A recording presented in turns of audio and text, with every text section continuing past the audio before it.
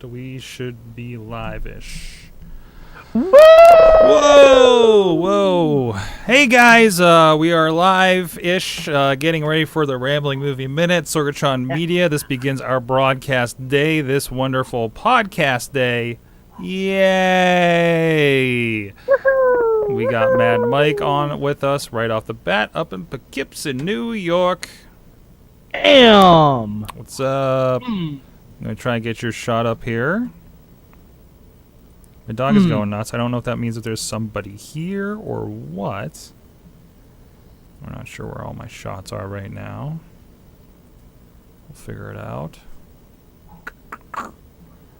So, yeah. Birdman. Birdman! It's all about the Birdman.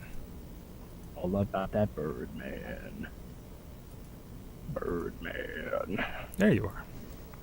Birdman. Oh, I'm doing this wrong. That's what's going on. Yes, you are. I was using the old method. Completely blanked on it.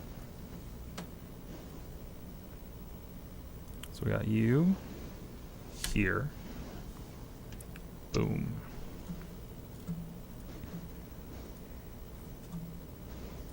Should fill out the shot. There you go. Looks good. Now I need to put on the prospective Malengo shot. Dun dun dun dun dun dun dun dun. And then I have like that first line like every time in my head. Dun dun dun dun. You could take a swing at my ego. I lost it. I'll know the entire thing by WrestleMania, I'm sure. Oh, I'm so pissed. I realized I have a wrestling show to film the night of the Hall of Fame. Oh, that sucks. Yeah. Who does that? Somebody that had to reschedule their show. So they put it the night before WrestleMania. That's smart. It's one of those, we do this. I'm sure it's one of those, we do this or we don't end up with a, show this month kind of thing. Yeah, I wonder how many people are going to show up to that, because, I mean, well, I think, I feel like their audience may not have the network, if that's not a mean thing to say. Fair enough. Oh, did you see the new terms of services? There's a new terms of services? Yeah, I need to talk to someone because they're saying that they may pursue legal action for people who stream two things at once. That stream two things at once? Yes. Interesting. Yep. Interesting. I'm glad somebody is in the chat room listening to this, so we can figure if that's an issue. I just, it's an issue. Yeah. Well, like in the house. I mean, obviously not in the house. No, yeah. they said, do not share your passwords or login. Okay. Well, at least like knowing that they do that, then yeah, we'll have to address that. So yeah, I mean, like HBO Go doesn't care, for instance. Yeah, HBO Go doesn't give a shit. No, and even like the HBO Go that I use, like it's not like the other person uses it, so there's no connection whatsoever to that. Right. I'm more referring to like, maybe live NXT shows. Yeah. That might be an issue. Oh, that comes up. Ooh. Because. I mean, yeah, someone I may have let someone use my account. Oh, so it's a hey, cut that out now. Yeah, I'm gonna talk to him later because he's going to be calling into this thing. And before he takes a Hey, whoa, too many details. Yeah, I got the idea. What? I got the idea. What? No, I don't. Sorg. Oh, I guess I don't know what you're talking about. I guess I'm not splitting the account with somebody anymore, unfortunately. That sucks. Dead end. Nope. No, don't do that. Oh boy. Dead air, yep. Why Dead air, isn't this dead air, shot dead air, working? yep. Okay. There's Malengo. Malengo's on. I did invite Malengo. He's here. Oh, so he's not in studio? No, Ashley should be. Oh, okay. That's smart, Sword. Get the girl live on camera. Get us. Yeah, give her the good shot on the Google. kind of alright camera, and just put Malengo over there on the whatever he's got. Actually, his stuff looks good tonight. Dead air, dead air, dead air, dead air. You're still muted, good sir. No, you're not muted. You unmuted in time for the cough. That was impressive. That's good. That's good. That's the Yeah. anti-cough button. What's your anti-cough, Malengo? If I start going on a cough attack, you guys gotta take over. Take over? Okay, yeah, just as long as you ride that ride the thing. I'll try and Ooh, get it, iMac. but I'm most This likely is- just gonna run away. Not an iMac. This is this one. Time to invest in a mute button, sir. Actually, most everybody should really have one.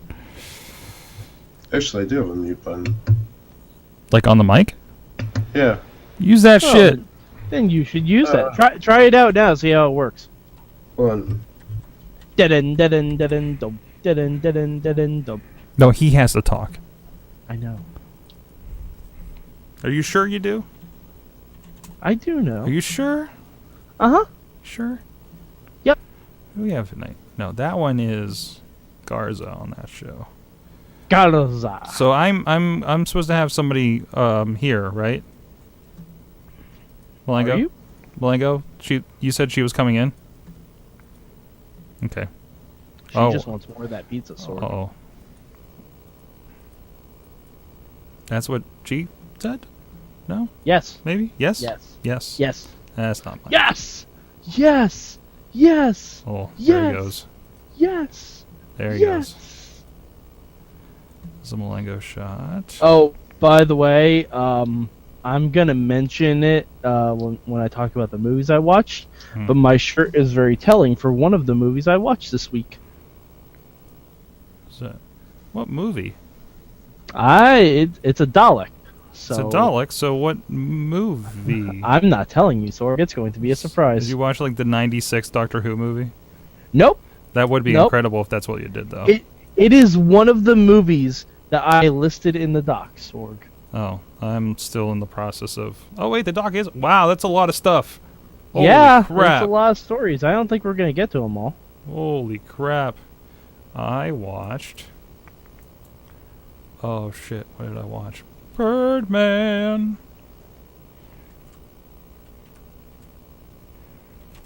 What was the other thing? RoboCop?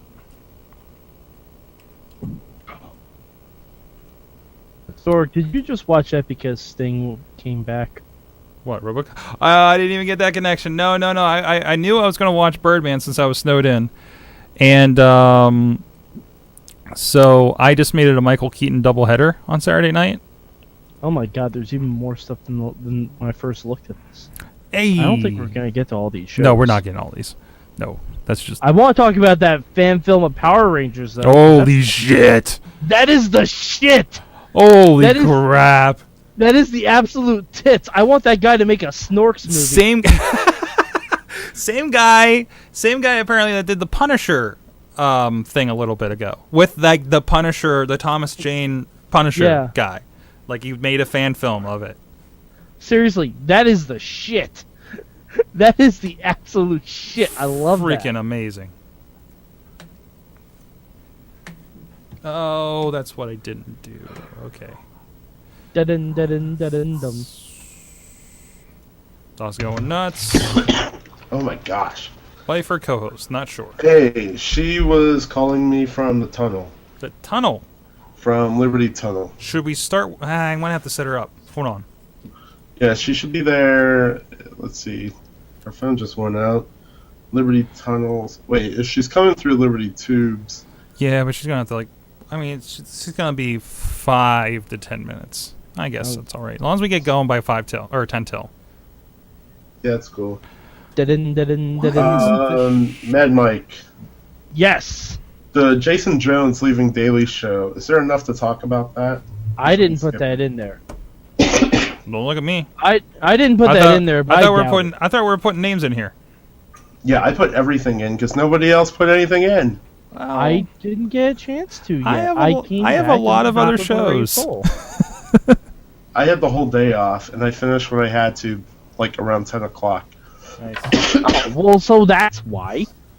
Normally, we come in, there's no doc, so we find stuff. Netflix is okay with sharing, but Netflix they have limitations, too. You can actually... Well, yeah, but you can also pay to up those limitations. That's true. That's true. Especially if you have like a bunch of kids in your house or something, they're on it all the time. Like that's probably smart. But I think yeah, absolutely. Yeah, but I don't think they care otherwise. And the other thing was like, well, I know for a time it was kind of the HBO thing because you got the streaming free with the DVDs. Like they're like, yeah, mom gets the DVDs and I use her streaming account. Which obviously they split off. But. Mm-hmm. Oh, I hear a dog. I don't have pizza yet. What are you down here for? Oh, hello. Hello.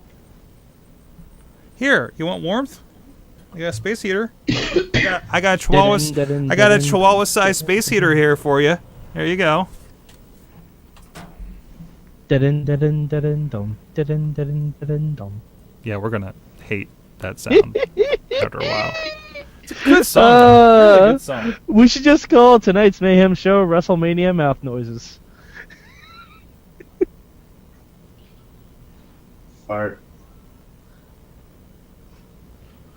Fart, fart, fart.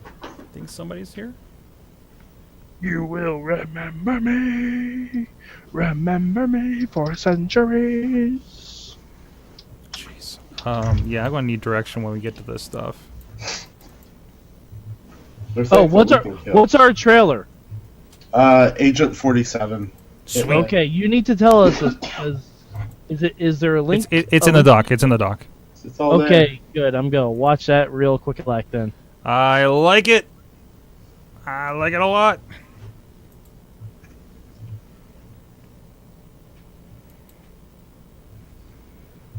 Da-dun-da-dun-da-dun-dum. I think we could probably just make the show the recap on all the stupidness that happened. Talking about the Oscars? Yeah. All right. The Oscars and the Razzies. Because, like, it seems like, the Jason Stone thing, I mean, that's really not news. It was more like more people are leaving Daily Show. I don't really care. Pee-wee's Big Holiday goes to Netflix. You guys would probably enjoy that. Sweet. It's kind of late for a holiday movie. I think it's for the upcoming holiday. Oh, okay. There's a Power Rangers fan film. Oh, yeah, watch that shit. With, that happened. Katie Skakoff and... Starbuck. Starbuck and James Vanderbeek kicking ass. I love it. I love it. And I love what they did with Black Ranger.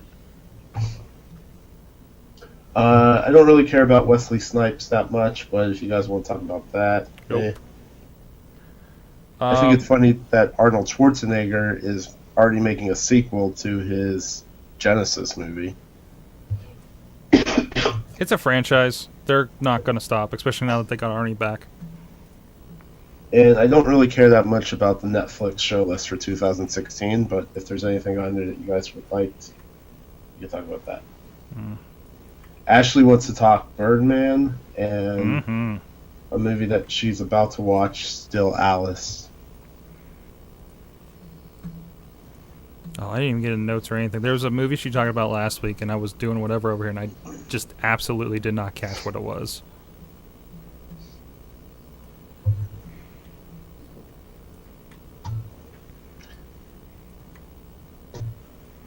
But if our Patreons keep going, we're almost a quarter of the way there to me hiring a show producer. Oh, yeah? So tell everybody about the Wrestling Mayhem Show Patreon. Because if I get $40 an episode, I'm going to hire a show producer for the night. For all your shows? Yes. It's kind of the focal point spot, I guess. So I'm confused by that trailer. Really? Yeah. Well, the interesting thing is, we'll talk about it on the show, but I feel like Hitman's the bad guy in this. It seems like it.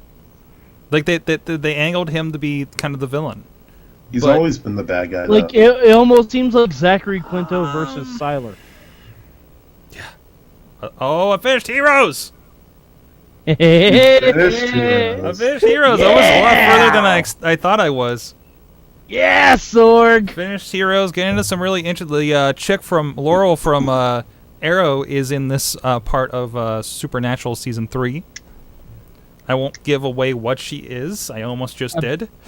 A moderately okay actress. For this show, you don't need to be.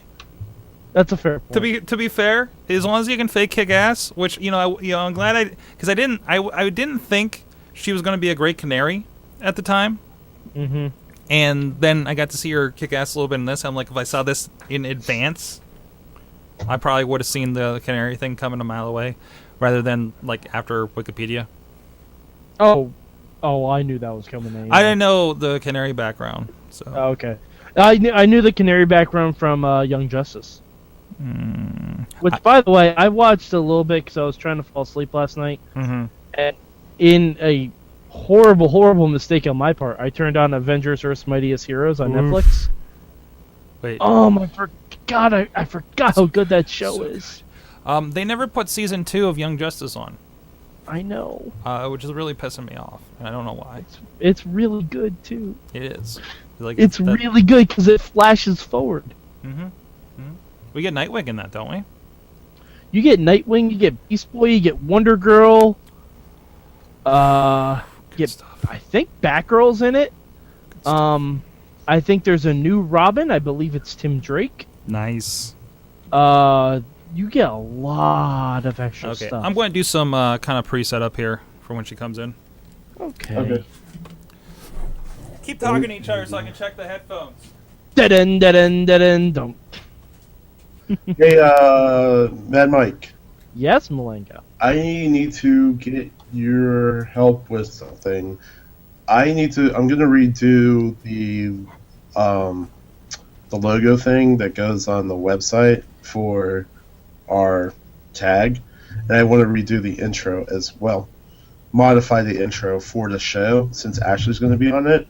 Okay. So I'm going to, with my phone, at some point, take silly pictures of myself.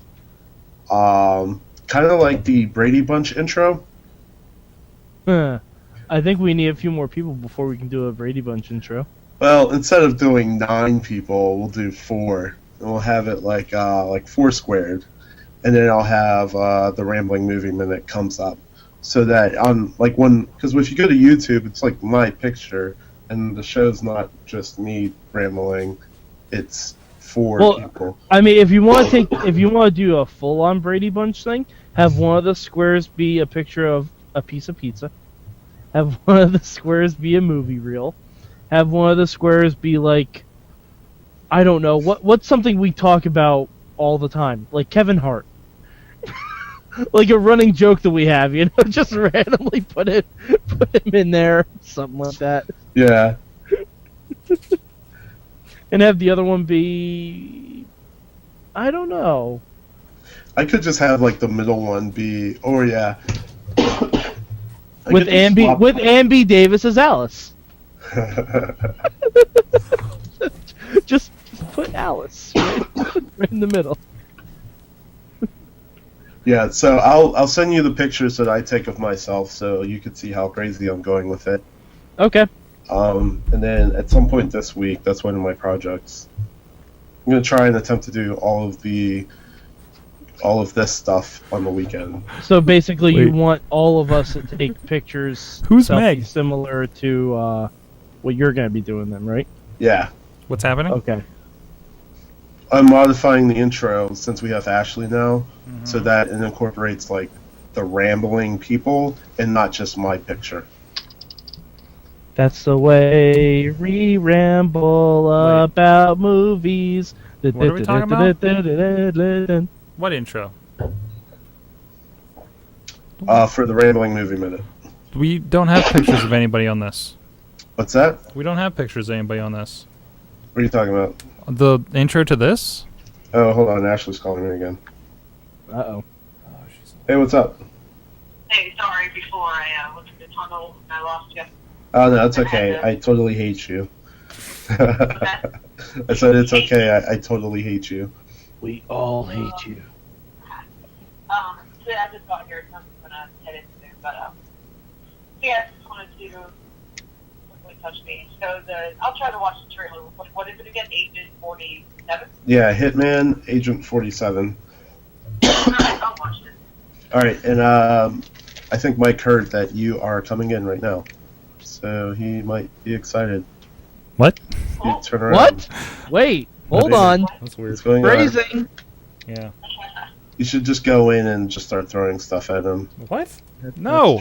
Bad suggestions. That way I can watch the reaction No. as you enter. This is great. I love how this is turning out. No. I hope she just kicks These down are the all door bad like, ideas. boom, bitches. Hey, hopefully don't watch that trailer real quick and go in. Alright, see ya.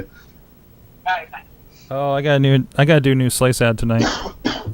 Since I am She's gonna not. watch the trailer, but she's Sorg, like... Sorg, do you want me to do a slice ad centered around Lent? No. No, I have to. You need something to eat on Fridays in Lent when you can't have No. meat Well, you can do that. Go to Slice on Broadway because they have the best goddamn cheese pizza in the planet. It's fit for Kevin McAllister. It's fit for you. You're wasting Slice it. on Broadway You're in wasting it. Carnegie. You're wasting. Bam! It. I'll toss to you for this one. YouTube dropped some stuff on Thursday that you're not allowed to put logos for ads that are not through them in your content. That's weird. And we open with a big, hey, Slice on Broadway logo. So I'm going to wait for the pizza to get here in between one of the shows. And I'm going to, kind of, oh, hi, Slice on Broadway, blah, blah, blah, you know. Oh, I didn't see you. Oh, I didn't see you there. I'm enjoying some Slice on Broadway. SliceOnBroadway.com. Thanks for supporting this podcast. It's kind of like a dumb rule, so you can't do your own affiliate. No, ads? it's not a dumb rule. They are in every realm of rights to do it. It is their platform. Not great for the community. That's a I'm too big to fail, but I will anyways move. All right. So what stories are we actually going to talk about? Because I know we're not going to talk about all of Let this. Malengo lead that. All right. Malengo, pick 2 or 3 of time. Malengo, one of them has to be the Power Rangers movie. We gotta. We have to, because that is too good to not talk about. I thought you said she was here. Yeah, she's watching the trailer outside. She's watching the trailer out there, and then she's come. So were we supposed to start? You can go grab her. She can come in and watch the trailer. I'm on not the grabbing movie. anything. Whoa. Oh, What? gosh. What? Our wives are going to start watching this show. No, they're not. I don't have a wife. Do you guys want to talk Pee-wees? I have nothing for it.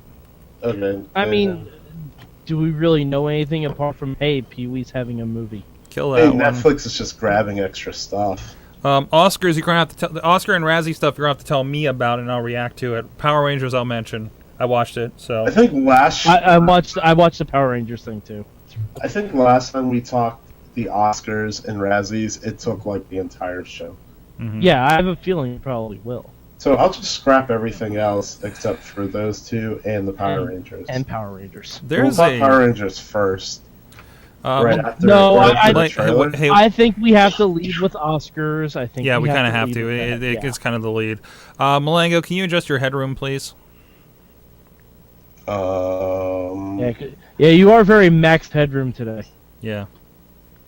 Wait, you need me to go back or? No, You have too much headroom, basically. there's No, the other way. There you go.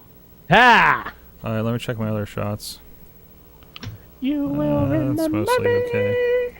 Remember me for centuries. I'll text her and tell her to go inside. Yeah. I mean, I can mute her while she watches those.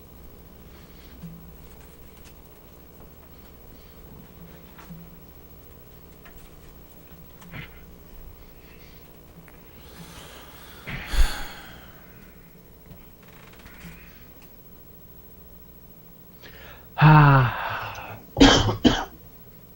very upset that Agent Carter is ending tonight. Is it ending? I mean, I know it's like the eight series or 8-episode mini-series, but are they in talks to get like season 2?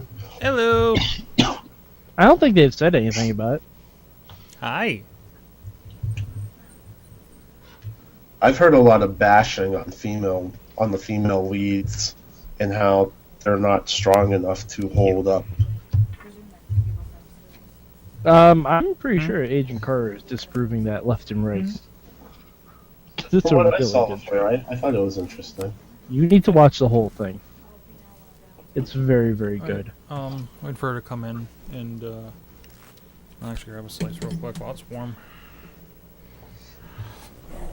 Didin didin didin dum didin didin didin dum. Dog. Bow wow wow yippee yo yippee yay. Bow wow yippee yo yippee yay.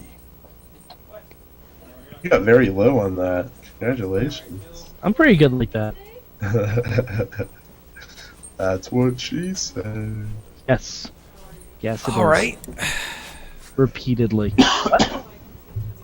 Ooh, yeah. No problem. No, it's encouraged. It's always better when we have people in the studio. Mm-hmm.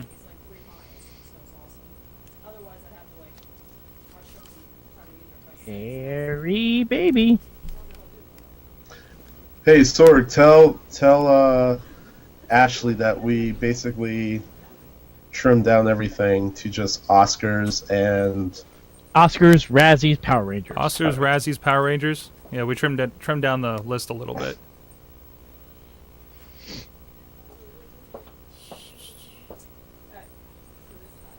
Okay. Go ahead and pull that mic up on you. Let me see how this shot looks. Okay. Whoa.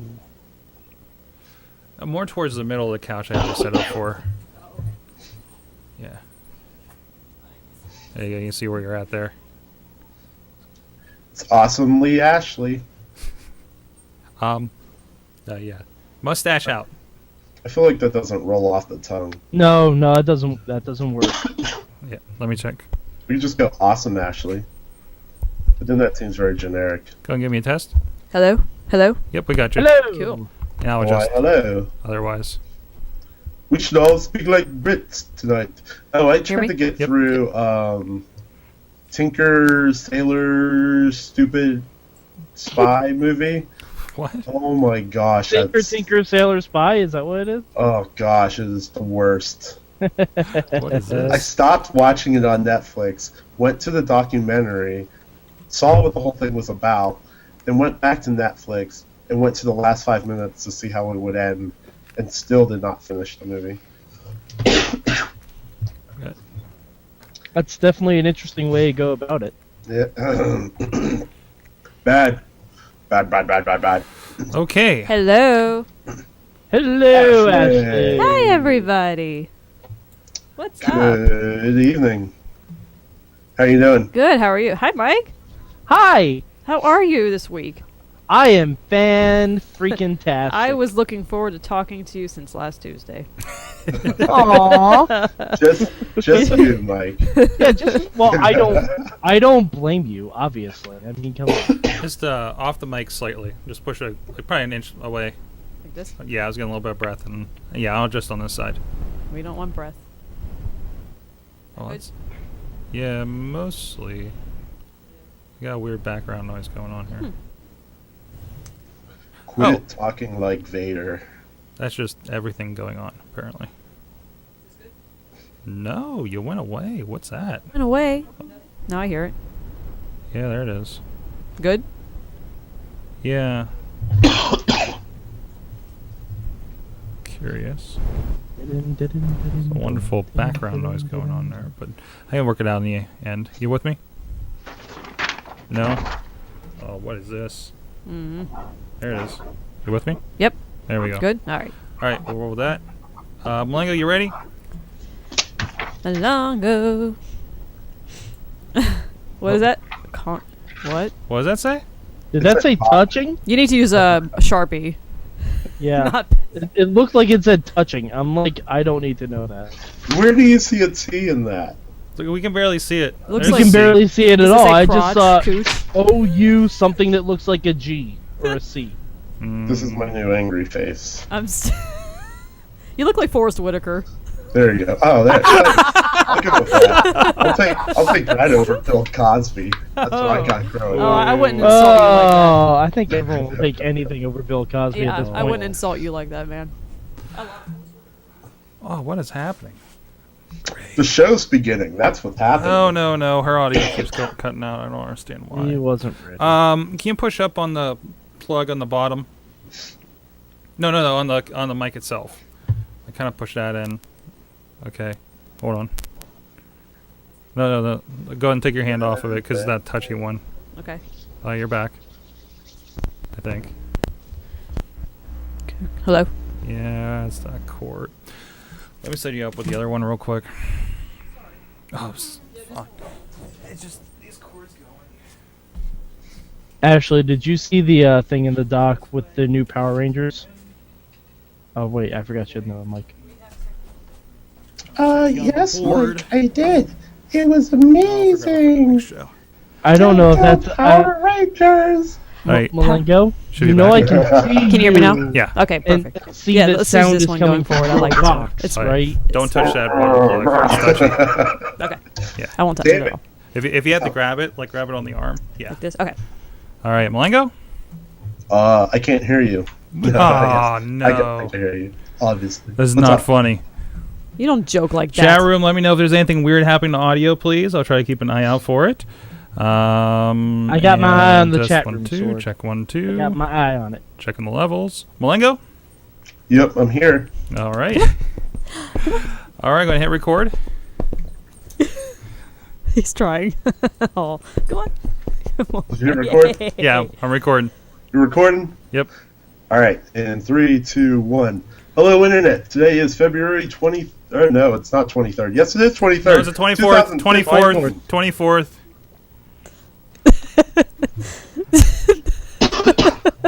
All right. 3, 2, Here we go. 1. Hello, Internet. Today is February 24th, 2015, and this is the Rambling Movie Minute, where we talk movies, television, things we watch on screens in front of our faces. I am Malengo at Rambling Mango, and as usual, we have Sorgatron. I am here. There's my shot up here in the studio, ready to talk movies. And man, there's a dog in the audio. This is fantastic. I had a Michael Keaton doubleheader I can't wait to talk to you guys about. Nice. Also in studio with you is Ashley. We don't have a tag for. No, not yet. We have to see if any viewers submitted one.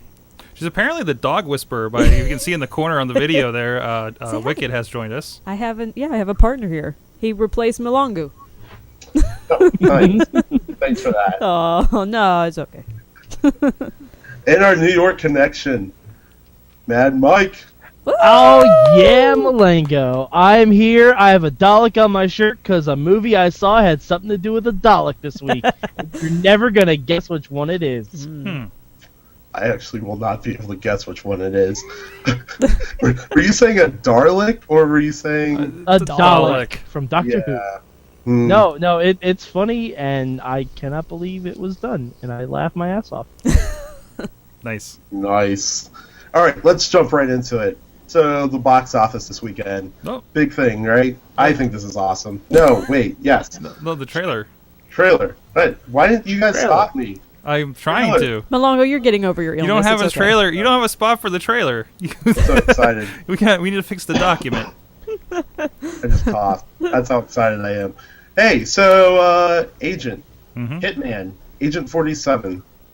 I think somebody forgot to tell them they already made this movie. Yeah, about 1,000 times. I think I've always wanted to see Zachary Quinto in a movie where there's a lot of really cool powers like this. Except I just wanted Siler the movie, and it seems like he's random dude driving. Yes.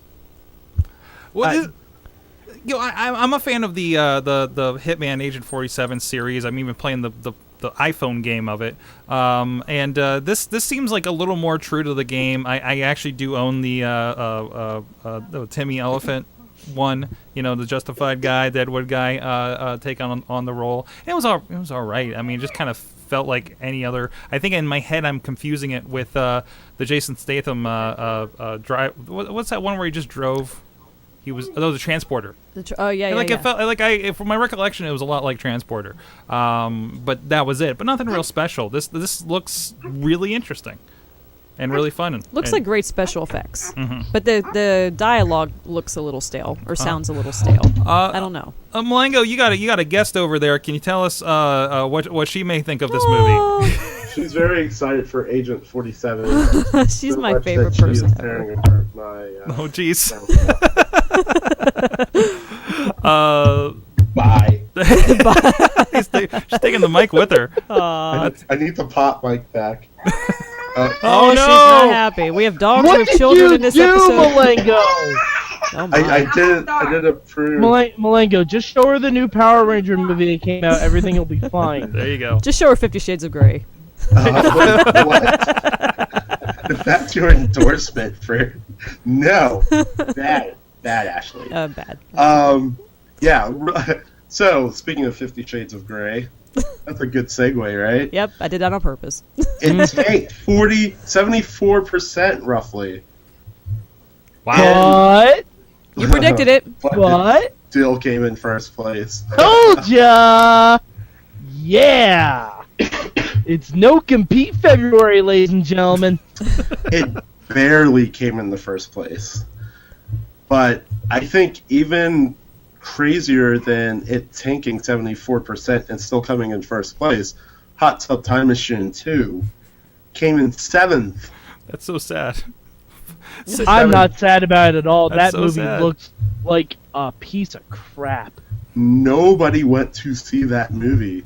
Well, enough people to bring in $5 million. I don't think it's going to make back its budget, $14 million. I think it's more people, about the same people that saw The Interview, to be honest. Wow.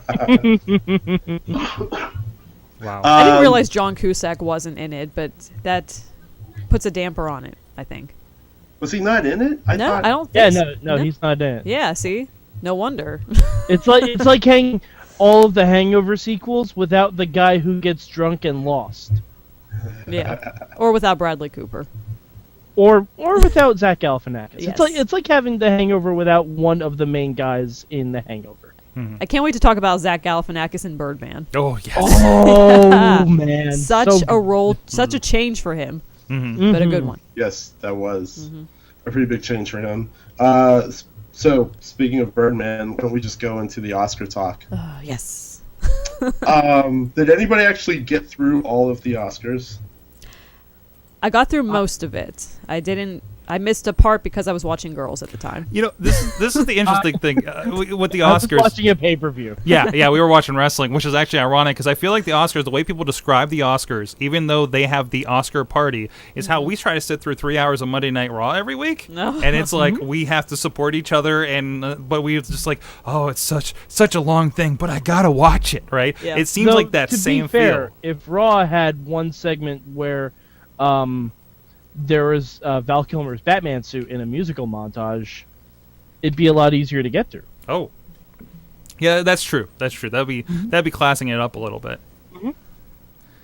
Also, if Neil Patrick Harris just randomly stripped down to his underwear during an episode of Raw, that also might make it easier to get through. It'd be very odd play. Everybody's already in their underwear, though.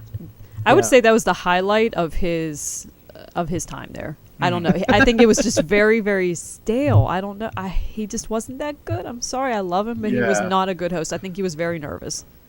It felt like he was rushed too. Yeah. And I don't know. Yeah. I don't know if that was because they were rushing him or if he just felt like keep the show going. I think the first, I don't know. I think the first few jokes fell flat, and maybe he sensed that in the audience, and then he started to panic. Well, I mean, I it's don't not. know. It's also not like he wrote the show. Well, right. That's true. That's Well, true. the Birdman skit that he did, I thought was the best. Yeah, I agree. So yeah, Birdman taking Best Picture was, I mean, based on the way the night went, I guess I wasn't surprised by this. I was actually kind of happy compared to Boyhood. I think a lot of people thought Boyhood was gonna take it, I think I did. Yep. or American Sniper. Mm. But yeah, like running down the list, I don't really want to. Was there anything that anybody was like surprised about? Really? I was a little bummed Michael Keaton didn't get Best Actor. I agree. Yep. I understand it. I saw Theory of Everything, and I saw Birdman. Saw Theory of Everything on Sunday. I saw Monday. I saw Birdman today. I get it. I don't necessarily agree with it, though. That's interesting. The one thing, I guess for me, the animation section, because that's what I do. I don't know. I kind of wanted Lego Movie to be in it. I thought it sucked that Lego Movie got snubbed. I thought the reaction to being snubbed in the musical or the music number that they did was freaking awesome. That was amazing. Mm-hmm. It really was awesome. Everything is awesome. Everything is cool when you're snubbed from a show. Yes. But it seemed like they were basing this a lot, at least for the animation features, on like emotional appeal. And I don't know, Big Hero 6 was good, but How to Train Your Dragon 2 dealt with like a lot of stuff. Like I felt like that should have taken it. I think it might be a thing of Hollywood shying away from sequels. I guess so. Because I mean, Big Hero 6 was, I mean, it wasn't a news story because it's based on comics, but it was like, you know, it wasn't a sequel, it wasn't a remake, it wasn't anything like that. That's why I thought Lego Movie should have been in with the nominations too. Oh, yeah. But if one of those movies had to win, I'm glad it was Big Hero 6. Yeah. Also, the Grand Budapest Hotel that raked up a lot of wins, which I thought was surprising. Although a lot of it was like set design and stuff like that, but good for them. I thought for a movie that I had no interest in seeing, and a lot of people said was fairly good. Did you see it though? No, I didn't. No, it's good. I recommend it. It's not. I tried to watch it. I got through about the first 15 minutes of it, and I just realized this is not my kind of movie. Yeah, Wes Anderson does not appeal to everybody. Yeah. The last thing I'll say about the Oscars real quick is I thought they did a good tribute for Selma with all the like backlash that they got. Although I thought it was kind of weird because it's like, you know, once you get backlash, it seems kind of weird to just say, all right, now we're going to do a whole bunch of tributes. But they were actually okay for what it was. But that's what I thought of it, and that's my 2 cents in that. I don't know, did anybody else really care about what they did for Selma for the awards? I think it's a beautiful song. I mean, from a tribute perspective, I don't think you could get much better. I mean, I thought it was pretty. I liked it. Yeah, I mean, I think the problem with the Oscars is the same thing that like everybody. I think the same argument happens where it's like this award show is really just, you know, the actors and Hollywood patting itself on the back. Yeah. So. But they make it about so much more.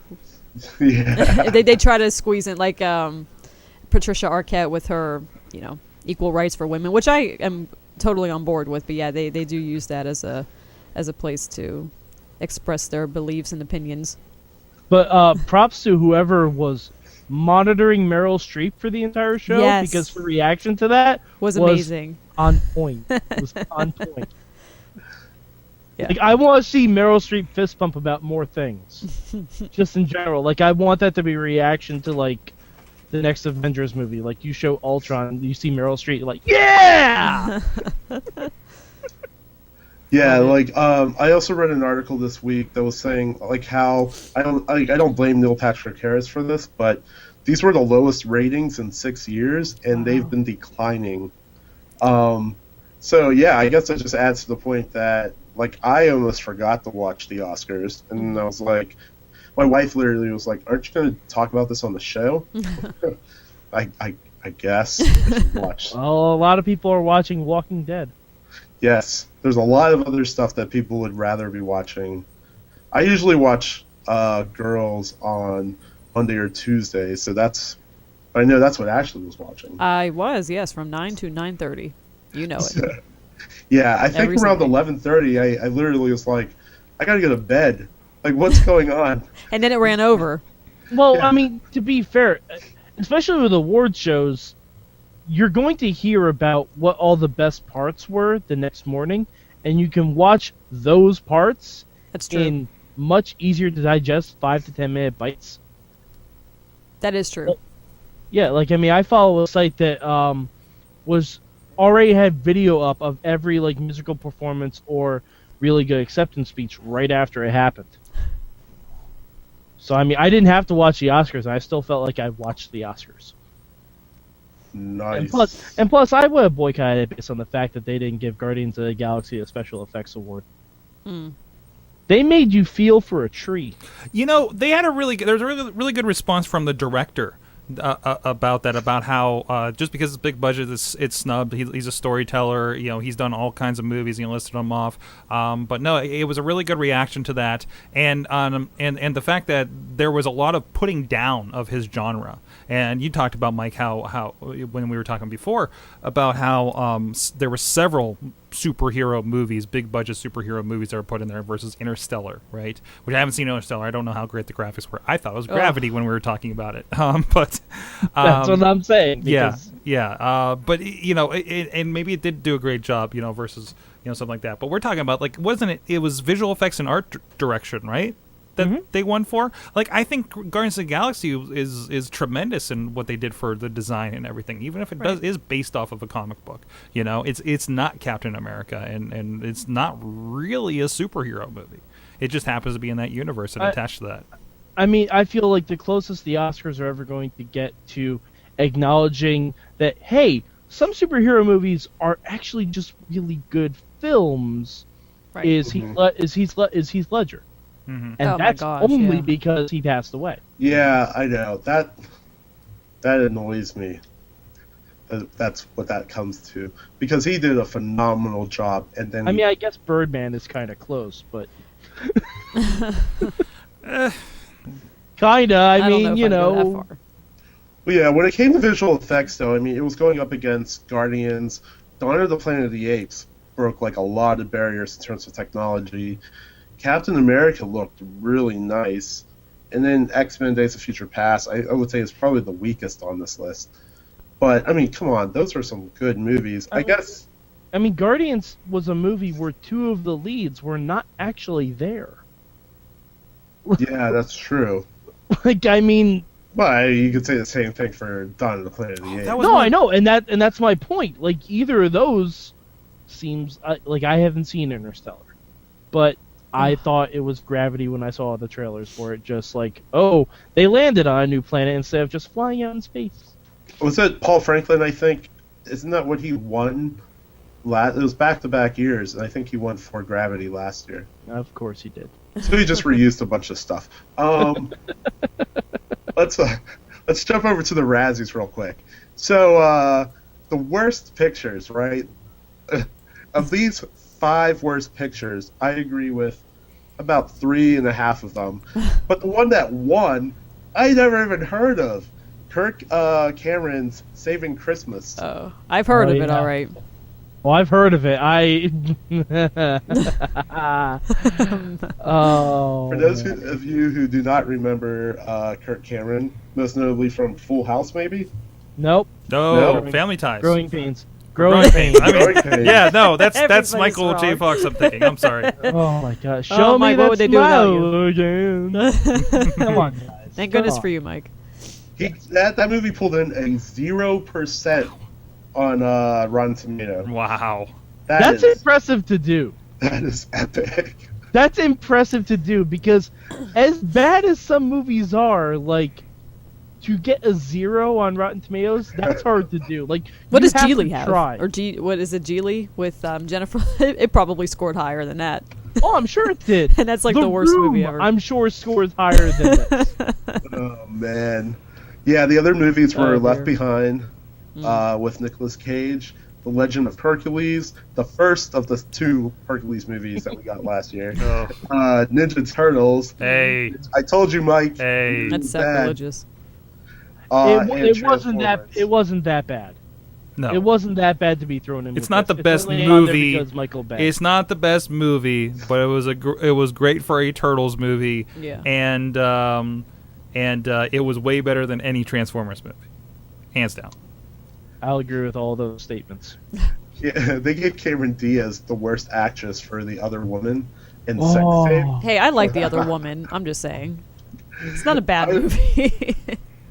I don't think. I mean, they even have Tammy on here or Melissa McCarthy for Tammy. Like, I think that would take, and she was actually kind of funny, but that movie was really bad. You mean the female version of Tommy Boy? Yes. Yeah. Yes. Oh, Tommy Except boy. without the humor. Oh gosh. Yes, the Razzies. All right. Moving along. Because Malengo. Yes. Guess what? yeah. It's morphin time. Is it Oh, morning time? damn right it It's is. morphin time. Real quick, favorite Power Rangers. Fav- Power Rangers. Kimberly. White Ranger. See, that's what I was gonna say. What's up, Green? I said try and break the norm. What's up, I'm Green sorry, Ranger? Anytime you give a Power Ranger a sarcastic English tiger on the end of his sword that talks to you, Oh, gonna that's win. right. I mean, but I like the green era. I gotta go green on that one. mm-hmm. Ashley, I hear you are very quiet. No, Were you not a Power Rangers fan? no, I love the Power Rangers. Kimberly was my favorite, Yes. and I also like Trini. She's like Kimberly old school. was the first crush of Mad Mike. Yeah, I wanted her and Yeah. Jason to get together so badly when I was maybe 9, and she always liked Tommy, and it always pissed me off. I just wanted Jason and her to get together. I Come on, guys, chime in, say Rangers something. I think you should watch this new Power Rangers movie then. Oh yes. I lost track after the originals left, so I didn't get into the new series or anything current. This is but a, whoa, this is a whoa. little bit different. This is kind of this is a. like- This is a This is little. like Quentin reboot. Tarantino stuff It right is. here. It is. It's awesome. It's like Kill Um, Bill. Starring James Vanderbeek and Oh wow. yeah, Katie Sackhoff. and Katie Sackhoff, who you might know as Starbuck from the most recent Battlestar Galactica. There she is the Pink Ranger. Who did the director work on? Because he had to have worked on something significant to have something this good. This is just a fan film. This is a bootleg. This is not sanctioned. This is not anything. This is the same director that did The Punisher with Thomas Jane.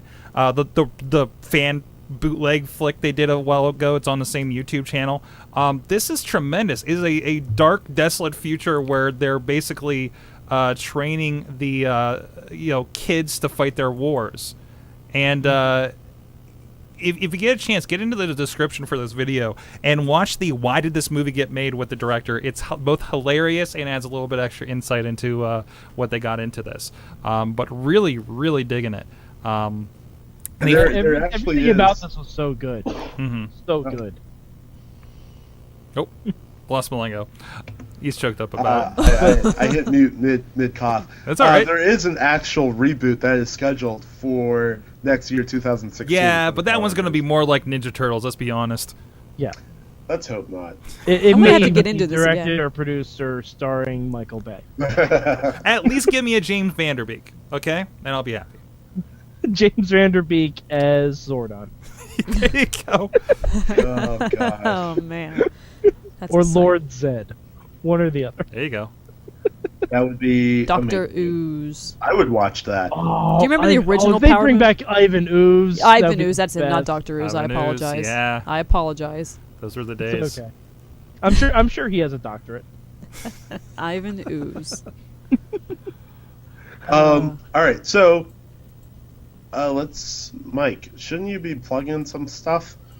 That's right.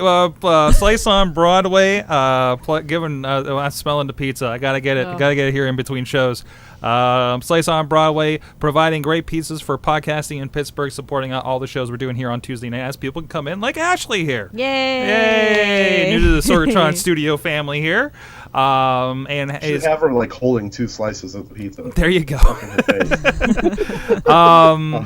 Mike, you wanted to say a little something about Slice real quick.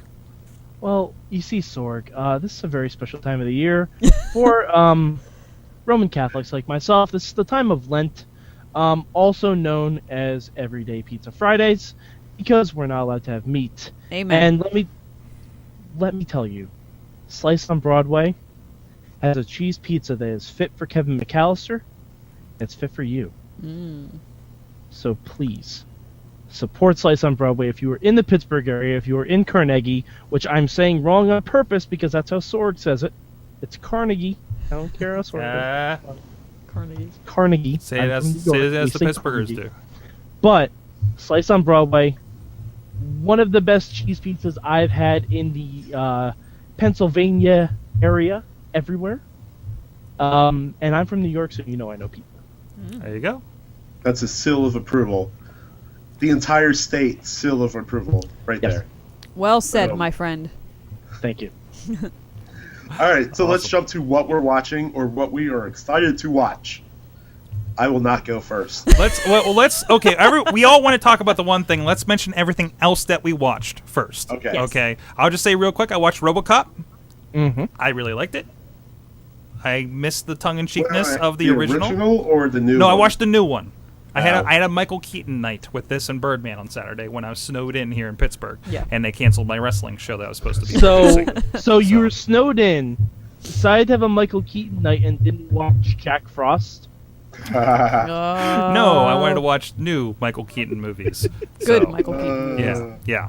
But no, I thought RoboCop was really good for what they did with it. And other than that, I finished off Heroes, as we were discussing last week. I only had a few left, actually. So I'm really glad and kind of sort of disappointed, one, that they didn't go on to a 5th season to wrap all that stuff up. And what do they do without all these people for the new one? So I'm very curious to see what they're going to do with that now. So What did you think of it, Sorg, though? Did you like it? I liked it. I mean, it certainly wasn't as good as the earlier seasons, but it wasn't that bad, actually. Right, I mean, it's not as bad as everyone lambasted. No, absolutely not. I don't know. I mean, it was hard to hold up to that original mystique, right? And I was reading that the series was supposed to originally be like new cast members rotating pretty regularly, and then they settled on a few people because people just kind of latched on to Hero and the cheerleader and a few other people on there. So, but if you look at like the most of that cast, I mean, people get killed off and disappeared pretty easily on there, right? Except Ally Larder. Except Ali Larder. She always comes back in some form or fashion. If only briefly. So they're like, "Oh, you got 2 days in between whatever the heck your Resident Evil movie you're working on? Just do 2 scenes. We're good. Just for the fanboys." But yeah, that's what I watched. What about you, man, Mike? All right. Well, I saw a lot of movies this week. Yes, you I did. watched Tangled, which I had never seen before. Ooh. It was decent. Not as good as something like a Frozen or a Big Hero 6. But if you have little kids who haven't seen it, it's definitely worth a watch. Mandy Moore was really good in it. The songs, not really that memorable, personally, to me. But it was fun. The animation was spot on. And a decent villain, too, which was good. I felt like they had to do Tangled so that we could get Frozen. Yes. But It's- Yeah, I can agree with that. I went to the theaters and saw The Duff. I wanted to see this. It's actually pretty decent. It better than I expected.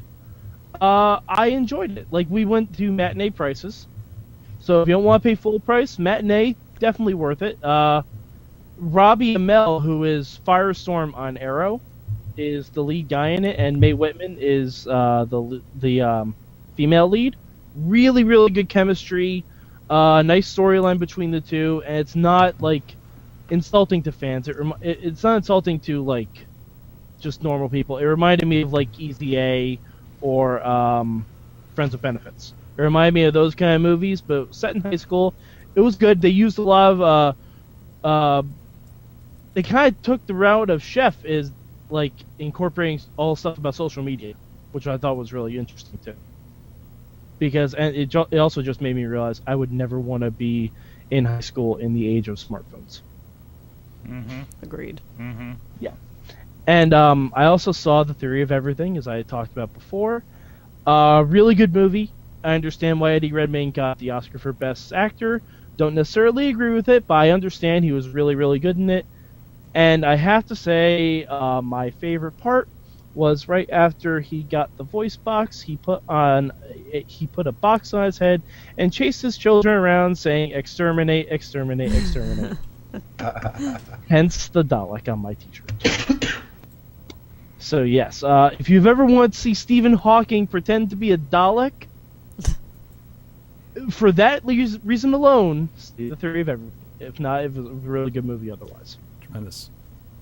Could you say his performance compares to Daniel Day-Lewis in My Left Foot or anything? That's what I heard. I haven't seen My Left Foot. I mean, I could see, because it was without him, the movie would have really suffered. Like, if they had a different actor, he carried the flick, very much so. The other performances, I mean, were decent, but nothing was like super popping off. Like, there wasn't really that much great chemistry or anything like that, but he really, it's kind of a one-man show. It really kind of is, unlike Birdman, which has a lot of great performances in it. Oh yeah. Awesome. Well, it was muted. I think he's trying to tell Ashley to tell us what you watched this week. That is correct. Well, the big one is the one we're all going to discuss soon. So I finished watching Girls, so I'm all caught up on that. Does anybody else watch that show here? I'm a little bit. I keep going to HBO and can't remember where I left off. There's no, HBO is horrible with that. Oh, you like Heroes. I'm like, oh, I watched this episode. I'm in. Yeah. HBO, good luck if you forgot what you watched last week. Yeah, I actually just started watching Girls last fall, and so I sort of binged watched the first 3 seasons, and now I'm all gung ho. So it's good, man. It's just continuing to keep my interest. The character development is really getting interesting. So I am not caught up with the last episode, but I will speak to last week's episode. Okay. And that dude is crazy. Oh yeah. Well, which dude are you referring to? I'm talking about the boyfriend who failed to tell the girl, like, hey, we're not together. Oh yeah. Oh well, no. Okay, I won't spoil it, but wait until you watch this week's episode, because the girl he's with turns out to be the psychotic one. Yeah, well, she keeps her role. For everybody who's a fan of Community, this is the blonde girl from Community. Okay. Oh, Gillian Anderson. Yes, she translates those characters quite amazingly. So if you're a fan of her in Community, you will enjoy that episode, or what I heard even more. Actually, that reminded me of one I saw that I completely forgot about. I saw Walk of Shame. Also had her in there, by the way, with Elizabeth Banks. Why? Why did you watch that? Because I'm looking through HBO. I'm looking for something for the lady in me to watch, and I'm like, well, Elizabeth Banks, she's entertaining, and no, it was a fun movie. I mean, it's a stupid movie. Let's be honest about it. But no, it was kind of fun, like Saturday afternoon. What the heck am I going to put on HBO kind of situation? Sword, you know what you should watch? You should download the Comedy Central app, and you should watch Broad City. Broad City is the thing that when I forget to turn off Daily Show and the Nightly Show, that's the show that ends up coming up, and I watch a little bit of it, like I did today. Oh my God, Broad City! It's good. It's on next level. Today was the one with the moving naked model. Mm-hmm. Yeah. Yes. Yeah. Yes. Yeah, that show is really good. I'm on season 2 of it. I binge watched season 1 like in a day. It's freaking amazing. All right, since I know we're going to talk Birdman, I'll just say real quick. Finished Black Mirror. Yes. Really, really good show. Yes. Rewatched Begin Again with the guy that plays Hulk now. That's a really good movie if you're into music. Dude from Maroon 5's in it. It's Adam it's Levine. Yes, I recommend this movie. I also watched on Netflix Brain Food, and I feel stupid for watching it because it's really good and it will make you feel stupid too. Well, let's talk Birdman real quick. Okay. Birdman. All right. I don't think we can talk about this without getting spoiler. We just can't. Oh, at this point. well, Sorg. Well, yes. I don't have a graphic anymore, unfortunately. All right, well, Ashley, you are new to the show. Whenever we get into a movie that we know we're going to be discussing the ending of, Yep. we have to enter the spoiler zone.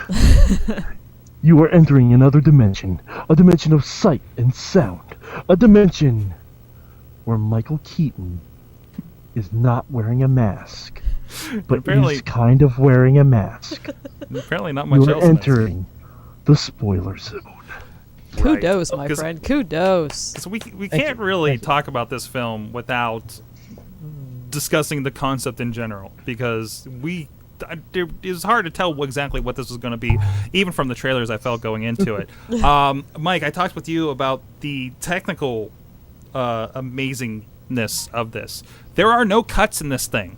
Like no One continuous visual shot. for until the last 5 minutes of the show. It is a consistent Tracking shot, shots. Yep. tracking shots. A lot of long takes on everything. I mean, there are transitions. There are obvious transitions. There's time lapses. There's dark in there. I'm sure they put a cut there, kind of thing. And it's fantastic that they were able to do something like Amazing. that. I was reading on it the production, like how much all the stuff that they usually do on the post production, they had to do on pre-production to make sure it would work.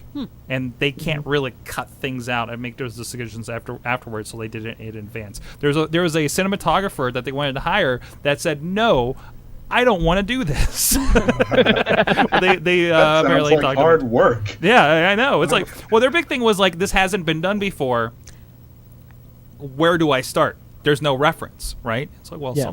somebody had to start somewhere. So now there's this. Have you ever seen Silent House with Elizabeth Olsen? That was one continuous shot too. It's actually a really good movie. So, but it's the same thing. It just follows her the entire time and never cuts away. Mm-hmm. Write that down. I'm looking it up. You guys are I'm looking gonna it up. watch that. I still have The Secretary on Netflix from when we talked about that a little bit ago. I forget why it was That looks recommended. creepy. Yeah, it does It's actually. really good. It's really, really good though. But back to Birdman. One thing that did bother me: Mm-hmm. score. Because it was the drum. It was a lot of drums. Mm-hmm. It was an It awful. was awful lot jazzy, of man. It drums. was jazzy. I think you either liked that or you Yeah. didn't. It was either it was cool or it was a distraction. It was a very kind of indie feel to it because Yeah. of that. I don't know. I think it added to the Playing intensity. That's what I liked. Mm-hmm. So, but no, but generally I thought, oh, we got a dog going. But generally I thought the movie was awesome. Interesting story. The kind of, does he really have these powers kind of aspect and everything. Yes. So, it was a lot of fun. Where do you guys come down on that? With the powers, or Yeah. just well, I think they had to do that to explain the ending. And No, but like, does he have them? I'm still on the fence about it, honestly. I'm honestly still on the fence about it. it felt like I don't know. I don't know. Yeah, that's good. I mean, that's what brings up the whole ending of like what really happens. Like, is he alive? Is he dead? Does he have these powers? Does he not? There's The whole even his split personality, which was awesome. Where it's just like, come on, man. You just want to jump. Let's end this. Can you hear me? It's like there was so much like pull and twist. Like, that movie was amazing. So what do you think happens at the end? I mean, what's your interpretation of it? It's There was a really good Back to Work. They had an After Dark where they talked about it, a spoiler zony, and their interesting thing was like, oh, maybe he really did die, and everything fell into place Yeah. because the wife started attending to him. He did this, and then he flew out, and he she, finally reached his peace. exactly. You know? So it was kind of like the development that, because you always saw the powers when nobody was around, right? And Except at the end. Right, except at when the she end. notices it. right? And did that really happen? And I've noticed it was the only cut too. So. Mm-hmm. there. It reminded me of The Wrestler. Like, Yeah. it reminded me a lot of The Wrestler. Like, if this was just called The Superhero Actor, Mhm. and it was like, because it seemed like very much in the whole thing, like, because The Wrestler, you're following him around backstage. He's taken a career hit. He's trying to build himself back up, and you get an ambivalent ending at the end. Like, I don't know. It just seemed really, really familiar. It also was similar to Black Swan in certain ways. I mean, I think Black Swan had more of a defined ending. It wasn't as ambiguous, but I think just somewhat of the concept of it is the same, just not as dark as Black Swan, because this was more of a dark comedy. So And definitely not as heavy on lesbianism. there you go. Well, I mean, there was a it was in there. I mean, Well, yeah, there was I a mean, scene. There yeah, was a some, scene. You know, Yep. You had to throw a little bit of that in there. I mean, it is theater. There you go. But Michael Keaton is just amazing in it. I mean, seriously, what a comeback. I wanted him to win. All right. Even Ed Norton was really good. Yeah, Ed Oh, yeah, Norton he was was. amazing. He was. And so was Naomi Watts. They all were good. Mhm. All of them were. Emma, all of them. Yeah, I know that was one of the big things that a lot of sites were talking about. Like the character roles and actors in Birdman were like amazing and very strong and developed on themselves. So it was yes. I recommend this movie if you have not seen it. I don't know what rock you're under, but go and see it. Nice. I know Sorg wants us to wrap up the show all of 8 minutes ago. So, real quick, coming out this weekend, we have Focus, Will Smith's movie, The Lazarus Effect, which I am not sure what I think of that yet.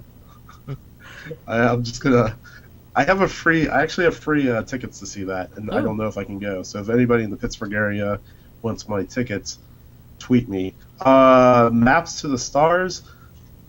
I have no idea what that is. 71 is a really good movie, but I don't think it's open for major release. It might just be in smaller theaters, dealing with the Irish religious stuff going on back in the 70s. And yeah, that's it. So I'm seeing a big week for Focus. I'm seeing a big week for 50 Shades of Grey.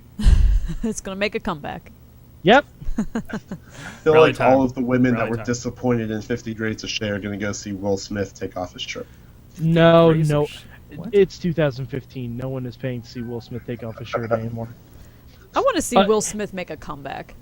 Will Smith needs to be a Michael Keaton. Ashley, you want to know where that comeback's going to happen? Where? Suicide Squad. Yeah. that could I'm be. predicting it because he's playing the lead. He's playing Deadshot.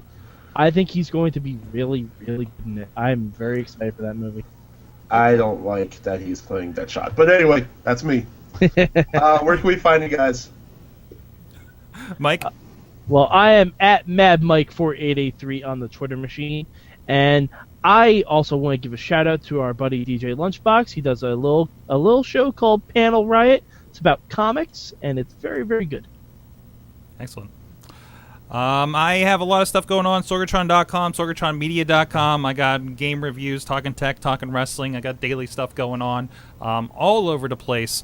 So go follow any of that. I'm at Sorgatron, and I tweet most of the things I do. And it'll be very, very busy in your timeline, I'm sure. So, Ashley, you got anything to plug?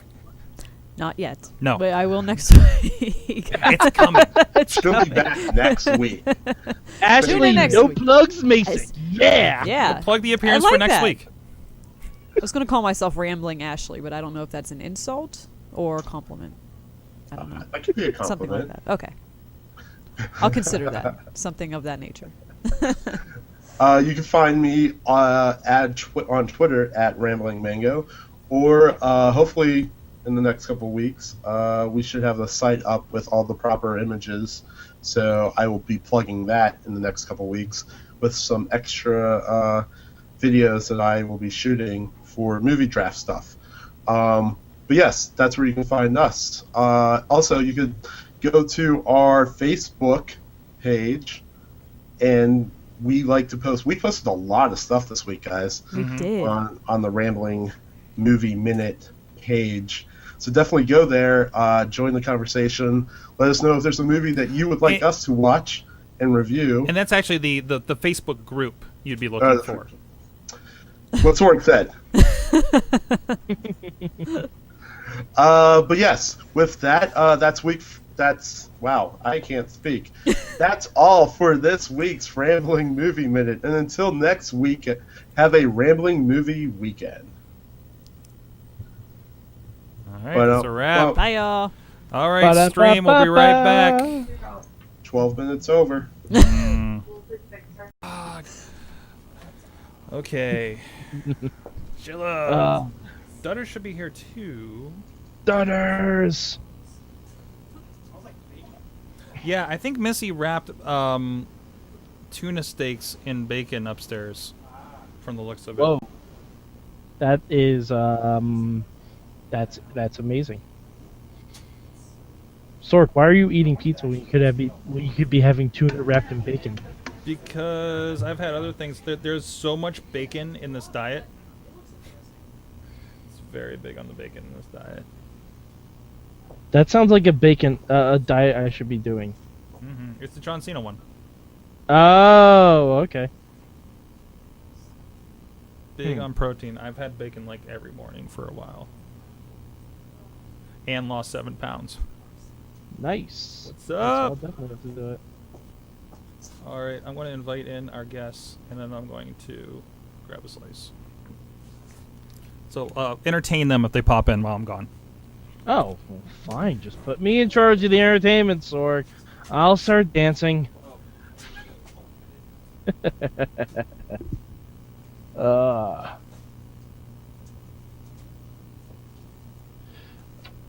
man.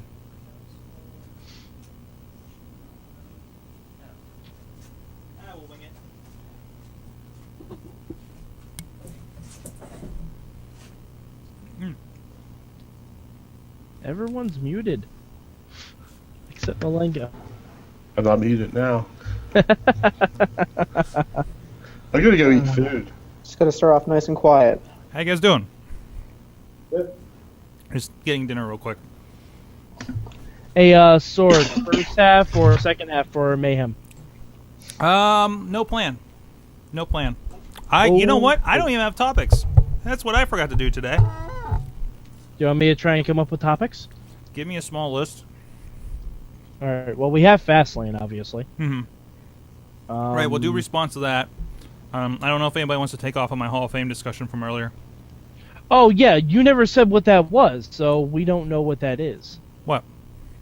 About the Hall of Fame.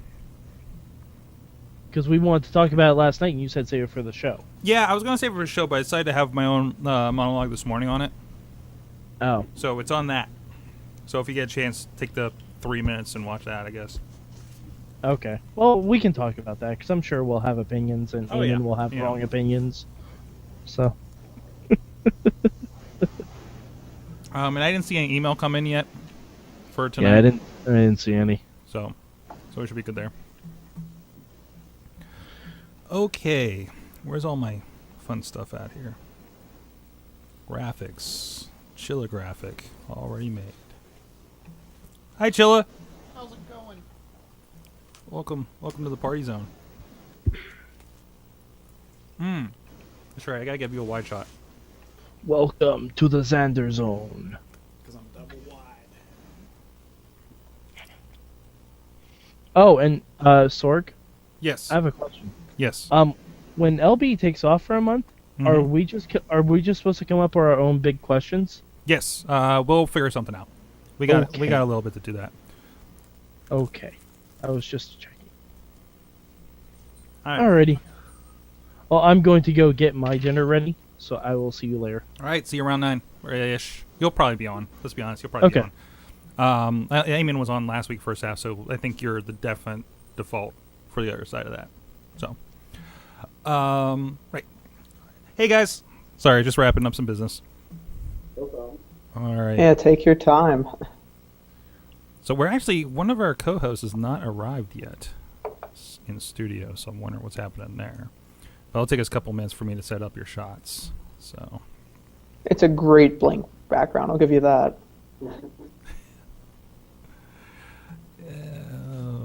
There we are.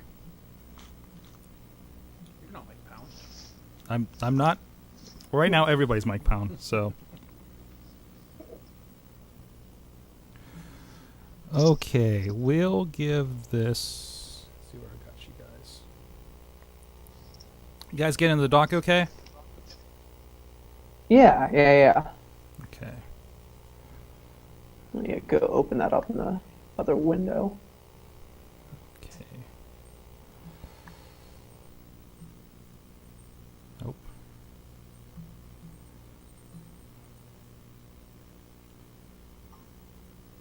Okay.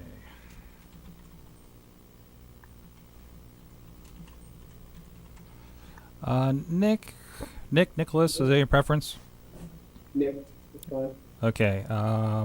What you have a Twitter you want or anything else? Like actually, I could put your company website in there too. Yeah, we actually do have a Twitter. It's at Who You Inc. What was that? It's at Who You Inc. Okay. And I'll get the website. Oh yeah, I guess we should look at this. All right. I'm not sure. I think your audio might not be coming from your microphone there. Alright, 1 second. Just double check the settings and hang out. Yeah, because I'm not hearing you, bud. Like he's there, but he's super low. Chase. Alright, test. It's still the Mike? same. You're gonna have yours. Yeah, I hear you in real life, not in Oh, you know what? I might the be. virtual. Oh no, you're muted. There we go. So I was hearing you That on his would- mic. Okay. Better. Yeah. Trying to make sure I'm not using my laptop microphone. No feedback. Are you good on that? Nah, slight echo, but nothing real bad. It's what I usually get on this. Okay. Like none of you are broadcasting the audio like on your speakers, are you? No. Okay, then you should be fine there. Chase, what's your preference for your title? CEO. Do founder and CEO if you want. Okay. I really don't have a preference with that. Or are you going to take the place of others? See ya. Have a good one. See ya. Thanks. Good show. Okay. Any Twitter, Chase? Same one. Just do the company stuff for me, please. Okay. At Who You Inc. And then website www.whoyouinc.com. Okay. What was your title, Nick? COO. COO? Wait, so Mhm. you're Co-founder. COO and Chase is CEO, right? Right. Okay. Yep.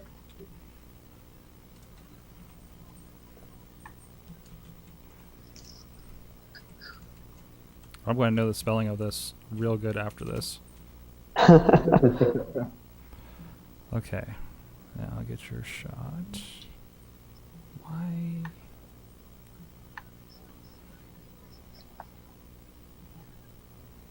Jesus.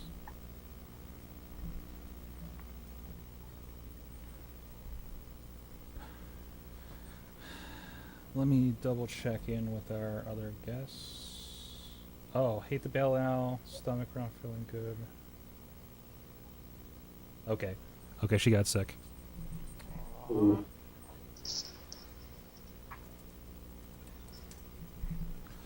Chilla, can you move to the center of the couch? And I'm going to mute your mic while we adjust things. And actually use the other mic, please. Yeah, we were having a problem with that one I have to figure out. Let me see where you landed over there. Actually, perfect. That's actually really perfect. You're muted, so you can move the mic however you need. Just go and like drag the stand over so it's kind of more in front of you. And that should be a good spot. Back out a little bit. Back towards me. Now adjust that camera just a little bit. It must have got bumped or something. Let me see how you sound. Check, Mike, check. Sounds good. Czechoslovakia. Let me swap this over since I know it's just you now.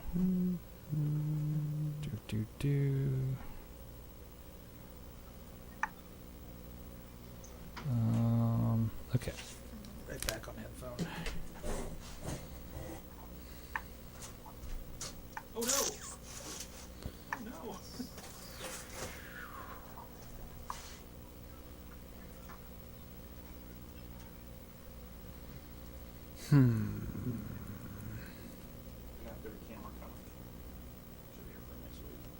Oh, what'd you get? Just another one of those. Oh, cool. We'll want to do product shots. And something better. Something better for like this low shot I'm kind of playing with. Because I've had like this one over here. Oh, I can't. Which? yeah, it didn't come up. I don't know why. That's weird.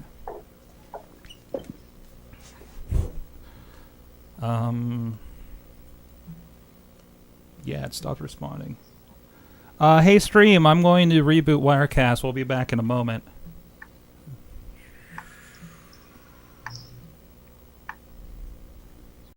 See if we kicks back in.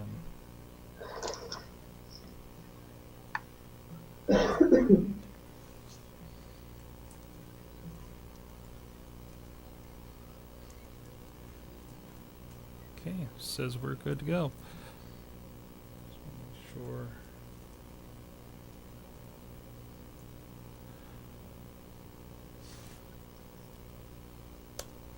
Hold on. Two. Hey, it's gone. It's weird. No, that was my shoes. I like store pee on the floor. It makes it more fun. He got so excited over the pizza. Yes. Okay. Yeah, so we'll go through we'll put you guys up first on the awesome thing segment so you can talk about what you guys are into so people can kind of be introduced to you. Do you I see, Chase, you do have an awesome thing too. Or no, actually that's just your stuff. Okay. Yeah, I'm good to talk about whatever though. Okay. So yeah, we'll do that, and then just any commentary, chime in wherever you want to. When we get down to kind of the stories, we kind of bounce around depending on kind of where we're at with time and everything and interest. Dutters has some stuff in here that I haven't seen yet. Is the rest of this yours, Chilla? No. Okay. I'm guessing it was Dutters. I'll take a peek. But we'll roll with it. Like I said, I try to wrap it up by 8 o'clock for the most part. All right, let's roll. 3,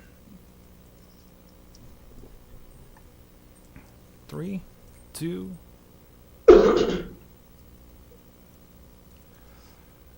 Hey guys, welcome to the AwesomeCast, the podcast where we talk tech, geeky things, and social media and more with the nerds using this stuff in Pittsburgh, including myself, Michael Sorgatron, on the Twitters, right here in the studio in Pittsburgh, PA. With me on the couch, back again, John Chichilla, 2 weeks in a row. 2 weeks in a row. At Chilla on the Twitters. Welcome back.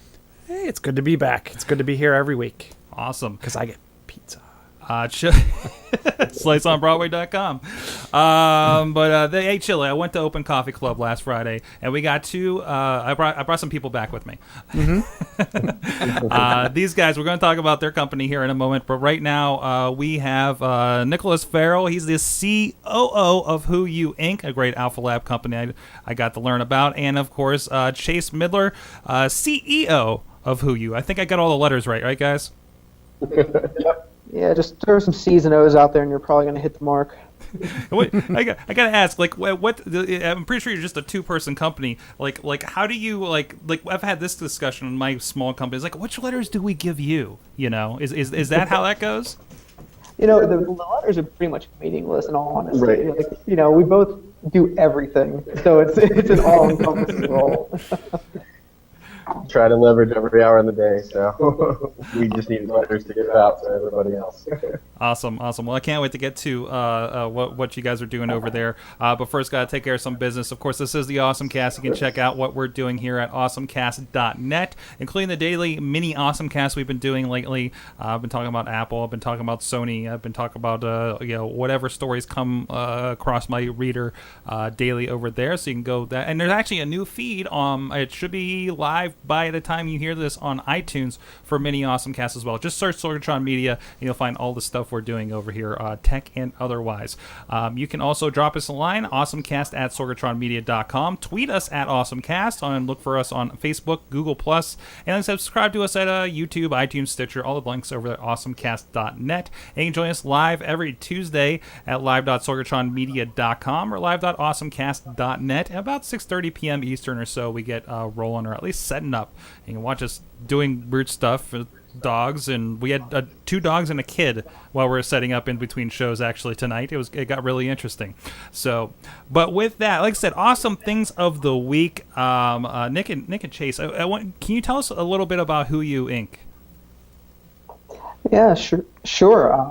So yeah, Who You Inc. We are a Pittsburgh startup going through Alpha Lab right now. If you're not familiar with Alpha Lab, it is the premier startup accelerator here in Pittsburgh. Highly recommend you check out their page, alphalab.com, or org, I think it is actually. But yeah, so Who You? We are a mobile application company working on forming these very tight-knit, small, dynamic social networks. So these networks basically form up around you when you interact with other people that are in the same room as you. The point of doing this is so that you can really interact with those people around you that you don't know. Unlike typical social media that deals with only online things, we're trying to bridge that technology gap into actually interacting in the real life. Yeah, basically, when you're out and about and potentially meet people or going to these social events, we finally have technology that'll help you feel maybe a little less awkward about going out with someone you don't know, or even pair you with somebody that really likes that one movie that nobody else knows about. So hoping to bridge that gap. Sorry, but we had a little bit of double. You guys are in the same room, so I think we're getting a little bit of crosstalk there. So, gotcha. I'm trying to mute now when the other one's talking. That's fine. Yeah. So yeah, it sounded really interesting because we're at Open Coffee Club, and this is like kind of a small networking event to get you guys in the company and everything, and whatever else networking goes on there. And it seemed really, as we were talking about there, about how people aren't good at networking, right? They don't know. I go to these things. I'm like, okay, who are the companies? Where do I start? And I just talk to the first person who looks lonely, and see where it goes from there. Can you talk a little bit more about how your application is looking to kind of solve that issue? Yeah. So absolutely. So yeah, as you said, for me especially, I'm a self-proclaimed introvert, so networking is not the best thing for me. Well, it's always great, but I'm not very talented at it. So one of the things I like to know is who's around me at a given time, and there are obviously certain people that you're trying to look for. For us, for example, it's potential investors, people who are interested just in what are we doing and everything, and trying to find those people in a crowd unless they're standing right next to you and they're really self-proclaiming themselves is a very difficult task. Even if they're wearing a name tag, it doesn't necessarily mean anything, and then you're awkwardly staring at somebody's chest, right?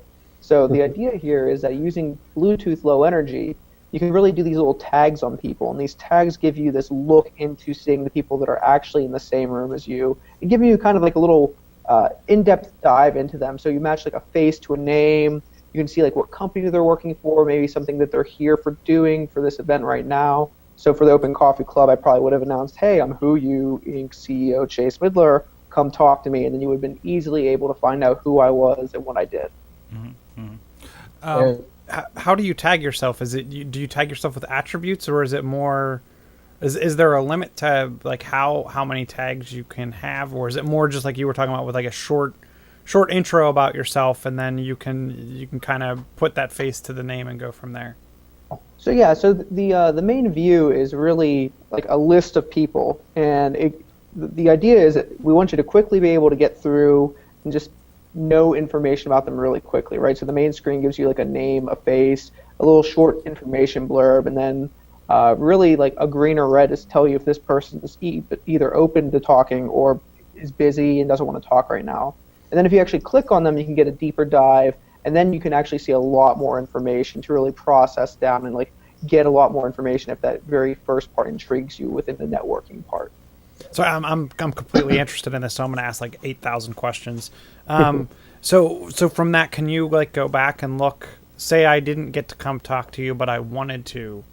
Can it keep like a log or anything to figure out like, oh, that's actually one of my favorite features of the app there. You know, if you are a more social person and you are an extrovert and you're used to talking to all these people, you know, my issue is I'm really good at remembering people's faces, but terrible at the names. So with our app, you know, as soon as I meet somebody, I have a good conversation, I can quickly save their profile and add my own personal notes to, you know, the last time I talked to them, that, you know, the next time they're around, the next time they come up, the next time I want to view that profile, I'll have everything I, you know, took a snapshot of right there. And again, you know, that available or busy is, you know, a key feature for me, just because every time you talk to somebody, you have that, you know, quick moment where you're wondering if you're interrupting something they're doing or not. So now with our app, I'll know right away, like, hey, this person's busy, I might want to check back later, or, you know, they're available, they're open to being approached, so I'm good to go. Very cool. Very, very cool. Can you put links in your profile or whatnot, where I could like give a link to my website? Or you were talking about like you can tap on the person and it kind of gives you a more in-depth piece of information. Can I include like my LinkedIn profile, or if I have my own website or anything like that? So right now, we want to make sure that we're. Or I'll go, I guess. Yeah. So so right now, what we're really doing is we're actually beta testing the app out. So we're trying to get, you know, a lot of user feedback to see like what are all the attributes and everything that people want to use. So right now, yeah, you can put that in like this little short blurb area, but there isn't a dedicated space to it until we really find out, you know, what really are the best features to add to allow people to really connect in the best way possible. So yes, it's a potential, but currently it's not actually implemented. Cool. Yeah, we're trying to give our users what they really want right now, and, you know, making sure we're not wasting time on things that they don't need yet. So that's one of those that's kind of in the queue to be tested. And then along with that, we want to make sure that, you know, as we're adding these features, we want to make sure that, you know, the last thing we want is a big group of people all standing around in a group and they're meeting people, but everybody's staring at their phones. So we want to make sure that everything we add kind of facilitates the real world interaction. We don't want to, you know, go where most everybody else is going and, you know, facilitating communications via the app and things like that. We want guys talking to people in real life. See, I mean, I can think of so many places where I would love to have this tool, from conferences to job fairs to all, like anywhere where you want to try to seek out individuals with certain attributes, or even, I mean, I go to events and I'm looking at, okay, who is the geeks in the crowd that I have something in common with, and I could quickly make that connection and carry on a conversation, versus maybe someone that is huge into baseball, which is not a huge interest of mine. You're describing our main problem right now. You know, we have something good. We're really trying to slim down and, you know, get each mark, get one at a time. We've had, you know, a lot of feedback, a lot of feature requests for, you know, everything that people want to use for business, for social, and everything. So, you know, we want to get the social side attacked first and make sure we're getting our user base. And then, you know, as soon as we establish that, you can bet that we're going to roll out the next version, next app for the next niche. Very cool. Very, very cool. And I like, because you know, the initial impression, like, I was trying to remember, like, didn't Highlight do something? And one thing you were talking about, like, was how, you know, any of these apps that look for somebody in your area are using geotagging, or like a mile radius, which isn't practical, right?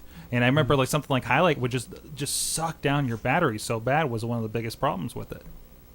Yeah, so that's actually one of the huge advantages we're leveraging here is the Bluetooth Low Energy, which just came out here in the past 2 or 3 years with the libraries on both iOS and Android devices. So Bluetooth Low Energy uses, I see negligible battery difference when I have it on my phone. And we take advantage of the fact that Bluetooth is terrible with going through stuff like walls. So really the people that you see are the people that are actually in the room with you, whereas geotagging or something could be, you know, even try to put down a very small radius, and it's going to be people, you know, halfway across the street in a building that you'll never interact with or never run into. Right, especially in the city. That's just that works a lot better. Excellent. So what did you say? You're at a beta state now. Like what's your kind of outlook here? Like when can people hop in on a beta or even maybe hopefully see it to play around with it themselves?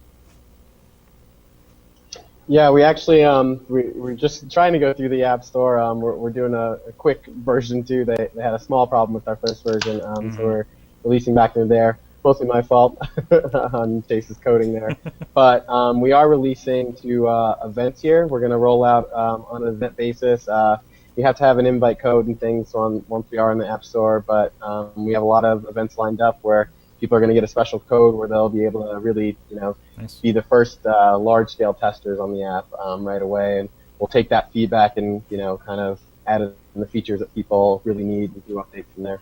Nice. And this is going to be iPhone first, I take it? Yeah, it's iPhone first, and so actually, if you want to go sign up for some of our betas, you can go to our Facebook page, and we're going to be posting a link there. We've already posted one. We'll post it again to sign up for our beta list. And we actually have an event tomorrow, 9:00 p.m. down at Cativo in Lawrenceville. We're going to be, getting people to use the event and in the bar there, see a social setting, and there's karaoke and stuff. So hopefully it'll be a nice, good time for everyone to test this out, give us some good feedback, let us hear from you guys. So yeah, please come and show up if you're interested. We're doing trivia into some testing into karaoke, and we'll be giving out a $50 gift card to one of the people that submits feedback to us, so we can keep improving and work on speed here. Nice. Very cool. I like that. I like these interaction assistants. We've had discussions in the past few weeks on some of the other shows that we've been doing about social media and the technology taking the place of our interactions. But I like that it assists some of us that do have a problem with something like that. The other thing is, and just as my own personal opinion, looking at PodCamp and being able to know someone's Twitter handle. Right. Because so many people on Twitter, you don't know who they are from their icon or their avatar, but it's like if in your app you could put a face to a name and more importantly for me a Twitter handle, that would bridge that gap. Please have please if I can make a feature request, please have something where somebody can't put their dog as their face in your application, because that kills me on Facebook. Yeah. Yeah, pretty soon. We're definitely looking into that. Some of the earliest feedback we got. Excellent. Check it out. Who You Inc. That's WHOYUinc.com. If you want to check that out, they're on Facebook. They're on Twitter as well. And I'll be interested to keep an eye out and see what you guys are doing with this as it comes out. So awesome. So if you guys want to hang out, we're going to be talking some more awesome things and some tech news. All right. Can't wait. Great. All right, so let's get into some awesome news. I hope I didn't steal yours here. Yeah, you did. It's okay. I'm sorry. There's something to be said for being the first one into the dock. Something to be the guy that creates the dock, and so he gets to put this in here. And but no, so Pebble, you were the early guy on this. I got to inherit it from you. I still need to check up on how you're doing with the Google Glass, but we'll do that some other time. But this is the big news of the day. Pebble had a big announcement this morning here on Tuesday, February 24th. They announced a new Pebble, and it's been 3 years, right? Probably right around there. I think it's from 3 years. from the probably the first shipping of the Kickstarter. Right. And it has they had steel. This is an original, right? Was this from a Kickstarter? That is from. Yeah, that is from. I'm 99% sure that's from the Kickstarter. You'd have to look on the box. I think it's down here actually. You just have a tech. Either that or it was right after. It was right after. I don't think it was the early Kickstarter, but it was one of the later iterations. So I don't know. I don't think that's the one that's engraved with Kickstarter first X amount. But right. Yeah. But so it's interesting. So they announced a new one. It's the Pebble Time. It's going to be a color screen, not touch screen yet. But there's a few other features they've added on to this, and they're going again through Kickstarter. $500,000 goal. They're of course obliterating it with over $6 million in stuff. So basically, they're basically using Kickstarter, and they say going back to Kickstarter where they started it all as a sort of de facto pre-order system. The device looks looks stunning. I like the new charge port on the back. Okay. I think that's a good idea. I think it almost one of the things, and it'll be interesting to see how they actually clip that on. I didn't see. I saw a picture of the port, but not of the charge cord. I wish they went to a micro USB personally. I think that would have been.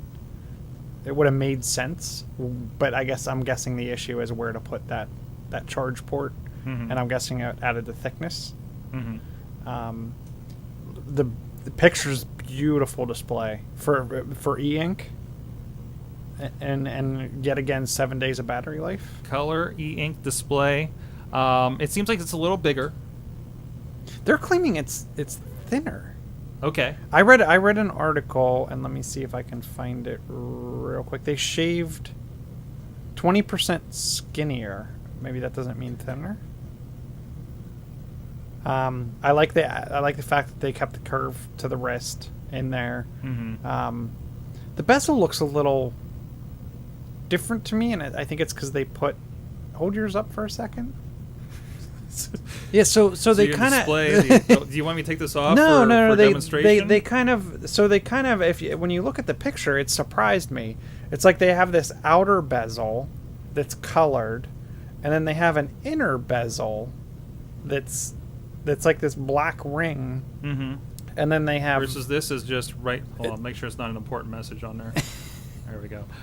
But yeah, it's so this is pretty flat color to screen, right? Right. And yeah, they have a little more to it, you know. I like it. I like how the devices, they match the colors of the buttons to the color of the band in the back. I thought the device looks sleek.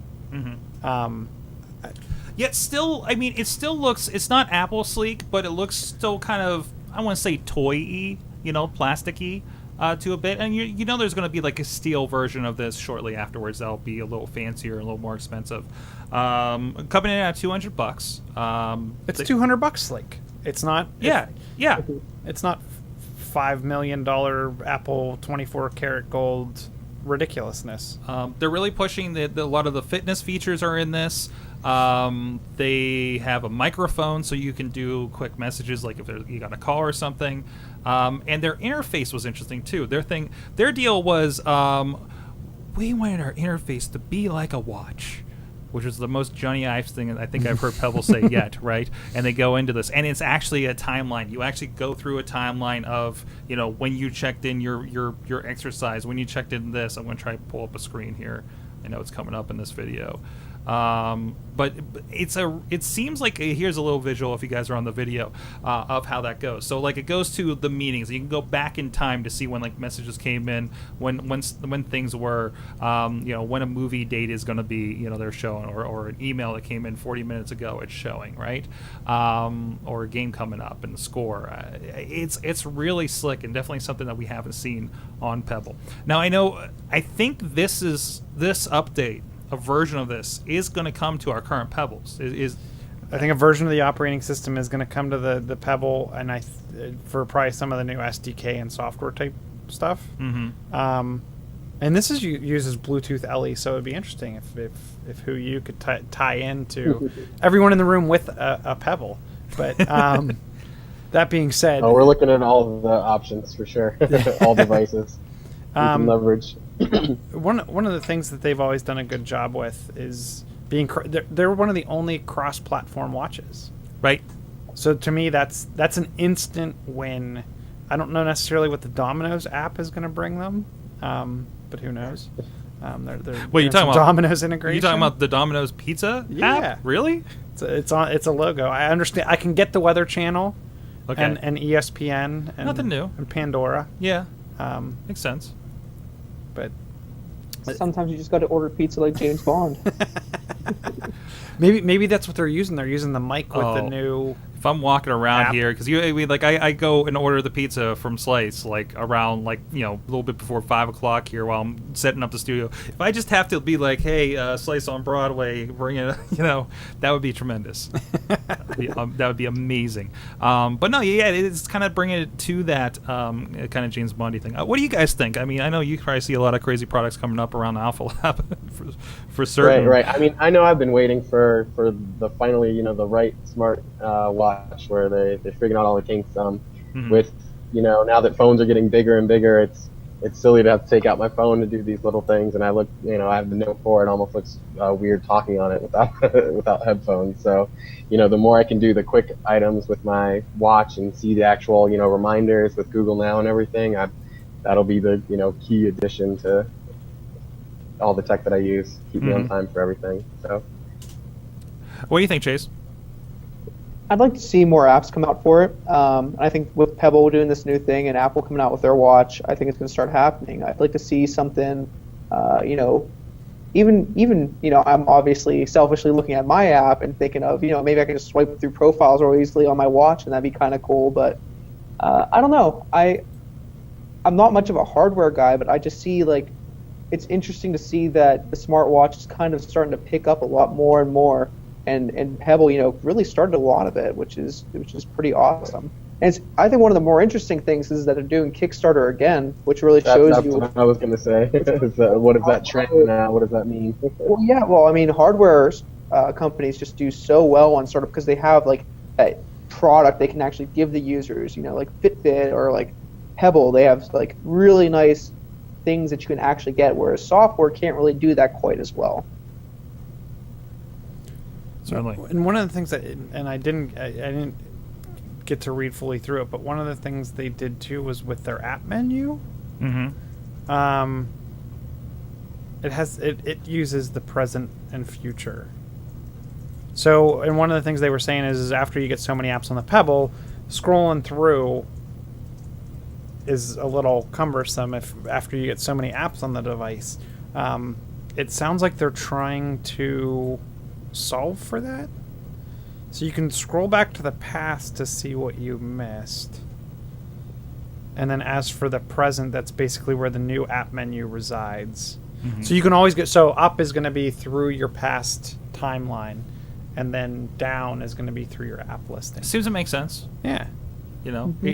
It feels like kind of equivalent of, maybe not. Actually, I kind of wish my notification would do that on the iPhone. That was actually in a timed order and not so much grouped up, I totally agree. I two things: timed order for notifications and a clear all button. Next version. They're going to do a lot of cleanup in next version, I'm sure. But very excited to see that. 2 years behind Android, right? Yeah. Yeah, the clear all, yeah. Pretty much. Yeah. Oh, yeah. That's awesome on my Android because I don't pick up my tablet that often, and it's just obliterated with notifications. I'm like, goodbye. I check them on everything else that I use. So, but awesome. So it'll be interesting to see what happens with the Pebble Watch. I'm interested. I'm interested. I'm interested. I'm seriously more interested. This seems more practical than the Apple Watch. And I'm sorry, they hit it every time out of the park with battery life. Yeah. There's no watch that hits a 7-day battery life, and there's no watch, or there's a handful, but none like this that are cross-platform. Right. I mean, and they just added support for Android Wear. So if you're into that, not that it looks pretty, I like Android Wear because it looks nice on my wrist. I haven't seen one in person though, but it just seems like a really cool smooth device, so this is too where I feel like Apple needs to do something quick because we haven't heard anything come out of them since new iPads in the fall. And that's the last thing we really heard. It's got to be. It's got to be soon. I think they're going to finally announce Apple Watch before the end of March. I would hope so. I think that's because it's supposed to be available in April. I think. Well, yeah, it is. So. But they'll pop that up. We'll learn in a week, and then it'll be the day after it'll be available. So, but I don't know. I am seriously more interested in getting this than unless they're curing cancer with that Apple Watch. I don't think $350 is going to do it for me. And it's the price too. It really is the price. I just feel weird paying that much money for something that goes on my wrist at this point. Even yeah. Well, especially when the phone prices are always going up, so now you're talking $1,000 to have. Exactly, and it's new iPhone year for me, so I have to really consider that, And now I'm kind of itching. Oh, maybe I should get a new iPad, You know what? I learned something interesting, and I'll cover it in one of the future topics that we have with the Astro Pad, and I put one in there for Forge. The iPad 2 is not all it's cracked up to be. I would actually, depending on what you're doing, other than the fingerprint sensor. Yeah. And we'll get to that in a minute. We're talking about the Air 2. Yeah, the Air 2. Not the iPad 2. Well, actually, quick tip on that. Gazelle sells certified like new refurbished stuff from what everybody's been sending into it, and really, frankly, an iPad, you don't have to get the new one. I'm still that 3 that we in our Google Glass Super Trade that we did. I'm getting so much use out of the 3. The only thing I run into is I'm the version off from doing AirDrop for Bluetooth. Well, and here's a question for you guys, since you guys are Bluetooth low energy guys. I have one Bluetooth headset that does Bluetooth LE, and it doesn't seem to get much better battery life. Why aren't there more Bluetooth headsets, both potentially, and maybe I'm wrong, that are either your just stereo headphones that give you audio and that's great, or like the Bluetooth headsets like we that I know of that also is the single earbud, and it's kind of lets you just talk on the phone or whatnot. I'm not seeing huge advancements with Bluetooth LE and battery life in those devices. Well, I think one of the big reasons there is that Bluetooth LE gets you better battery life but lower data rates. So if you're really doing audio over your Bluetooth, sometimes the LE doesn't actually get you those data rates you need to really do the streaming. Okay, cool. Good to know. Awesome. So, Chilla, you have an Internet of Things starter kit for yours. Because, someone took the Pebble. I'm sorry. I'm sorry. I like it when you get creative, because stuff like this comes up, though. So mine is that, and it's interesting the price point for this, but let me introduce it real quick. So IBM has teamed up with ARM, the British chip processor, and they have created an Internet of Things starter kit. It's 2-piece board kit. Kind of reminds me of a Raspberry Pi in sort of a way, in the fact that it has the main board has an additional port on it that allows you to connect another board to it. Has the interesting thing, and I didn't see it in here, is it's not Wi-Fi. There's no Wi-Fi on it. It has to connect. It's an Ethernet port, right? Ethernet port, which surprised me. But it kind of out of the gate with the I don't know what you would call it, daughter board, sister board, whatever. It has rotating dimmer switches, a thermometer, motion sensors, small joystick, LED light that can show 3 different colors, and the device is really, from what I'm seeing, looks extremely small. So I'm interested to see where people take this. The difference being is the starter kit price, and they're saying that the price is yet to be set, but will be somewhere between $50 and $200. Oh, jeez. Which to me is pretty like, big range. Yeah. But it'll be interesting to see what companies can take this and build on top of it, like a Nest thermostat, or because the interesting thing I thought is it has 2 rotating dimmer switches. So unfortunately it has to be plugged in via RJ45 right now, but it'll be like I said, it'll be interesting to see what people come up with from, hey, I have this crazy idea, let's automate my refrigerator or do something of that nature.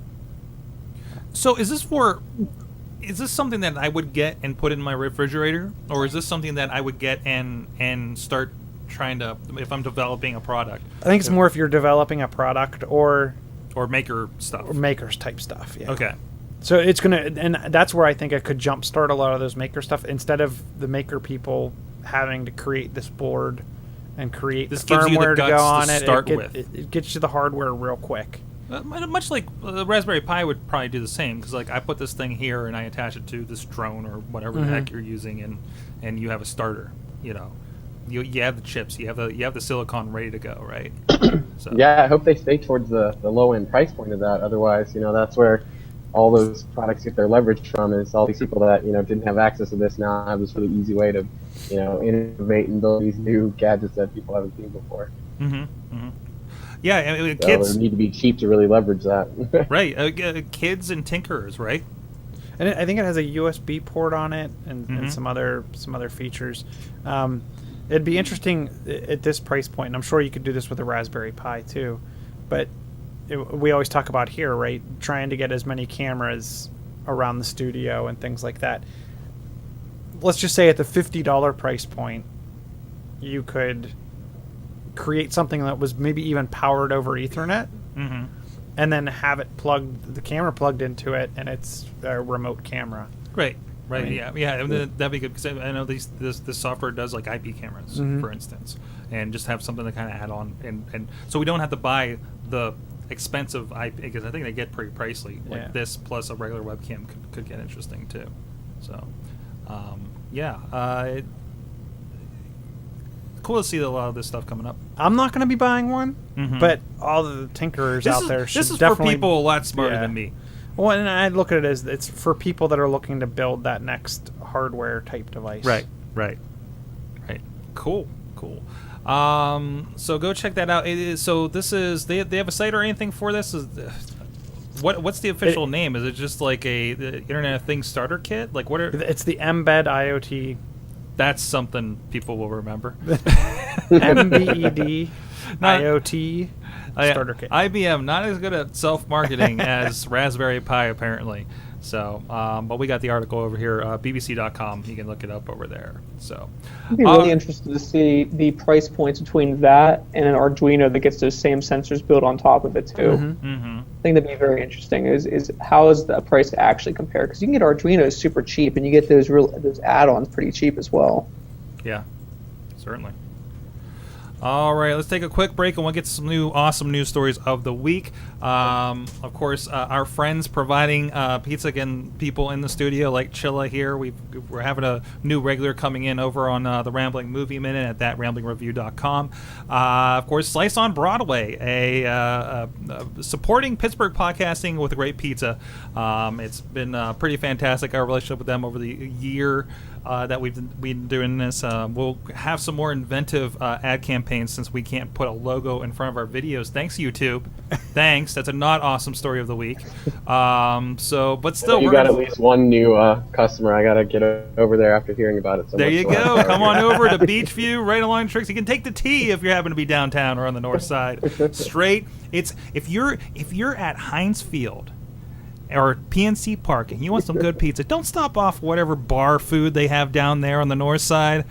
Get your butt on that train. You spend like a $2.50. Get out here. Hop off when you see Slice on Broadway, right on the tracks here in the Beachview area in the South Hills of Pittsburgh. Or if you want to drop down to Carnegie, PA, or down on Main Street, there as well.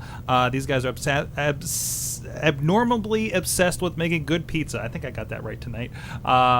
Stuff's from scratch, and you can tell. It's very, very awesome stuff. We just get a pepperoni pizza here. They have gourmet pizza. Slaughterhouse 5. Slaughterhouse 5 is my favorite. Slaughterhouse 5 is deadly, man. Deadly. I recommend the Gonzo. Anything you see as a sub, little secret, anything you see as a sub, they can turn into a pizza. And the Gonzo's tremendous. But we haven't had our slice pig out nights like we used to in a long time. We're overdue for that. So we would just fill the place and just order a bunch of gourmet pizzas and just go to town. Go hog wild on everything. So go check them out, sliceonbroadway.com. Follow them on Twitter, PGA_Slice, PGH_Slice, and Slice on Broadway on Facebook and Instagram, and let them know that you heard about them on the AwesomeCast. So, getting into the stories of the night. So as I mentioned before, I've been getting into Snapchat a good bit lately, but I'm really glad that Snapchat has stepped up and is telling the teen users, no nudes! There is a safety section now. Oh, no, I don't want to like you on Facebook, Snapchat. That seems like opposite of the point. But they have a Snapchat safety center now on their site, aimed, according to Fusion.net, aimed at flummoxed parents and teachers who worry kids could ruin their lives by, say, snapping a photo of sex in a football stadium. Who's doing that? Is this something that's happening on Snapchat? Kids these days. But you can check out the 6-page Parents Guide to Snapchat and add a reminder to check out Snapchat's community guidelines, which say quite explicitly, don't send nude photos, y'all. Where is Snapchat based? I was gonna say, where are they in the South? Are they in Tennessee? What's happening here? Do you guys use Snapchat at all? You know, it's actually funny. I deleted Snapchat from my phone today. Oh, jeez. Yeah. Well, I was actually doing some research on them, and they're now saying they have about 200 million users, and their target market is 13 to 23-year-olds, and I just felt a little bit too old to be doing that. Yeah, you see that 13 draws concerns when you realize what the main marketing message was of it earlier back in the day when it was just traveling word of mouth. Well, they're talking about in the article, even like the picture on iTunes. I think they have it here. One of the early, I think it's still the screenshot is of supposedly nude girls over the menu on here. I can't bring it up right, but you get the idea. Like there's a little bit like, yeah, this is what this is really for, guys. But I mean, now we have Katie Couric not naked now on the Yahoo News portion and Discover, which you get into Discover and I just feel like well, isn't this what Flipboard is for? This kind of thing. If I really want Katie Couric to tell me the news in under 10 seconds, which is who's doing that in the first place, right? But I'm really liking it for some of the kind of fun storytelling aspects people are doing. But other than that, yeah, I don't. This needs to happen. I've been talking on this show and in other ones about how parents need to get educated. Oh, I totally. And the kids need to get educated, and this needs to be part of it. And you're not going to stop the kids from doing stupid stuff. Let's be honest. Oh. The one thing, the one thing that surprises me is parents don't get more educated, and it's almost like they can't be bothered to the point where they just hand their kids this device just to keep them quiet, and then they wonder why bad things happen. That's my own personal opinion on that. That's not a well, a few parents make the wrong decision, and now you have to go with the crowd, right? Everybody else has them. You have to give your kid it, or you're gonna look like the one that doesn't have access to anything. Well, it's interesting, and I think Facebook has, kind of done something similar. They've had a little more education going on. They're so big they kind of have to at this point. Twitter has been admittedly, they mentioned with trolls and everything, how they're behind the times. Yeah. So, I don't know. This needs to happen, and it's good to see the companies, some of them actually taking on. Well, here's something that's going to be safe for your kid. When we were talking about last week about when you're going to hand your kid the tablet, right, Jilla? And this week it's like they were listening to us, right? Well, and I haven't downloaded this app yet, but I'm actually interested to see. I wanted to poke around a little bit beforehand too myself. So it's YouTube Kids is the thing. So it's I imagine this is like we have our Netflix Kids, where it's all like here's your Batmans and your Bugs Bunny cartoons or whatever, and it's something pretty friendly. I was listening to Cord Killers, and Brian Brushwood on there. He does the show Scam School, which is them at a bar doing magic and tricks, basically, right? But it's pretty educational. It shows up in this app. The Bill Nye the Science Guys that are not official show up in this app. So they had a kind of a discussion about like the copyrights and what they need to do with it. But generally, I think they're mostly just kind of looking for explicit stuff and kind of probably, boxing that stuff out. And it looks like, it's very suggestive of like, hey, here's the Sesame Street. But I guess you've got to wonder, to what point are kids of a certain age, not really going to go in and search? But I feel like just from that picture, and this is why I wanted to play with it, I heard two things. Well, I saw one thing and heard another. From that picture you had up, the UI looks very kid-driven, like a small child could grasp how to use this app, which I think is the prime issue in handing your kid your device, or any kid a device, is can they actually use it, or are they just going to swipe left to right and tap at the screen until it just does something? I feel like that app looks good and will be kid-friendly, and I heard there's something within the app as well that it has some kind of parental controls or something. I'm not 100% sure what that is. I don't know if it's how you get out of the app or something like that. And that's one of the other things I've actually been reading up on, is both from an Android perspective as well as an iOS perspective, how to use guided access and screen locking and things to get the apps kind of locked in, or to hide certain apps. Android, it's rough because a lot of times it depends. Well, are you on a Samsung device, or are you on basic Android? Is it an HTC? Whatever. Depending on what UI overlays they put on and some of the additional capabilities, as well as what agreements they've made with other companies for what applications stay on the device and come preloaded and can't be removed. But I don't know. The app looks very impressive. Yep. And very, very big button up. We're looking at this is apparently the iPhone version here. In particular, and I guess we can pull up the iPad as well. And yeah, big buttons. Everything's kind of pretty open there. I mean, it looks like you don't actually watch full screen though. And I guess it does actually. From what they were saying on the other cast I was listening to, it does kind of lock you into that landscape mode too.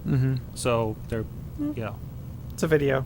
Yeah, it's a video. Makes sense. So, yeah, that was kind of the first thing that made me curious. Is talking about Android. Samsung I think has their own kids mode that comes with all the new devices, so that you can hand your phone over or your tablet over to Samsung and have that mode in there. So if there's apps that will work with that, that'll probably be a good feed into them.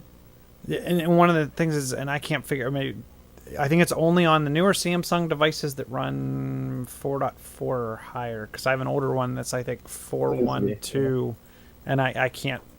At least I can't. I'm not smart enough, I guess, to figure out how to put it in kids mode. And that's the problem, right? Only the geek parents will actually maybe protect their kids from the tech stuff, and that's not what we're worried about. You haven't made it easy enough, right? And I found like on that device, on the device I have, there's a, if you go into the apps listing, there's a button in the upper right hand corner that lets you hide apps from the app listing, but then to view them, all you have to do is go up there and say view hidden apps. So that's, to me, not that great of a solution. But yeah, I am looking at that stuff since I have a 10-month-old at home. We do like a... Yeah, I use the hide apps just to get rid of clutter. There's so many that I want to use for different times, so the ones I don't take advantage of right away, just kind of remove them from the screen. Well, the thing that surprised me was like the one of the device. I have Kindle on like 5 other devices. I'm like, I don't need it on this, and it's you can't remove it. There's no. Stop. Yeah, that come preloaded. Yeah, the Samsung. I have a Galaxy Tab, an old Galaxy Tab, and they preloaded a bunch of software on it. And it's like, okay, it's not a big deal for space, right? I mean, it's Kindle. It's like 2 meg because there's no books loaded into it. I don't even have it configured for my account. But it's like, why can't I just get this off the screen? But hey, at least it's not Lenovo. Yeah, and by the way, look at my Lenovo tower I'm running this software on over here that I need to still bug fix. Jeez, did it have it on it? No, I haven't looked yet, but I bought this about a year ago, so I imagine it's in there. My mother-in-law has a Lenovo laptop as well. I'm like, and we just lost everybody, apparently. Video call error. We'll see what's happening there. But Google's upgrading Hangouts. Yeah, Google's upgrading Hangouts right now in the middle of our show, apparently. It's reloading. Whatever happened, it's reloading. So thank you, Google, for rebooting our entire Hangout system while we're going here. At least it's not Skype. It looks like you guys are back. So I think we're getting them back. So we'll move on while we're kind of poking at this a little bit. You with us, Chase? I think you're on mute. Oh, you know what? He's not getting video back. That's my fault. So, okay. And I muted. That's why they can't hear me. Okay. Thank you, Google, for that.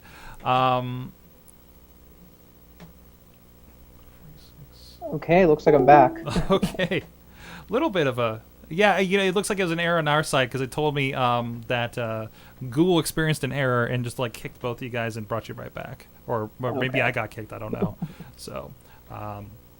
the internet. Anyways, it looks like we got you guys back here. So the next one. So this is going to sound familiar to you, right? Are you thinking the same thing I am? Yes, go ahead. So we had Jim Loke, former KDKA traffic guy, now doing great things and trying not to get hit by snow in Boston, right? Did you see the picture where he saw himself on the back of a taxi? No. Because they were playing the news bits in the screen in the taxi in Boston, and he was just like, "Hey, I know that guy."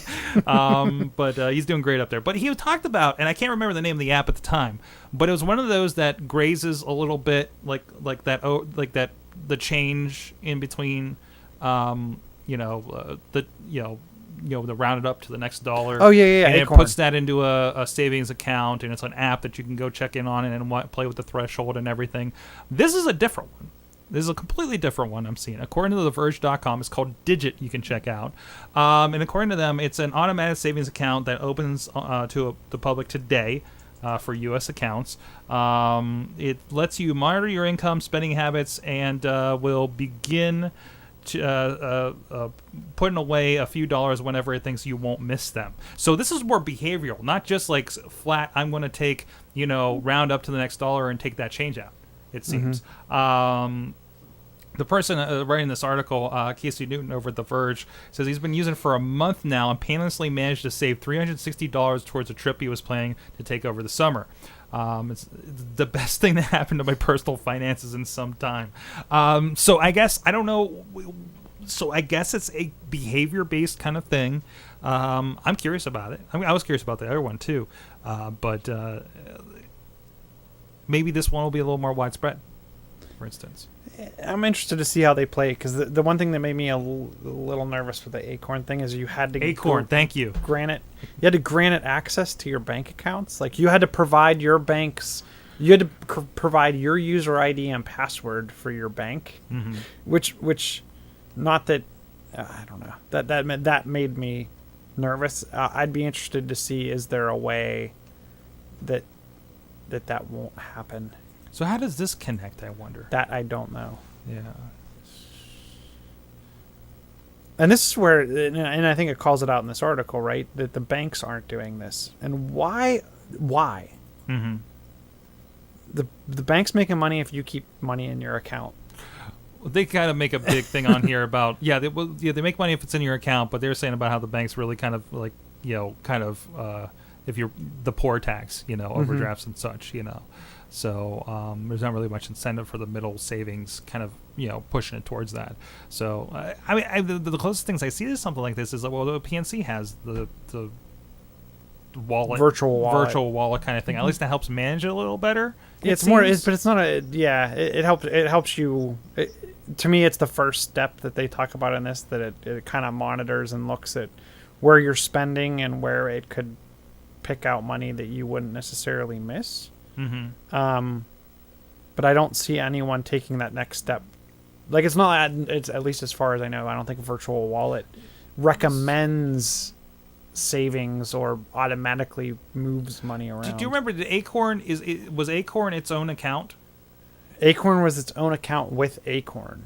Okay, and this looks like it's doing something very similar. Digit is its own account, and it says you have to have your bank information handy. So I think you're doing precisely the same thing that Acorn did with Digit. So I don't know. I'm really surprised they're not doing software as a service for the banks, right? So provide this as a service for the banks and make your money that way for them, right? Because any bank that would do this for you, I feel like that's a huge competitive advantage. And why not make it where, like, it's built in? banks can build it into like Touch Pay, right? Right. So if I right. use Touch Pay, obviously it's going back to my bank. Mm-hmm. Partner with Apple, and I know Google's working on some. They have Google Wallet, and they're Samsung's trying to use Loop. Partner with them, so just say every time you Touch Pay or you whatever NFC. Kind of is like there were always incentives whenever they were trying to get everybody to use debit cards, right, over checks. Take it to that level, and to your point, build it in as a software as a service. Mm-hmm. But bind it with those types of capabilities. It gets people using a more secure payment method, and then also it's a differentiator. Be really tremendous to promote the chip and pin upgrades Mm-hmm. that are coming this year, for instance. So, but check that out. It's Digit, and it's digit.co if you want to go check that out and see if it's for you. So, but yeah, again, you're going to have to connect your bank. I don't think that's going to solve the problem you had with Acorn. Right. All right. I'm most curious in how sophisticated that that thing can predict when you want to save, because we were just being in the app environment, we were looking at how strange the different willingness people are to spend money. Like we in stores and supermarkets and everything, they have it down that if you put this product at this height and at the register, you can always hear somebody spend an extra $3 or $4 on something they didn't need. But, you go to an app, and as soon as that app is 99 cents, it's such a huge barrier to everybody want to pay that $1 that they're probably, leaving on the street somewhere else. I've been really big on $2 games lately. That have been fantastic. Oh, yeah? Yeah. Aldo's Adventure, and what was the other one? Wrestle Jump was the other one I bought last week. I actually did a review on Aldo's Adventure for today on insertcointobegin.com if you want to check that out. Speaking of iPhone, this is somebody I encountered via, I think this was via the AwesomeCast Twitter account. Somebody had just kind of followed us or something. I kind of followed through to just check out, who's doing what. And this is not consumer. This is actually, the app is on iTunes preview. But the fact that this was happening, and I don't think you can even get this in America, period. Vertus One is the application. And look at this, Chilla. They're using the iPhone with Google Cardboard and just developing it out themselves. And now we can have our iPhone with our Google Cardboard and have your own experience. It looks like it's like a space shooter. Yeah, it's a space shooter. Yeah, it's a let's see. According to the application description here, it's fast-paced shooting action, and that's all. Obviously, very very early. If you want to find out what this is about, at Vertus1, spelled out the number 1, over on Twitter, and he's got a link through there. This is weird. Can you do this? That you can just put a link to the preview on the App Store right in your description? That seems like there should be a rule against that. Well, I think what it is if it's a preview, you can't download it. I didn't try downloading this, but it's not. It's also 99 cents, or 99 pounds, or pence, or whatever the heck it is, wherever they are. So, but no, it was kind of really interesting to see somebody is developing something. Is that euros? Euros? I don't think there's euros. Somebody tells me what this insignia is right here. I have no idea. That's euros. Okay. The pound is like an L type thing. Like pounds, right? Like pounds. Like pounds. That makes sense. I don't know why I didn't think about that. But anyways, I think you wanted to mention something along with this next story about AstroPad, right? Yes. So you kick it off. Okay. And I will chime her in. So this is pretty cool. This is called AstroPad, and the headline to this is this app turns your iPad into a sketchboard for your Mac. I really like kind of looking into ways I can integrate with Photoshop and everything. This is basically their subline here on The Verge is the AstroPad lets your iPad stand in for an expensive Wacom tab. Wacom.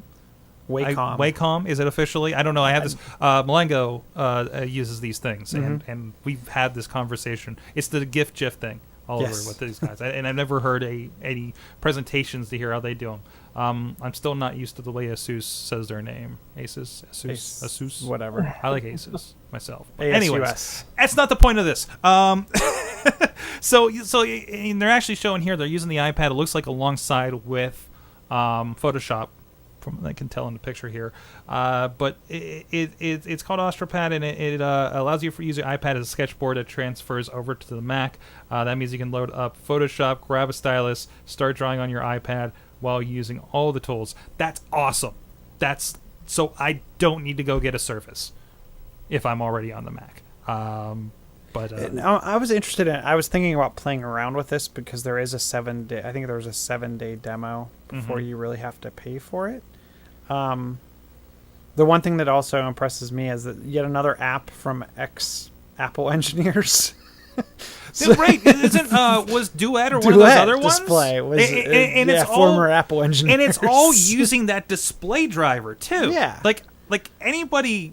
You find it's like a mirroring Apple mirroring Reflect was another one I'm using. Reflector. Yeah, I was just using that today to get footage for that game review for All Those Adventure.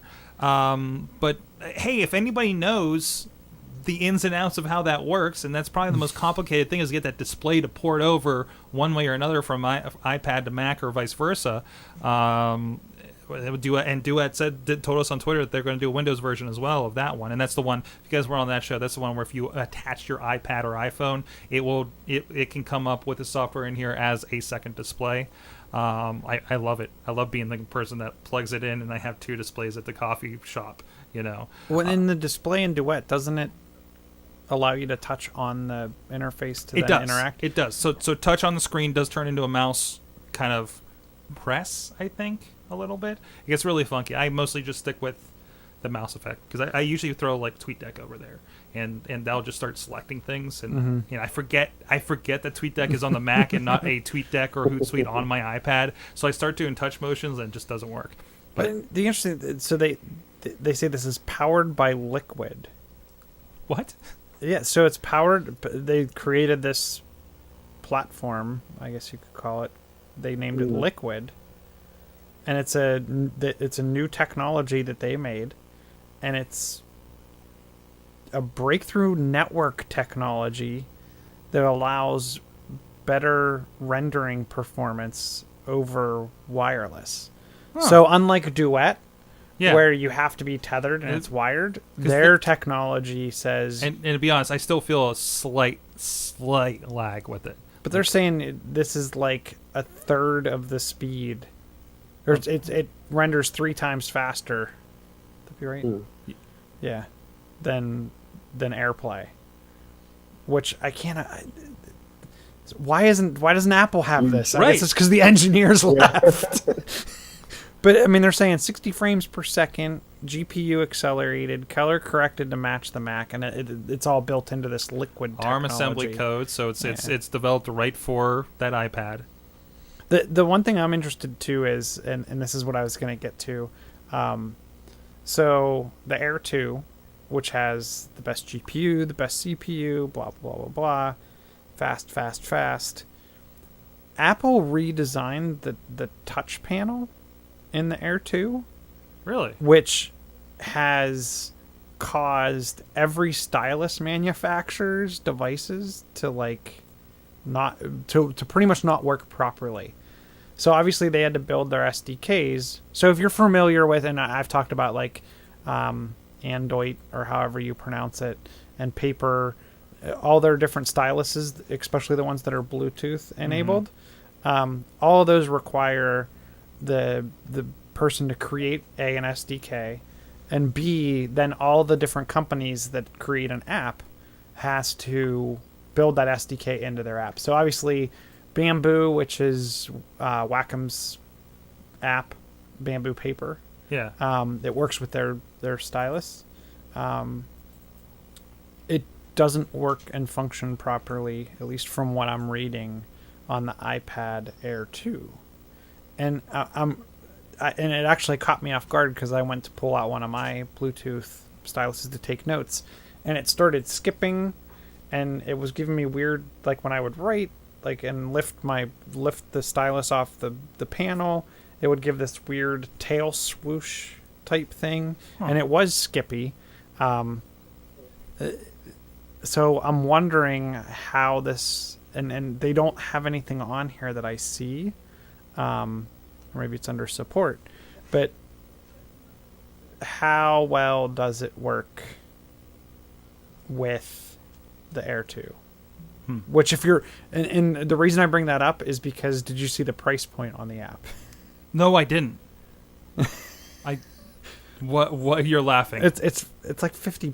Oh, jeez. It's from what I was reading, and I'm trying to look at their.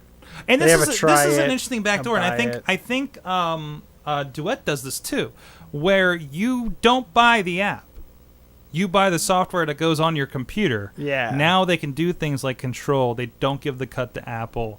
And I'm pretty sure this probably is. They're usually, more often than not through the App Store, even on the Mac. Yeah. So it's $49.99 to buy, or you can get a student educational discount. Wow. For I think it's $19.99, which even at the $19.99 is like almost twice the price. Yeah, I thought something was up when you said there's like a 7-day trial. I'm like, wait, what are you trialing? And if it's an app, because of the way they do it. Yeah. I don't know. What do you guys think of this, real quick? It just makes me think that it should be a Microsoft Service commercial. Awesome. Well, on that, it's kind of like the future, right? You guys were talking about Black Mirror earlier. That was the first thing that came to mind. Right, exactly. All right. Well, on that note, we got to roll out of here so the guys can talk about video games. Once again, and I don't think a lot of the real stories, events coming up here in the area. I don't have anything on my calendar, Chilla. I don't know if you're aware of anything. I think we'll have it for next Tuesday. Next Tuesday is the 3rd. Yes. We will have more information on the Samsung Galaxy S6, which and next week is the World Mobility Conference. So we'll have a lot of phone in Barcelona. That's usually where like most of the non-Apple big phone news tends to come from these days. So, and Microsoft did their own. Well, maybe Microsoft will announce, because they haven't announced their next line of actual phones. I think high-end phones. Didn't they quietly release Windows 10 recently? Preview for phone. It's a preview for the phone. It's interesting. Yeah, so it's a preview of the OS for the phone, and they're releasing by model. Yeah. And they're releasing to the low-end models first. That's weird.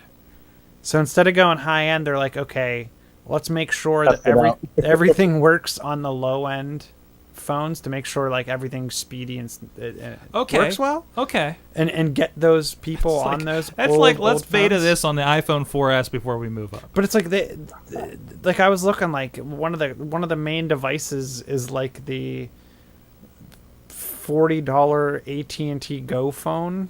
That's like the Nokia. So if you want to test this out, yeah, it's really easy and cost effective if you want to go test out a Windows Phone and the new Windows Phone. That's way better than the day when they cut off everybody at the knees that bought like the first version of the Windows Phone. It's like, yeah, you're not upgrading to the next one. If you were like a point off, they were like I think it was like, so if you had a 7.1 phone, you could have updated to 8 or something like that. No, I think it was if you had a 7. If your phone came with 7.1, it wasn't upgradable or something, and then if you were on 7.5, it went to 7.8. I can't remember. Yeah, Kraus would know. Yeah, because he had one of those. He's screaming phones. at us one. Oh, he had one that didn't. He had none of the 7 line could go to 8 because they changed the chip around in there. Right. But his actually I think went to 7.8. Something that didn't change from the old Windows Mobile days when we were on the version 5s and stuff. So we had a couple of those. Pocket PC. Pocket PC.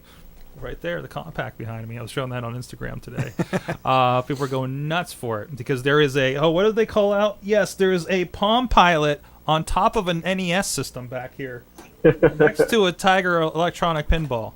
So I have a Palm Tungsten T at home. It was like a color Palm device. I remember having a class when we were developing Flash apps for a Sony Trio. Was it? That was like their version. And that was the day. Oh, anyways, on that point, go check out everything going on. Sorgatron.com. I'm doing a lot of stuff, a lot of tech kind of based stuff. I talked today about recycling your iPhones and iPads around, including where's it at? Oh, this guy that we use for the teleprompter. This is one way I'm using iPad 1's great teleprompter. For whenever I need a quick teleprompter, and we move the other one to the kitchen. So, and working out really well. And of course, the AwesomeCast mini bites, we're doing a lot of stuff there. And InsertCoinToBegin.com, we're doing a lot of reviews. I'm actually porting a lot of the mini bites we're doing over there when it's gaming related. Talk about Sony on Monday. You can check us out. We're recorded live 6:30 p.m. It's live.sorgatronmedia.com. You can follow us on Twitter, Facebook, Google+, all this stuff. AwesomeCast at sorgatronmedia.com is the email address. And please subscribe to us. A big thanks to Mike Allen at Mike Allen PR for doing the show notes and tweets all night. I see that we got the I think we got the attention of Astropad tonight on Twitter. So hello, how you doing? Chilla, you're at Chilla on the Twitters. Where I can be found. There he 24/7. And you guys, the site is whoyouinc.com, right? Yep. All right. Yeah, thanks for having us on. Appreciate it. Awesome. And we'll get that info. Send me some details, and we'll send the event you guys are doing tomorrow out along with this. So thank you guys for joining us. Go check out alphalab.org and all the really cool stuff coming out of there. So what I follow, and we get to run into cool guys like this. So until next time, apologies anybody live. I know the chat room is weird. Rumble chat apparently decided to drop everything to a 1-user limit and kill our chat room. So without buying it. So I threw a really quick in there. I think it's one that was like, the chat that pops up in the bottom for customer service. I think that's what it's meant for. So right now, if you go to sorgatronmedia.com, I think there's a chat box under every page. So, like on the bottom that just pops up over everything. So we'll fix that. We'll figure out a better. That's what I could come up with in 10 minutes. I think it's called iFlyChat. If you're interested in something like that, iFlyChat.com actually. That does not work for these shows. So I want an IRC chat. If anybody knows a good IRC chat client or how to set one of those up, a lot of the shows I listen to use that. And I'd love to, kind of do something similar for what we do here. I haven't used IRC since Merc. I haven't used IRC since... Yeah, Merc, high school. Yeah. Anyways, at that point, thank you guys for joining us. Thank you to our awesome chat room, awesome guests. You've been our awesome audience. Have an awesome week. All right, guys. Thanks a lot. That was fun. Yeah, thanks a lot. Yeah, you have a great one, and thanks for having us on again. Yeah. This will be up. Audio will be up sometime tonight, in the early morning-ish, after I'm done with these recording, and the video will be sometime tomorrow, and you guys will be tagged on Twitter and everything, and Facebook, wherever I think of it. So perfect, thank you. All right. So I have a whole new podcast to listen to, so I'm excited. And if you need anything like the interview or the section about your stuff clipped out or anything, just let me know, and I'm willing to do that too. So, all right. Cool. Perfect. All right. You have a great night. All right. Thanks a lot, guys. Have a good one. All right, stream. We'll be right back with some video game graphics. I mean, I don't really want to get too much into Mac guys because there was a lot of apps. There was like coding apps, and I'm like, I'm not going to use this. Like there was. How hard is it in Final Cut to do that? To use those templates like you have? Not hard. Not hard.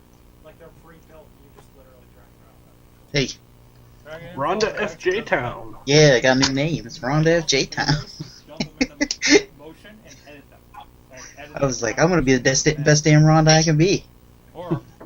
It's a new chance to start over again. Yeah, I got new names. Hey, you can be yourself. Yep. I'm going to be the best damn Rhonda I can be. No problem. Stream. Guess next week. I think it's all but fix my damn shit. Mac here, who's a TEDxer, does a app called Emote. I gotta fix my damn shit, Chachi. So he's really good conversation.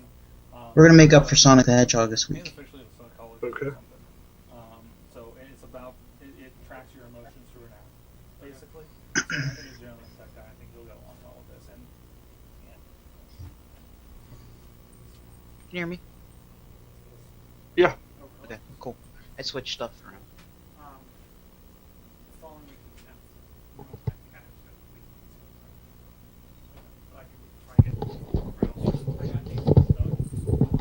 That's a little bit better. I got a long story for the end story. Okay. It's about Batman.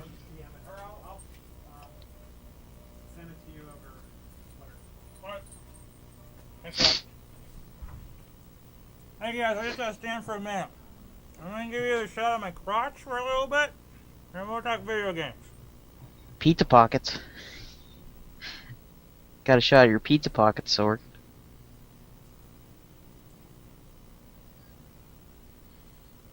Monster pizza pockets. There's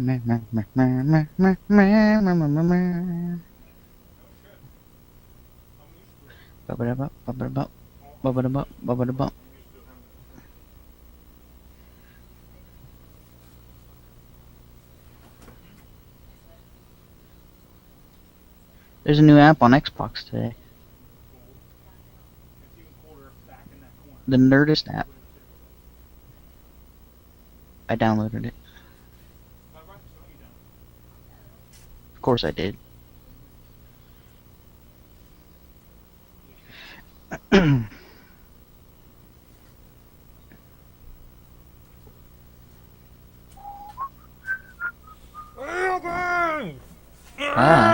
What? What?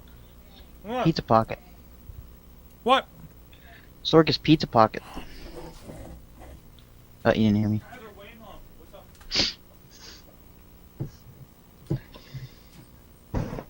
How's Chucky this evening? Oh, not bad. Same. It's been crazy at work the past 2 days. It should slow down tomorrow, though, so... I got that going for me, which is nice.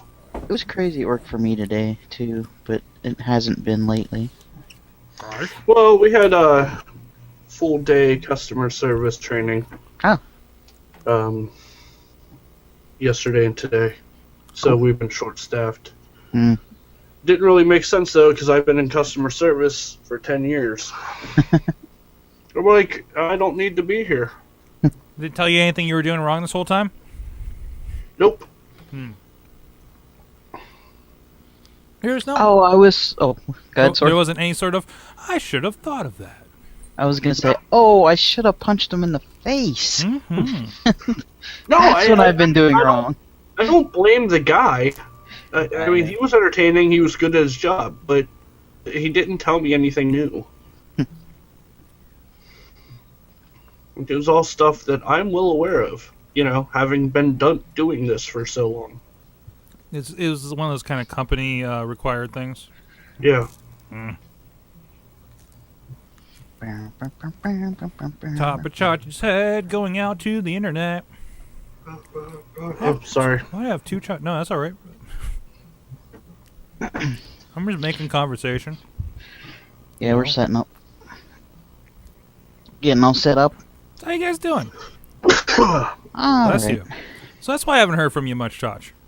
Yeah, it's been freaking crazy. It took me an hour to watch that 14-minute Power Ranger video. Oh, geez. Yeah, I didn't realize. I didn't watch it yet. I did not realize it was going to be as good as it was. I'm like, oh, that's something I'm watching. I'm like, oh, it's 14 minutes, but I'm really glad you dropped in at the right time.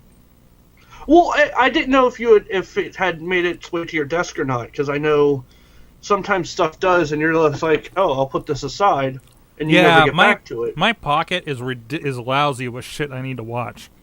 Right, Yeah. and that's why as soon as I did finish it, Mm-hmm. I insisted that you stop what you were doing and watch it. And podcasts you need to listen to, Sorg. There's that too. Well, that has all been kind of put aside for my WrestleMania-thon I'm doing right now. Oh. I've gotten Are through... you celebrating a WWE Network birthday? Kind of. No, I have made it through 3 WrestleManias. Nice. And I'm doing a 5-minute thing after I watch each one.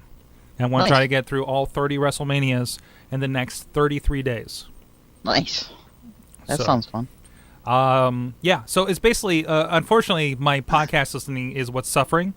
But any days like that, and it's like I'm putting it on the background while I'm working, so I'm not watching them, but, it's not like I've never seen these before. I feel like there's one WrestleMania I've never seen, though. Oh, there probably is. Like 11, 12-ish. So, but everybody also really cool. 10. So I'm watching like it build up, like the original, and then the awkward years of WrestleMania 2, and then 3 is the we've arrived. you know. Like, that's the WrestleMania I know. And also, since it's been so long since I've watched it, like, I've rewatched most of these when I bought the DVD set that I will probably never crack open again as long as I subscribe to the network. And is now a set piece over there across the studio, which it looks pretty, and I'm glad I have it because it does look pretty. It's a nice collector set, you know. But probably gonna be worth something someday. No, it won't.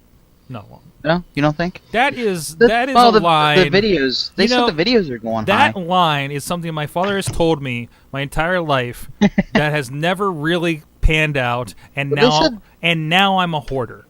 They said the videos are going pretty good online. You can't get a lot of them anymore. What? Some of the DVDs? The videos and stuff. I mean, and DVDs. You can't get them anymore. Certain ones. I wonder how much I could sell that Chris Benoit DVD for. Might want to check on eBay. Might. You guys want to do a podcast? Nah. Hey, Sorg. You guys feel like doing a podcast? Chachi, would you like to do a podcast?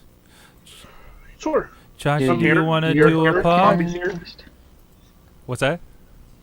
I don't feel like talking about video games tonight. We'll just flip this and just make it another podcast about something else. Let's talk about aardvarks. And we're like, welcome to Aardvark Battle. That would be an awesome show. Have you punched an aardvark lately? No, 2 aardvarks battling each other like battle bots. I don't think that would be fun. What? That'd be scary for the aardvarks. Well, I mean, all of this is bad for the aardvarks, let's be honest. This is not going to be a aardvark... we would lose our podcasting license. Our podcasting... if there was a license for podcasting, I would have been in trouble long ago. Yeah. I'm glad there isn't a license for podcasting. I mean, we would have been stopped as soon as Steam Machine had the retard rant. Oh, jeez. Yeah.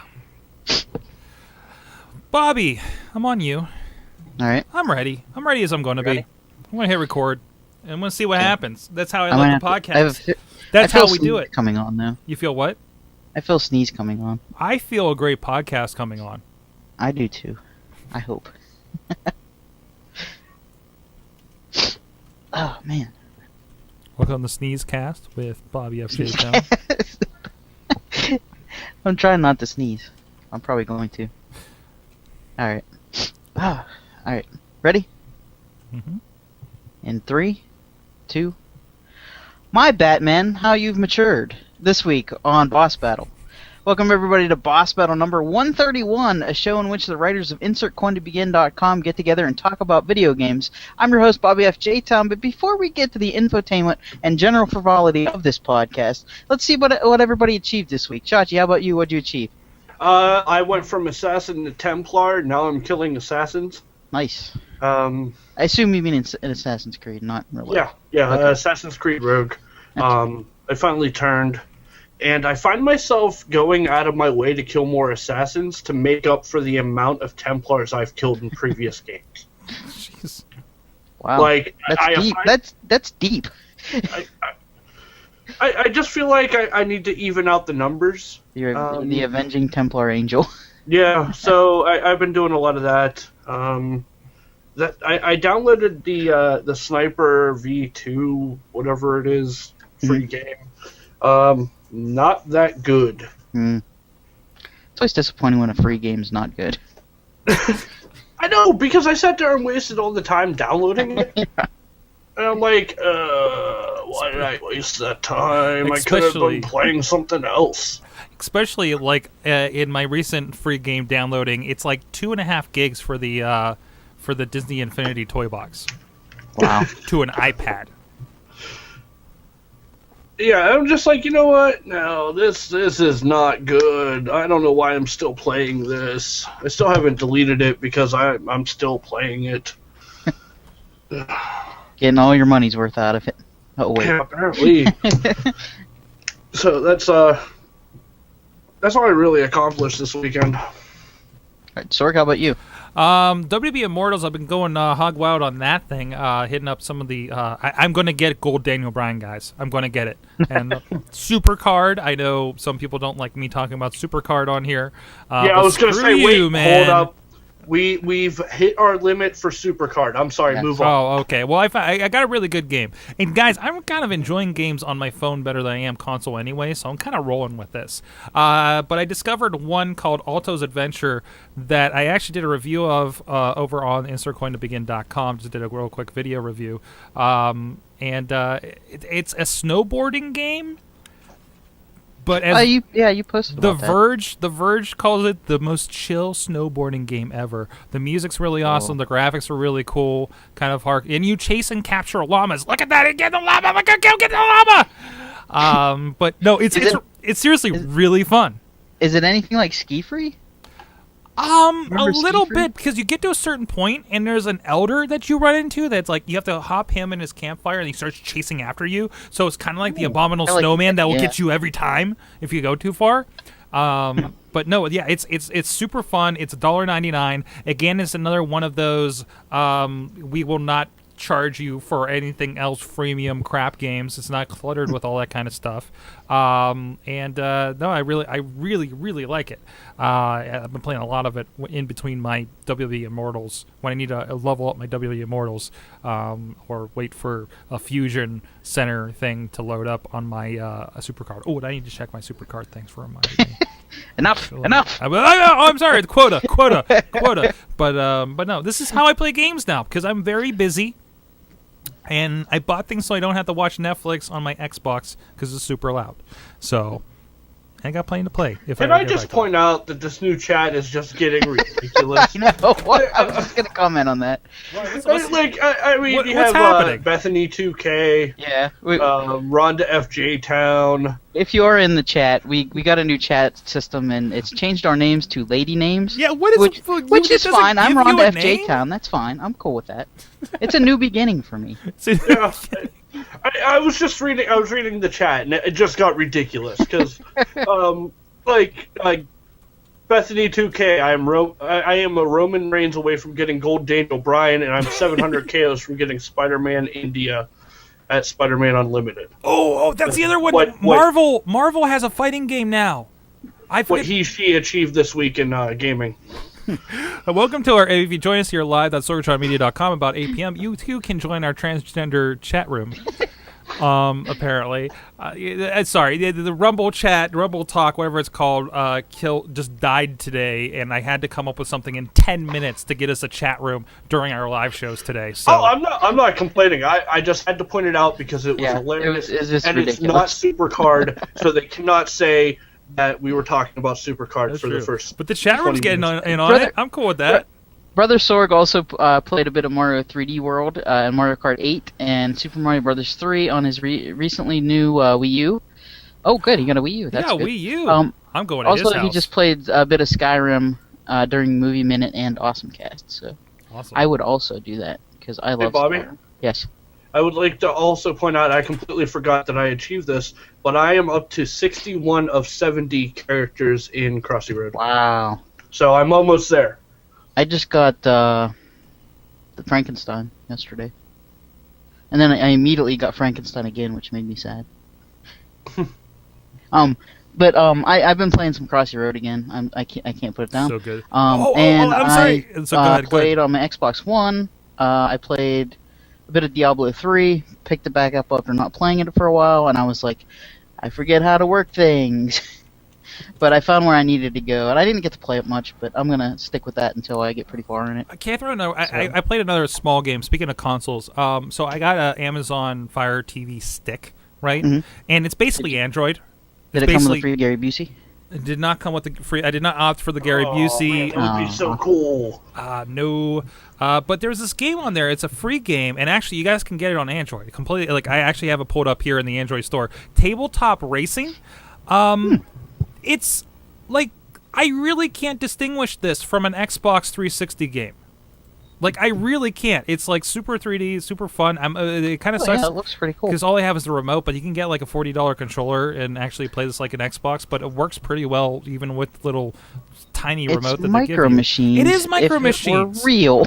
And it looks really, really good on a TV with this little stick. we talked about the Ouya before. Ouya, don't get an Ouya because you can get the Fire TV stick and it works much better. It probably doesn't have quite as much, but it's got a pretty good collection of games on there. And then actually, if you get the Fire TV, like the actual box, you can play even more of them because it's a little higher powered. But I want to throw that out there. Like, that's my console gaming right now, is playing Crossy Roads and this tabletop racing on my television over an Amazon stick. So... it's different. But games have changed. It's not just about playing Call of Duty on an Xbox One. And I think that's really important to point out here in general, because we're talking about video games. Period. I downloaded 2 demos. This is a video game, guys. This is Tiger Pinball. Yeah. I was just going to say, I downloaded 2 pinball games for Xbox One. There you go. The 2 free ones they have. Exactly. So, keep on rocking in the free world. What? Right, Chachi, on that note, do you want to send us around the internet? Time for video game theme things around the internet. No runners up this week. Oh. You're lucky you got this. First up, guys, I have a question for you. Mm-hmm. Have you ever... Well, this is going to be a no for Sorg, because Sorg doesn't like RPGs. Nope. I love RPGs. Not unless it's Shenmue. Have you ever wanted to sit down and play an RPG, but found that you just didn't have the time? All the time, Chachi. That's basically why I don't play them. Well, on iOS, unfortunately just iOS at this time, you can download Dreeps. Dreeps is an RPG adventure game in which you don't have to do anything but set an alarm. Oh, it's almost like Supercard. You set an alarm. When your alarm goes off in the morning, your little robot companion gets up and games without you. He explores, he battles, he meets new people, all while you go about your day. Nice. So for $2.99 in the App Store, you can get this game and not play it.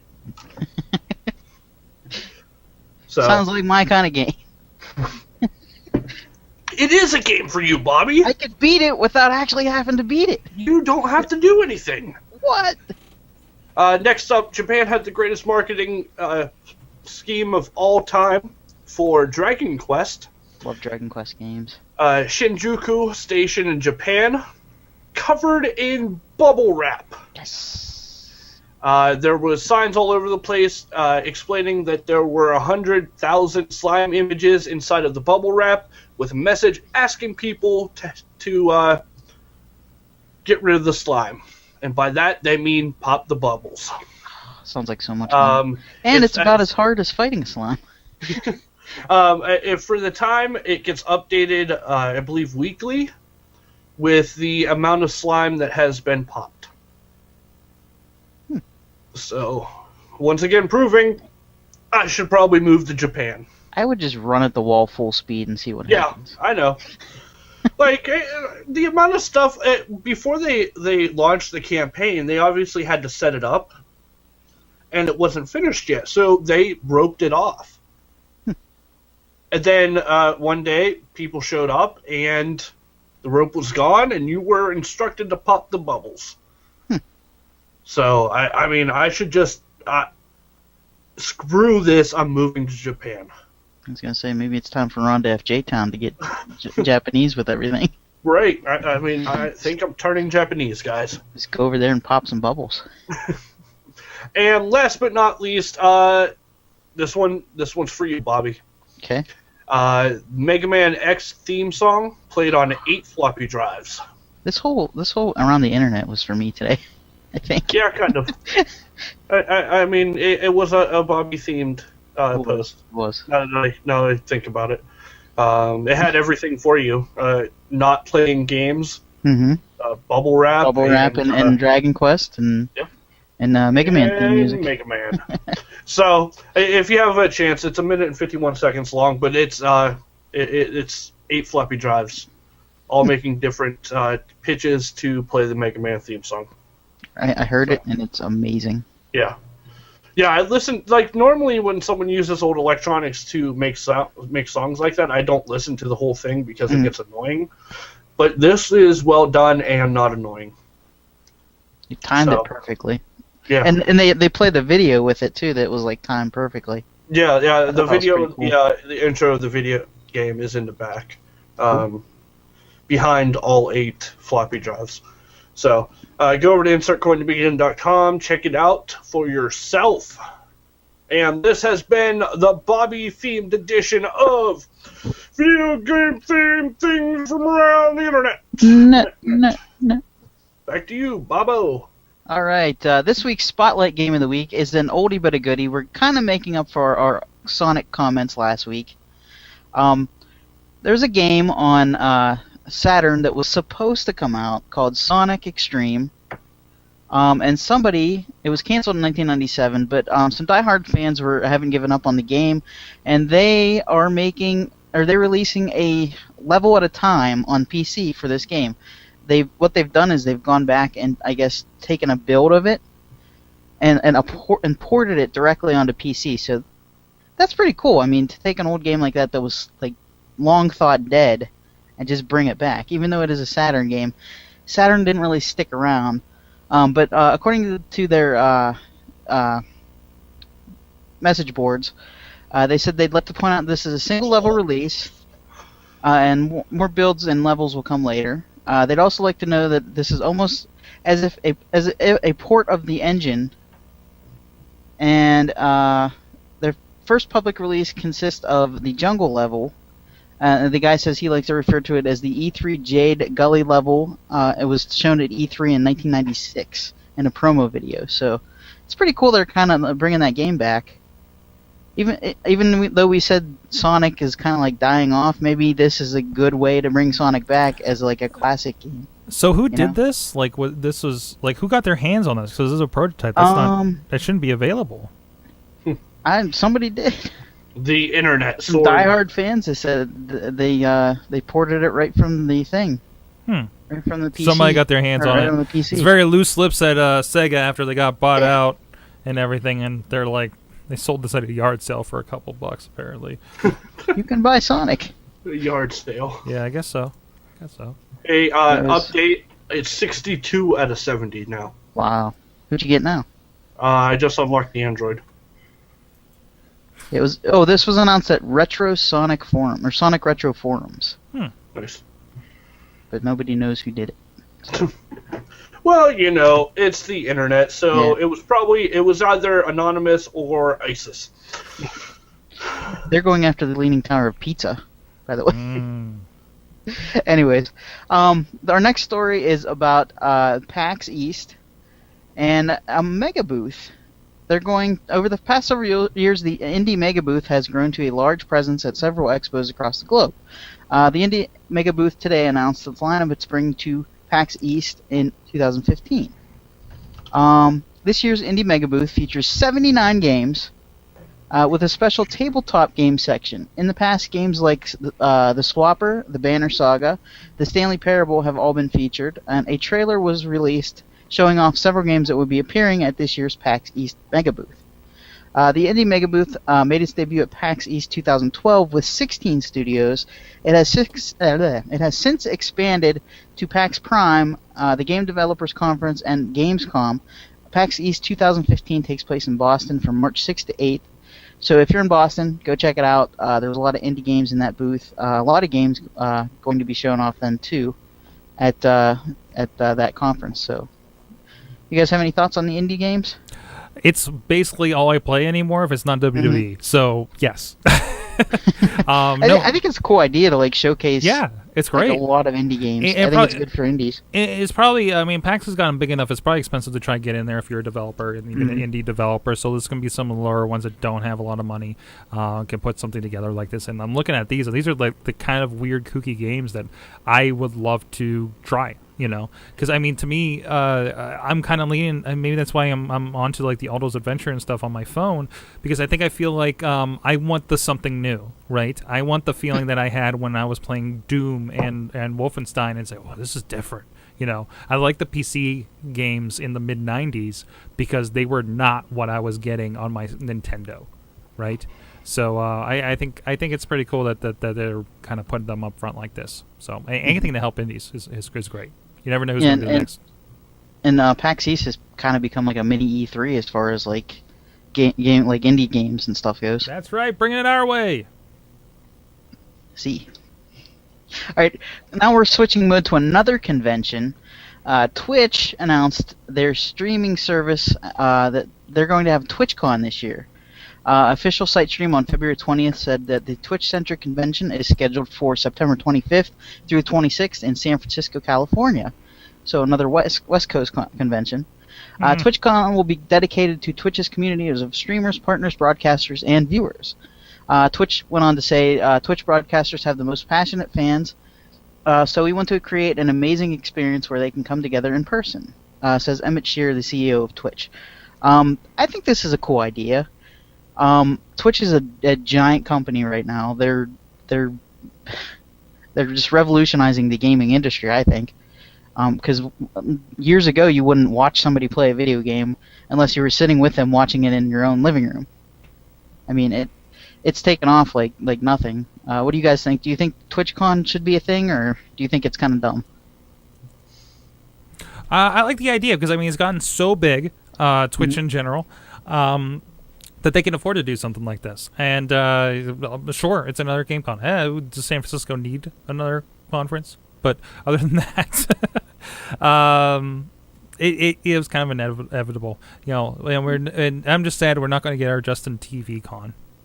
Yeah. So since that died in the wake of this, but no, it was kind of especially today when we're talking about so many the video game competitions and professional sports and everything. I mean, this is really kind of the catalyst for all of that.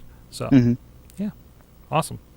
Also, an update to our Sonic the Hedgehog story. 02K in the chat said, or Bethany 2K in the chat says it was the hacker 4chan. So. Oh, the hacker 4chan. Yeah. So those Gosh, guys. darn them. All right, guys.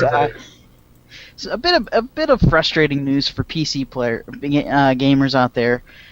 The Windows version of Grand Theft Auto 5 will now arrive April 14th. It's been delayed again, but good news for us console owners. The heists are finally going to get a release date of March 10th.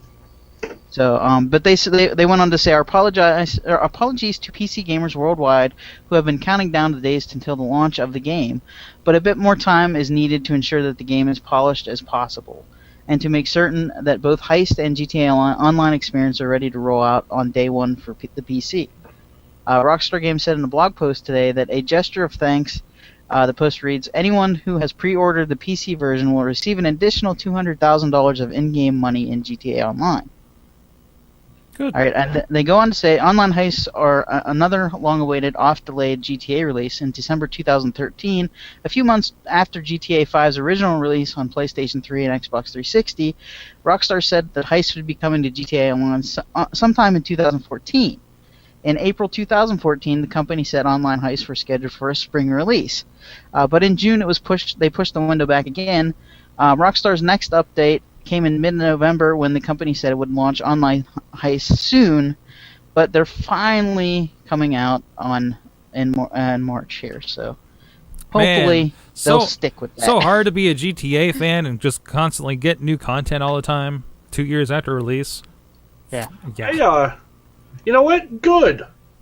This is what they get for saying PC Master Race. Screw them. Buy a console, you would have had it already. You know, as soon as people get their hands on the PC version, they're going to mod it anyways. That's the exciting part, is to see what mods come out of this game, because there's so much in there. They don't even want the game. They just want to mod it. So, I don't understand. Screw them. Get a console. Jeez. And we've alienated a part of our demographic. Well, we can talk. At least we can talk about Supercard again if that happens. Oh yeah, fucking A, Supercard, man. Oh my gosh. All right, Sorg, do you want to have a peace treaty with our PC friends and offer them some pizza? Don't you want some of that delicious pizza, guys? Some of that slice on Broadway? No, they don't get pizza. Everybody deserves pizza, Chachi. Slice on Broadway. They do not discriminate if you're on a console PC or if you're playing Supercard on your iPhone. That's right. SlicedOnBroadway.com in the South Hills of Pittsburgh, on Broadway Avenue in the Beachview area of the city, as well as over in Carnegie, PA, not too far away, down on Main Street. Some delicious stuff. Oh, look at that. Look at that Supreme Pizza. Oh, if you're on video. I hope I'm salivating your ears right now if you're on audio. But it's a great place. They make everything from scratch. It's some of the best darn pizza, sandwiches, and salads. They have an abnormal obsession with pizza, and we can relate to that. We have an abnormal obsession with putting pizza in our bellies here, and it helps us get some guests here in studio as we have, because I like having the face-to-face. It's nice that we can get you guys here digitally, but, and close the gap on somebody like Bobby who's 2 hours away. But for anybody here in town, we like to entice them in with pizza. So Slice on Broadway, supporting Pittsburgh podcasts with pizza, and go check them out. I think next time you're going to walk into Slice and there's going to be a sign on the door that says, no Supercard. Just for you, Sorg. That'll be sad FaceTime. All right, we're going to get to our final battle here. Guys, Batman was just announced to have an M rating for the first time. What? Arkham Knight is going to get an M rating. What? According to IGN, they spoke with Sefton Hill, the founder of Rocksteady Games, and game director on Arkham Knight, about why the game earned the rating. Okay, then what it means for people buying the game, and how without one conversation, Arkham Knight might have been different game altogether. He said, from our point of view, we never wrote it or made it with a rating in mind. We never did that in previous two games. They just felt like they should just put it out there as what it was. They also said, as the end of the trilogy, we have every villain in Gotham working together to destroy Batman. It's unavoidable that some of the bad stuff is going to happen, but that doesn't mean we changed our approach. We're not including gratuitous blood or swearing. They just want to deliver a true end with no compromises. And it takes them into some dark places. You still get the power of fantasy of being Batman, but to counter that strength, the supervillains are going to fight dirty and take him into dark places. Okay. Earlier in the development process, Hill received an email from Warner Brothers that could have drastically changed the game's direction. Warner Brothers did a ratings analysis on Arkham Knight and pointed out key scenes that will cause, air quotes, issues. He was really freaked out by the solution was to lose the scenes, or that the solution might have been to lose the scenes, Hill said, but they were key scenes and we couldn't really lose them, he said. He got an email, he freaked out, and thought it was going to destroy the game. Everything he was passionate about, I was building myself up for a big argument, and he didn't get much sleep, he said.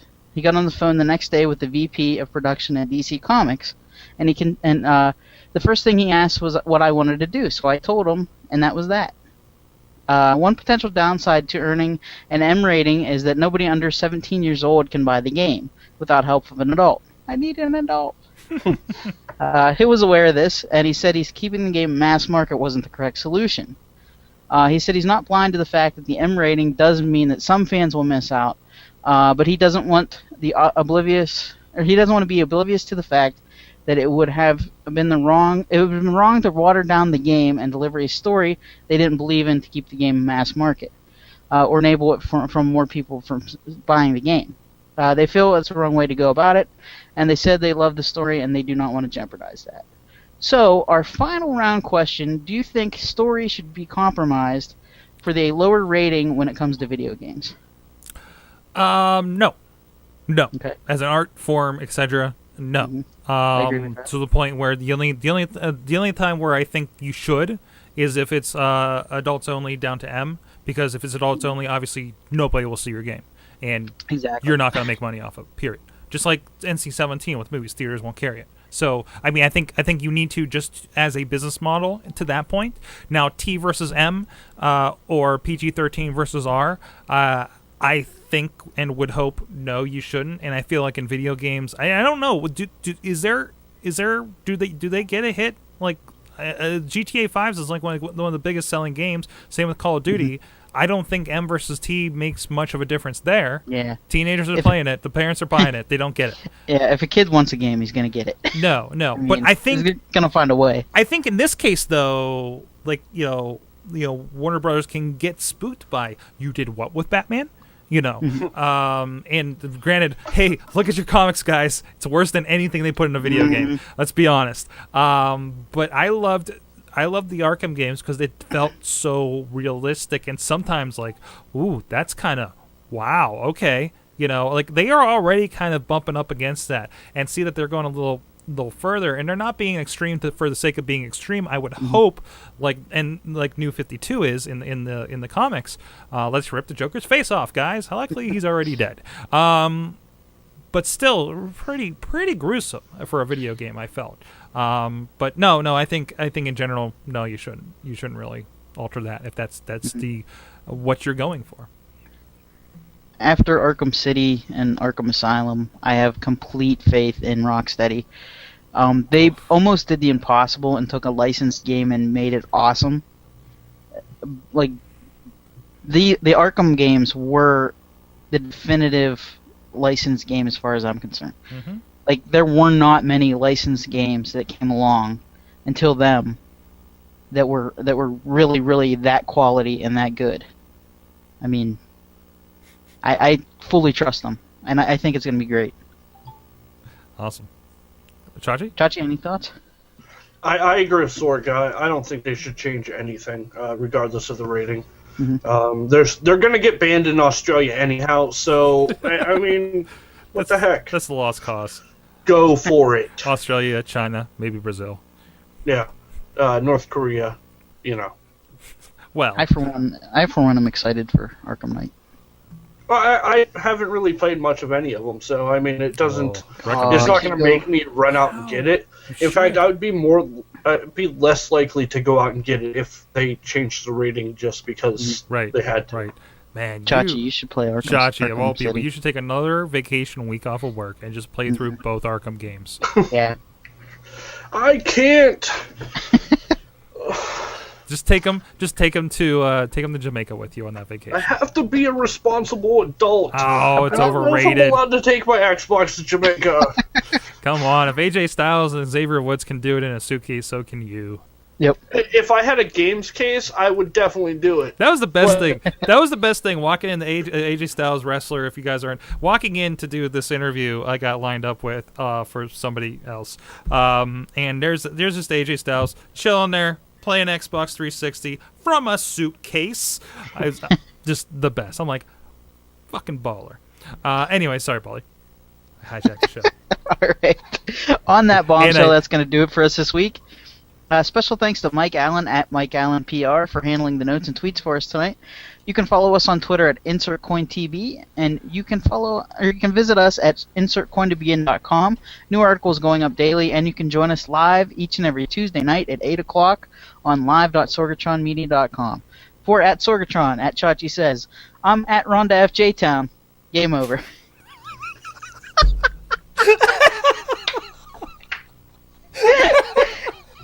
It took me a second. I wanted to sneak that in so bad there. Because I'm looking at these names and I'm like, is this really what's going on here? And then you dropped that. I love Kelly Kyle. I love Kelly Kyle's. Like, well, my name's pretty much a woman's anyway, so I guess I'm good. Aw. So seriously, like, is it just not giving anybody's like an option to put their name in? Well, you can change it after a while. But it just like automatically makes you Bethany, and yes. and it's all women's names. It's completely all women's names, except there's for one Greg. There's a Greg. But Graig. What is that stuff? This is so weird. What is with this? First, it was audio problems last week of Honk on Wood, which nobody's been complaining about that I've seen, and now this chat room debacle. Jeez. But it was fun. It's a fun debacle. We need more Buddy Landells to become executive producers, so I can hire a producer. I guess, does this mean that I have to change my Twitter name to at Rhonda FJ Town now? I kind of want you to, actually. No, I'm not doing that. No, don't do that. Don't do that. Micheline? Fun. Is Craig a woman? This is my wife, Greg. This is my wife, Greg. It's spelled Graig. That's I how a girl spells I tweeted it. today. I was like, "Hey, my wife wrote something about pizza, and I can't do it without my wife, My wife. my wife." Oh, between that wife, and Greg. between that and WrestleMania WrestleMania mouth noises. My from last WrestleMania night. life. Holy shit! We actually like my. this chat. Who's Bethany 2K? Oh, Zero. 2K. Zero. I can picture all I of them in can't high look at the heels. We chat. like this Oh, chat. I just opened a private chat with guest Virginia. Oh my. Marley. Hello, ASL. I just picture everyone in dresses and high heels in the chat. We like this chat. Hey, chat room, you do you. You do you, chat room.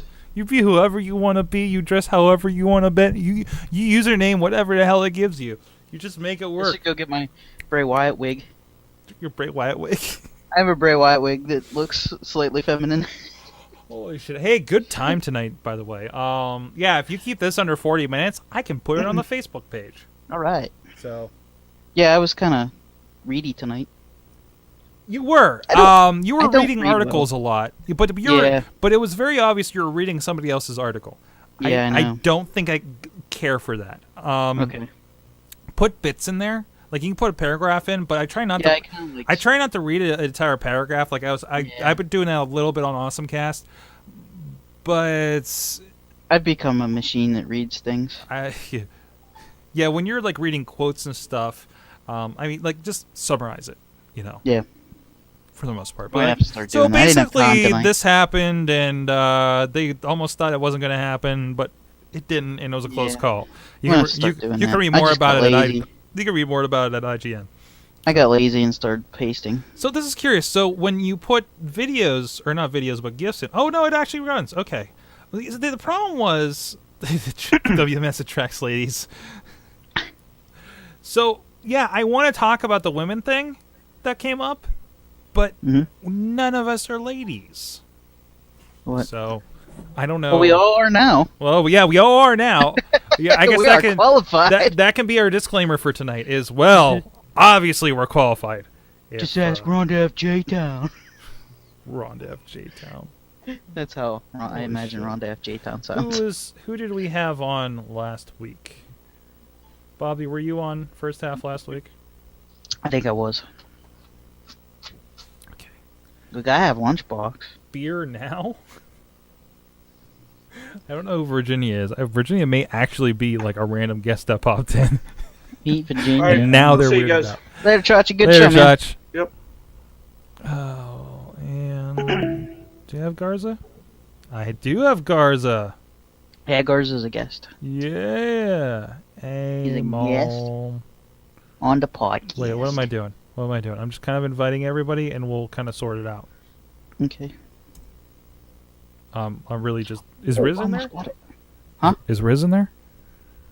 I don't know. Riz wasn't on last week. He was not on last week? No, he hasn't been on much. I think he should be on. Oh, he's probably not home yet, actually. He might be home by now. He's about 8:30. This chat... Oh, sorry, I thought this was Man, ASL. So high school. So like that's all MIC, IRC, Merc, chat room. You have no idea if this is ASL picks. Hey Bethany. S2R. It's Bethany. Hey Bethany. Hey Bethany 2K. Holy shit! I need wrestling graphics. Ah! Just for us. Yeah, it's just for us. A little bit for gold. Well, you know, if they subscribe to gold, they can see a little bit of Rhonda F. J-Town and all of that wasn't you Rhonda just F. did. J-Town. What are we doing here? What are we even doing I here? don't know. I don't know. There was a goat named Michael. I held his hand and we went to Virginia Beach and watched jets fly over our faces. Is nowhere There's a- one word? Nowhere. There's a military base. That's where we saw the jets. God, I met a nice soldier. His name was Patrick. What did Patrick do? He also had a goat. Named. He had to go? Where'd he go? He had a goat. His name was George. George the goat. George the goat. He was fun. I like that it's alliterative. We played beach volleyball. And he looked at me and went. He went, ice bad. And I said, don't bring that junk in here, Iceman. Do it again. What did he do? He went.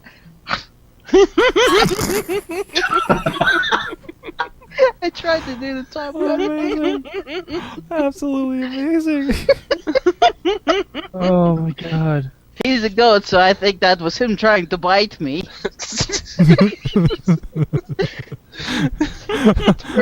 It's pretty much ruined my day. It made me sad. Michael didn't like it either. George didn't want to be our friend. Because the goat tried to bite him. He went.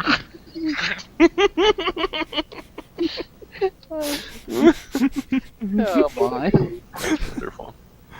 All right, almost there. Invite me in. No, I can't. Oh, are we gonna have? Wasn't Red supposed to be on? Was he in there? I don't know what's happening. Hey, Sorg. Yes. Will you give me a little time at the end of the show to talk about leaving? Sure. It's the kitty cat. I have a bit prepared for it. A bit. Okay. Yeah, we talked about it a little bit. Oh, I can't remember. So is it okay if I play surprised?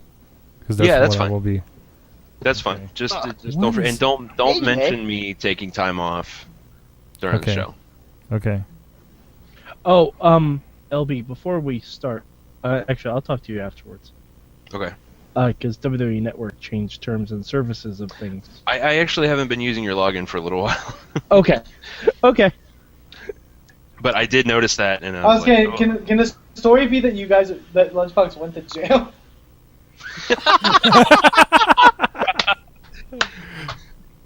I'm using Mike's feed. These are Unlawful use of the WWE login. Just have just have the Big Boss Man theme play at the end of the show. some hard times. Big Boss Man No, was. that You're going down the Can Cobb I bring County, up a point Georgia. here? Yeah. Big Boss Man was the most dastardly villain He was the Oh, in he the was. WWE. He was. He cooked Pepper. What? Oh yes. He ruined the Big Show's dad's funeral. I mean, he was the best. He was the best.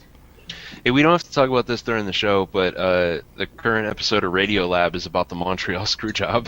Nice. What? Yeah. No way. What? Hey AJ, you missed Yeah, my it's true. story. I'm here because I heard it. I'm Okay. here because I'm cashing in my Patreon. I get to be on the show whenever I feel like. Oh No. damn it! Yay. I just Patreon prepared in the everybody else. So we have two Patreons in the But I thing. can't. Then Yeah, we have right. to kick Bobby. Bobby, I'm gonna Yeah. have to replace you on this one. You want me to go? Yeah, because Eamon has an opinion and Antonio's our guest, and it's Will's last one. So you got disqualified. Okay. I'm sorry.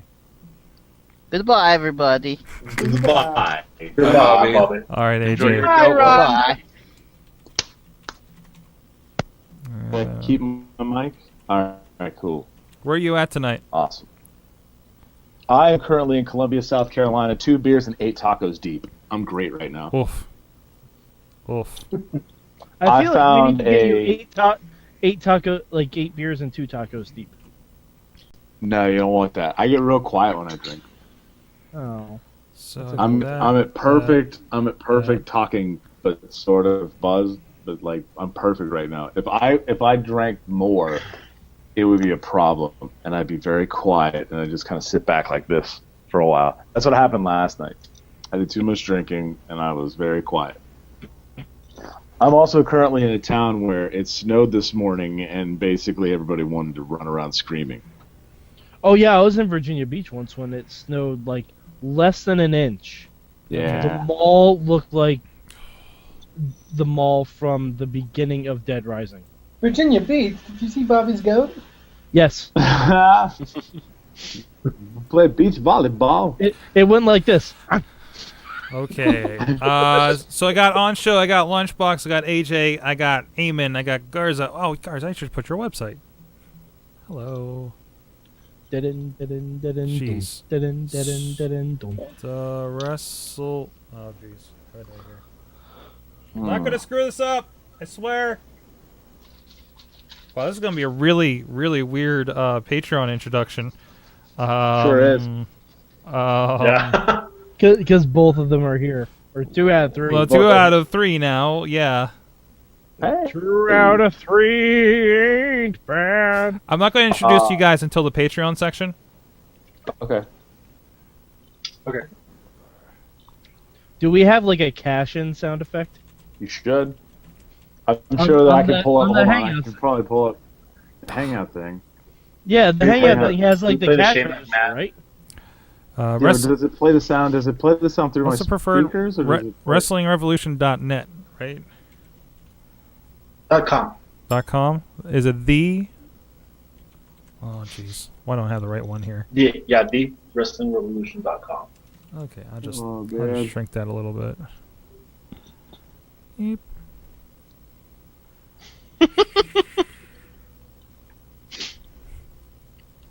There we go. Now it fits on the graphic. Okay, let's start a show. This one, right? Ding. Okay, that could work. Yeah. All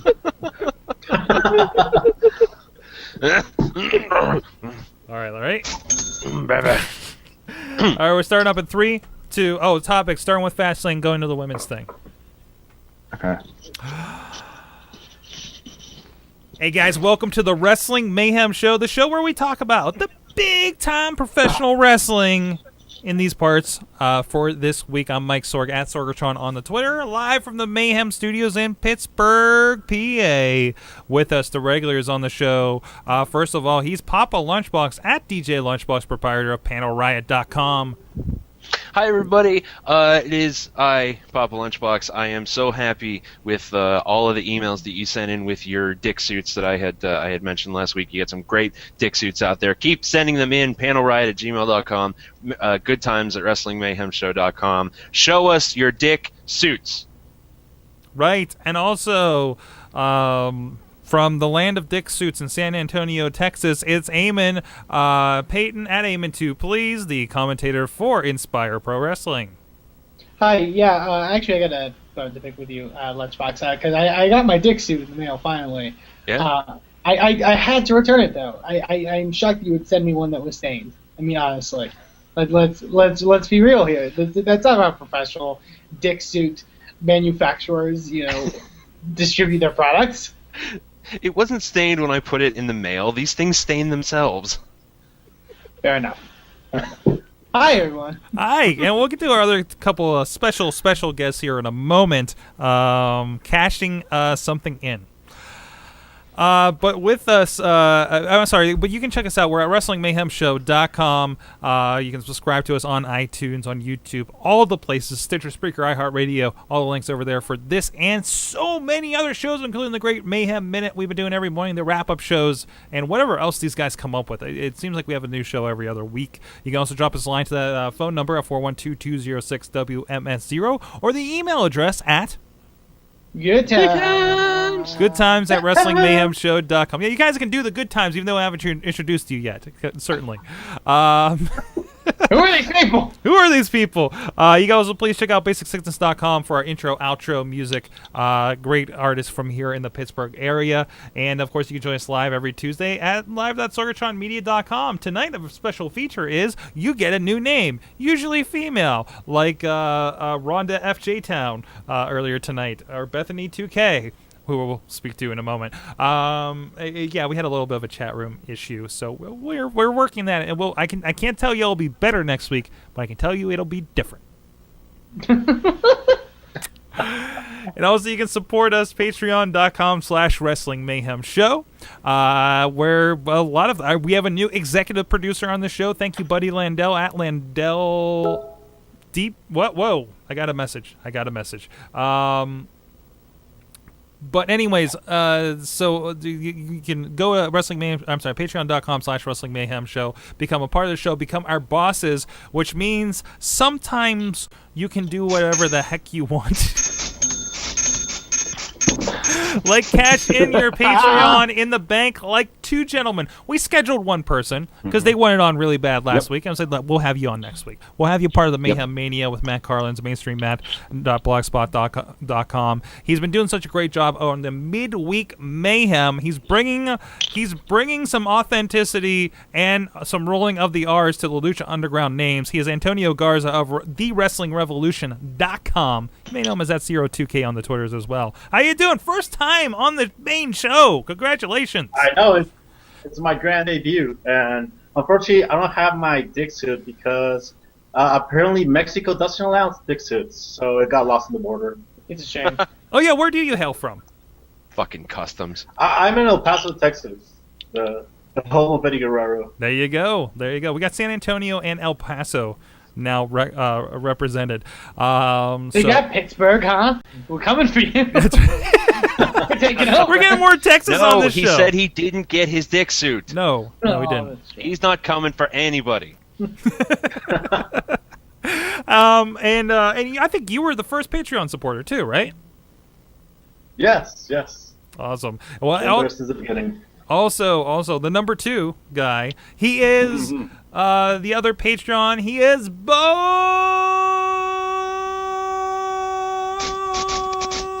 Diggity. That is right. I had to do a special since you're on. I asked, and this is the magic that you can have if you are a Patreon subscriber. I asked 3 minutes ago to be on the show. Yes, he did. I just said in spot because I can do that because I'm the boss around here. I'm number 2, which means I'm the shit. And I've had many tacos tonight. They were delicious, and they are now in my body. And now I'm going to talk to you, the fine people. That's fantastic. He needs to run off. You know why? And he's cashed in. Thank you. So with that, so let's get into it. We had a big pay-per-view. We had a pay-per-view. Or a network show, or whatever we call it. I don't know. It's free this month. I don't know why I paid for the network. Maybe you guys do. But WWE Fastlane was this past weekend, and it was a mixed bag for something that's the last stop on the way to road to WrestleMania. I don't know. The metaphor of this pay-per-view is completely lost on me, guys. Except for LB. I mean, you're well, if I bring you out of the closet, a NASCAR fan. I mean, Sorg! What? Robbins racing, Sorg. What? Robbins? We're rubbing and racing. I would like to point out that Sunday was a redneck Super Bowl. You had the Daytona 500 and a WWE pay-per-view on the same day. Yep. I mean, the real winner was Bud Light, but there's oddly enough, the Daytona 500 was more violent than the WWE pay-per-view. Yes. I would like to point out that I also did. I received my dick suit. I also had to return it for being sized improperly. Oh. Yeah. Way too skinny around the waist. Anyways, so yeah, I think that Fastlane was the metaphor was like, hey, this is where we go. We go zoom to WrestleMania. Get it? Like motion. And it felt like a 3-hour Sunday Night Raw. It just didn't feel like anything of any sort of merit. It was like, oh, look at this shit. It's a Raw. Hooray. I can sum the pay-per-view up for you by saying this. Sorg said, we're going to talk about Fastlane. And I said, okay, let me look it up on Wikipedia because I don't remember what happened. And you were there. You watched it with us. I was there. I watched it live. You brought guests. This was 2 nights ago that this happened. And the only thing that I was able to bring to memory was, oh, yeah, Roman Reigns. That's That's it. Done. That's to be fair. over. I mean, to be fair, and this is the conversation. I've been having a lot of this conversation actually on Google Plus about Fastlane afterwards. What happened to the first half of the show? Were these bad matches, or was the crowd just crapping on it? I would say they were pretty mediocre matches. We weren't listening to the crowd for the most part. We were all talking amongst ourselves. True. But I mean, it definitely did. You noticed. Like I still noticed amongst our talking that there was just no reaction from the crowd. They weren't necessarily. There were passable matches, passable to good matches that people weren't given really a reason to care about going into it. So I think that's what really tampered the mood of the actual audience more than anything. Mm-hmm. Is that, I really enjoyed Golden Stardust. Crowd didn't fucking care. And why should they? They didn't give them any reason to, really. And no, Eamon, you were making a case for, you really liked the story that was told with that match. I love the story that was told with that match. I wish they would have, just jumped to that story on build-ups to Raw, Right. I feel like, it's I'm going to make another driving/traveling pun, but it's not the destination, it's the trip or whatever the metaphor is. And, I don't think they could, based on how the matches were built, I think that's what killed it more than anything. Mm-hmm. Certainly. And we did have... I think that Go ahead. That show could have been helped by a more hospitable crowd. There were matches that were okay, but with a hotter crowd, or at least a crowd that would have, made any sort of noise besides dismissive wanking motions and fart sounds, would have made that at least feel bigger, at least feel more important. And it wasn't like a dead crowd for a particular match. They were dead for everything. Yeah. They were dead for almost the entire night. Yeah, it was until Cena versus Rusev. Yeah, but they, even then, it wasn't as big as it could be, and that's shocking. They were dead for Triple H and Sting's confrontation. I tuned in and I immediately noticed. Yeah, I was like, "There's no crowd noise, at all. The Divas match. No, normally with a main roster Divas match, the crowd gets quiet, but it was quieter. It was there's a level of this is the noise level I expect for the Divas match, and then there's a level I expect for a mid-card match, and then a pretty good match, and then there's just some sort of bonkers Bryan Mania level noise, or at least that Daniel Bryan Cesaro level run where they each got a hell of a match with Cena on Raw, which had good crowd noise, and it was way down here, right below the cryon, so I'm going to bring my hand up just a shade here. Way down here, there was no noise, and as we were talking about in the Hangout that night, it made the commentary worse. Yeah. Because you had to listen to it. Because it became more apparent. Yeah. You could, they were trying to build emotion that would normally, with a decent crowd, sound awesome, or at least feel they're in with the emotion of the crowd, and meanwhile you're just listening to this dead ass crowd and Michael Cole screaming, "Brian's going to WrestleMania!" It's no, he's not in the slightest. Is it possible that they didn't mic the crowd properly? Did they get genuinely good and loud for any part of it? I think they did for the main event. Combination. They definitely did for the main event. They were there. Rusev versus Cena was pretty loud. Yeah, that's that true. too. You can also just tell by the looking at the actual crowd, and they were just really just kind of sitting on their hands the whole night. Yeah, I don't think it was a case of miking or any of that issue. It was just a crowd that really didn't want to be there. And the next night seemed to be making up for it, because it seemed like that crowd was kind of into everything. For the most part. And you don't want to sit on your hands all night; then they go numb. Right. And then you're just slapping dead hands together. It There's doesn't a work. giant arena full of people doing the stranger do themselves. I am now calling Memphis the town of strangers. It's so sad. It's so sad that that's the case too. But I don't know. It was a fine pay-per-view. And that tried to get me up the next day that he started watching it. I was like, yeah, you're not gonna be happy about this. It's just a classically bad WWE pay-per-view, with real payoffs being even maybe the main event. It was not their worst pay-per-view in a long time. No, absolutely not. Yeah, I didn't feel bad for watching it, but it just there was so much stuff that I was like, but it so much reminded you why we were so pissed that these were $60 events. Yeah. It wasn't that it was bad. It was just bland. Yeah. Mm-hmm. Yeah. So, which it is hard to deliver. It was a Raw episode. It was maybe a better than Raw episode because it didn't have commercials. I don't know, but it was fine. But even I was more excited for most of the talking parts than what we ended up getting with the wrestling, which I thought were fine. I love the Undertaker bait and switch. I'm sure AJ took like 2 poops during it. No, I pooped during Cena Rusev. Oh, okay. I see. We saw him poop during Cena Rusev. Yeah, you saw it. Not like the actual pooping process. Him, yeah. No, I would say I was not a fan of that. Mm-hmm. I was not a fan of the bait and switch. I'm not a fan of this Wyatt Taker match. It's going to go over like a dead fish. Someone, I think it was Brandon Stroud pointed out how weird it is going into Mania, some of the matches they've set up. Like, and it's the obvious matches, but like we have like Roman Reigns against like someone like Brock Lesnar, who's 10-year guy. You have Triple H and Sting, whose combined age is like 100. You have Undertaker, where people are questioning like, is he going to be able to put together a match with Bray Wyatt?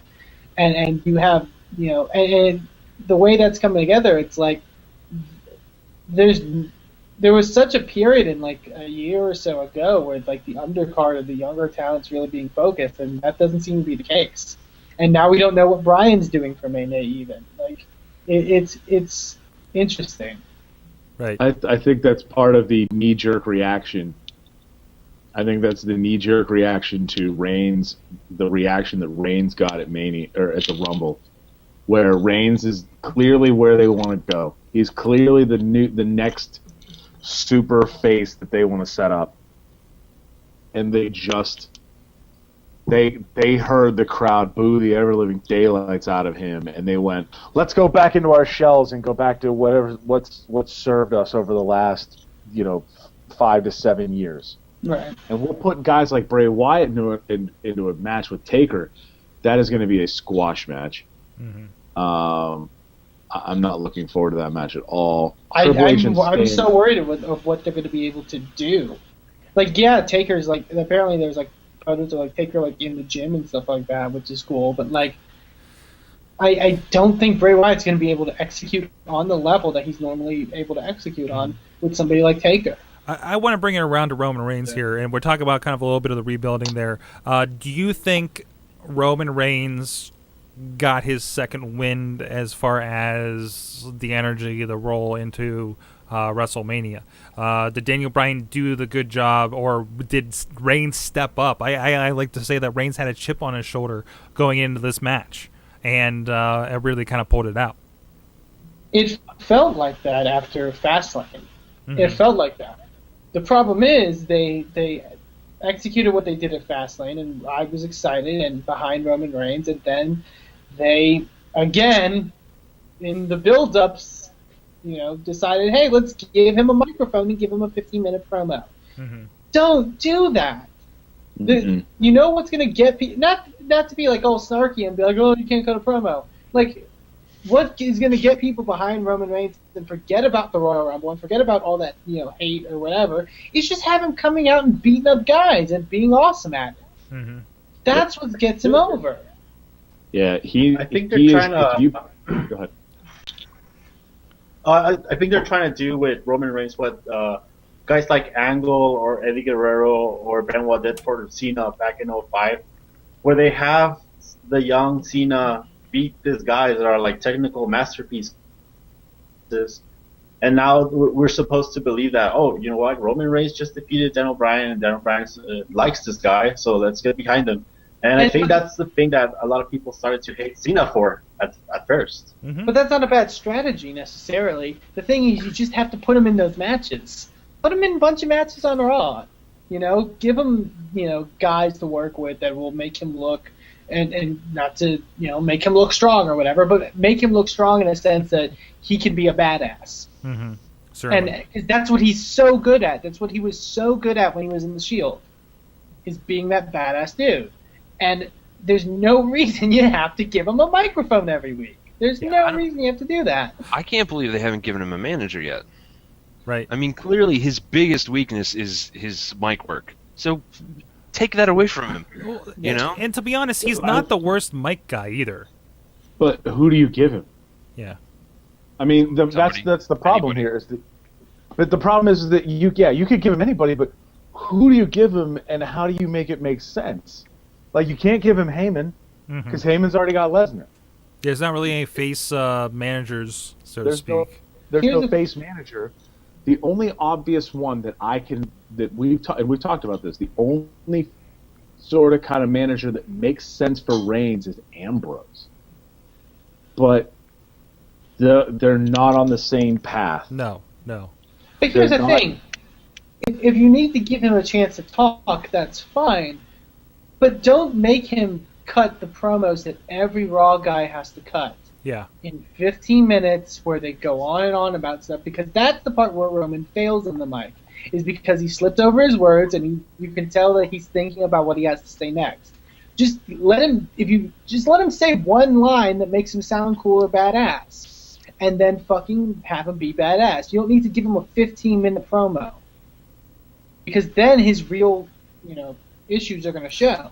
Well, and even like somebody like Ambrose, he doesn't give long promos either. No, not at all. He's been very short and to the point, and has action. I think that's why a lot of people get behind him. It's a fault of the system, and it's a fault of how Monday Night Raw and WWE in general is putting on their shows. Right. In my opinion. But we'll see. We'll see what happens here rolling into WrestleMania. Where are we at? The Royal WrestleMania coming up here. Some pay-per-view called WrestleMania. Some pay-per-view called the WrestleMania. All right, we've probably got a Cena Rusev rematch. Right. We've got Reigns and Lesnar, which I'm actually glad that they're sticking with it. I'm glad that they glad that they put Bryan and Reigns in the ring at Fastlane. It bought them a month of not having Reigns talk to Heyman. It gave them the ability to have Bryan give the rub to Reigns and show that Reigns can have a baller ass match. I mean, that was a good wrestling match. Great match. And I think that was a good thing to do there. They're clearly building the Wyatt and Taker and ASCII shrug. I don't know what else they have. I think I agree that it was good that they went with that. They stuck with the Roman Reigns in the main event, because just the precedent that sets for 2 years in a row. If the fans throw a fit, they can get whoever they want in the main event, as opposed to who the actual writers are putting in the main event. You know what I mean? Right. Yeah. And I don't think that they're wrong for pushing Reigns. I don't think he's necessarily ready, but I don't think they're wrong for pushing Reigns. And the problem is that go ahead. They can't do what they did. They can't do what they did with Cena, where they had him beat Show at Mania for the U.S. title. They can't use mid-card titles to help build that guy anymore, because they've done nothing but take giant dumps on the mid-card titles for the last at least 2 years. They don't have any sort of real importance. So they can't say like, oh, hey, we're gonna put the IC title on Reigns at Mania. We're gonna give him that. We're gonna let him. And we're going to put a mid-card title on him just so he has a belt, so we can say that it's important, and then have him go on a little run with the IC belt. How many times do we have to have somebody saying, I want to be IC champion, bring prestige, and build it up again, before we just don't care about it being built back up? Garza, it has already happened. Yeah, I know. Garza, I think you were trying to chime in there a moment ago. I was just going to say that I agree with that Lesnar Reigns being just a match and no triple threat is the best thing to do. Especially if Lesnar's leaving and you're gonna beat the Conqueror, it's best to just do it one-on-one and no like triple threat shenanigans that you pin Daniel Bryan so Lesnar leaves unpinned. So it's just best if he's gonna leave, he needs to get pinned. Right, exactly. All right. On that note, we'll be talking so much more about WrestleMania, including our takes on it with the Mayhem Mania here later on this show, with Matt Carlins here joining us. But in the meantime, if you want some wrestling that's not like fast lane, you can go over PittsburghWrestling.com. That's what we have going on around here, and we got some great stuff going on there. Stuff like IWC Reloaded with somebody like Tommy Dreamer making an impact over there, having a match with recent interviewee on the Indy Mayhem show, Colin Delaney, for instance. You can check out Vicious Outcast Wrestling's January Jackpot, including, of course, Davey Richards from Ring of Honor TNA fame, or even a little bit Zach Gowen, the one-legged wrestler documentary we had a little bit ago, Finding Zach Gowen. You can find all that stuff over at PittsburghWrestling.com. IWC, RWA, the Renegade Wrestling Alliance, Prime Wrestling, Cuts, including coming soon. Just finished the preview edit. Waiting for some changes, see what happens. It should be released here in the next few weeks. For the Prime Cuts for another friend of the show, the CM Punk approved Gregory Iron.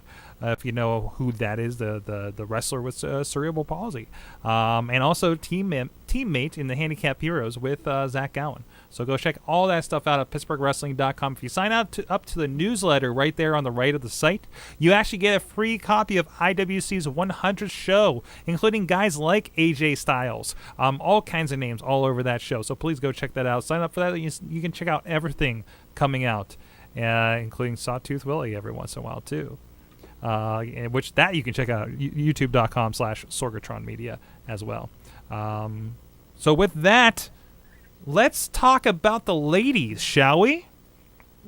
Eamon, you posted this. It's a lady. You posted this on the Facebook. Of course, just a little bit of setup. We did talk about, or we talked about before. We talked about last night on the WWE Raw wrap-up that we do here at WrestlingMayhemShow.com.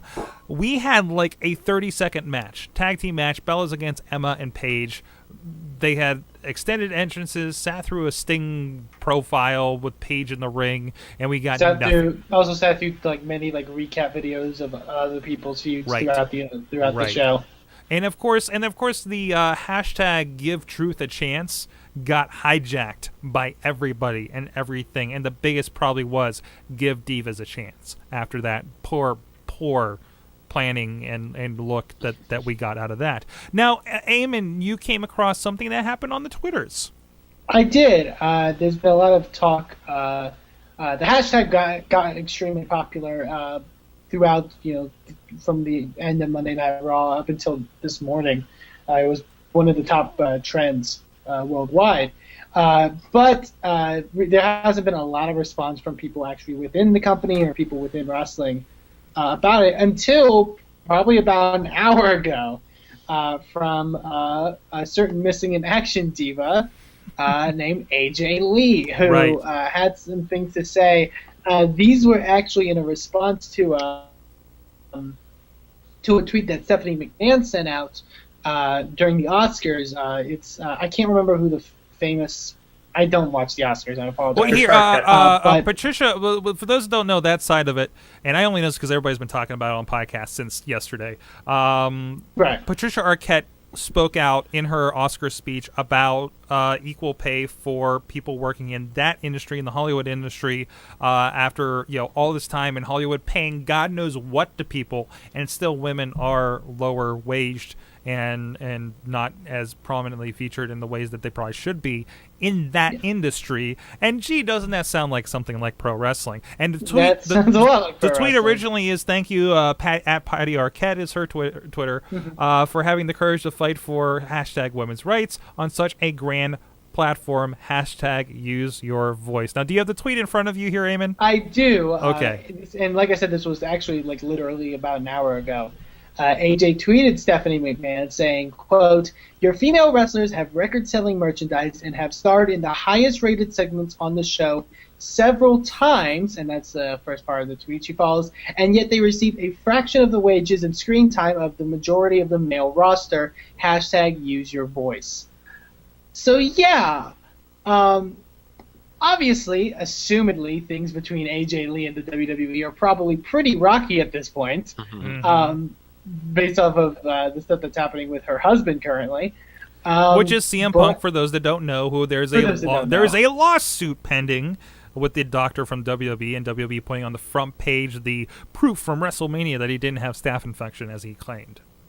CM Punk butt. CM Punk butt gate. But yeah. Yeah, that's the trend. Yes. But yeah, this is interesting because it goes beyond the whole idea of giving divas time or you know, all that stuff, which I still firmly agree is an issue.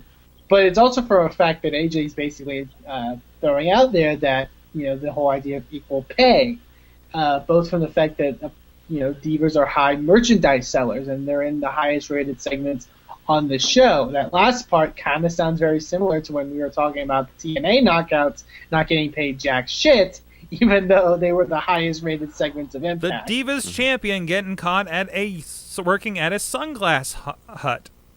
Yep. Not Divas knockouts. Obviously, it's champion. not that I think extreme, but... AJ?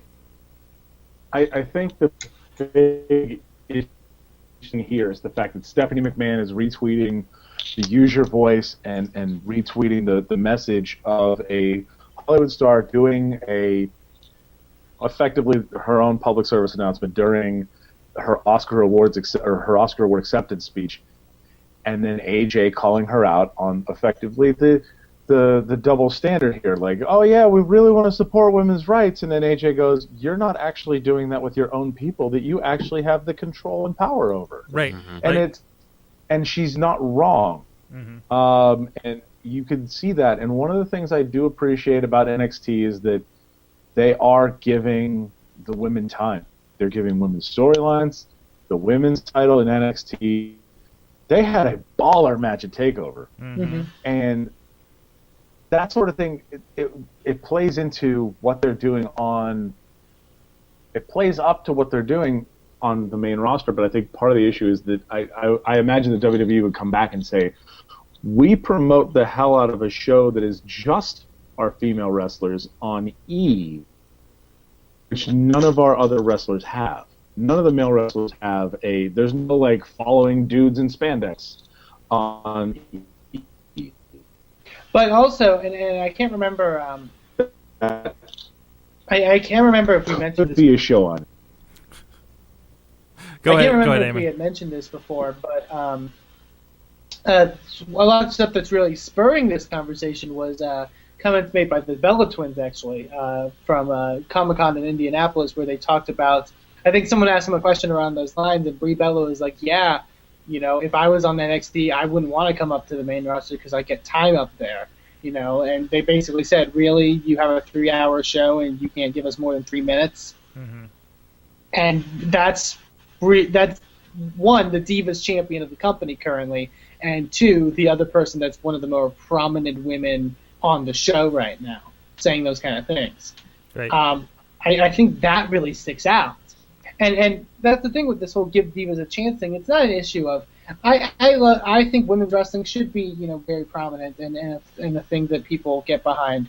But it's not an issue of models versus wrestlers. It's an issue of people who are on your roster that you are paying to do a job, giving them the opportunity to do that job to the best of their abilities. Right. And I'm sure that people like Natalya and Paige and Emma want that time just as much as people like the Bella Twins and Summer Rae and Naomi and Alicia Fox and all those people that weren't wrestlers going into it but have spent the time and done the bumps and done the training to be wrestlers. And to be fair, there are points where, well, take a brass ring, do whatever, and I think in the case of, Trinity, Naomi, yes. I got it right the 1 week.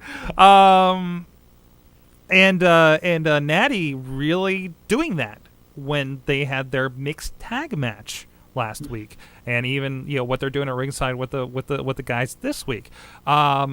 But then again, also, how much time did they get in that mixed tent? That's right. But again, you don't have a top opportunity to grab the brass ring when you have 30 seconds.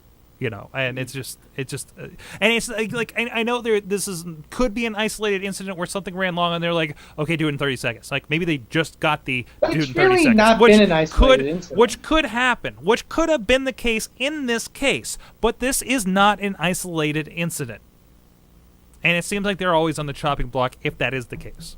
The Divas are always the first one to get their times taken. If it's a case of their times being taken down, even they're always the ones that get their times taken down. I mean, and that's ridiculous. And I mean, like we see, like on Total Divas, like Natty has her fans. Bellas have their fans that come out to these signings.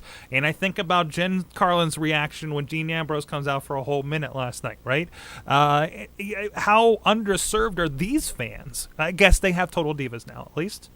But think of how many people are probably watching Total Divas that aren't regular professional wrestling fans. That's true too. That maybe do look up to them.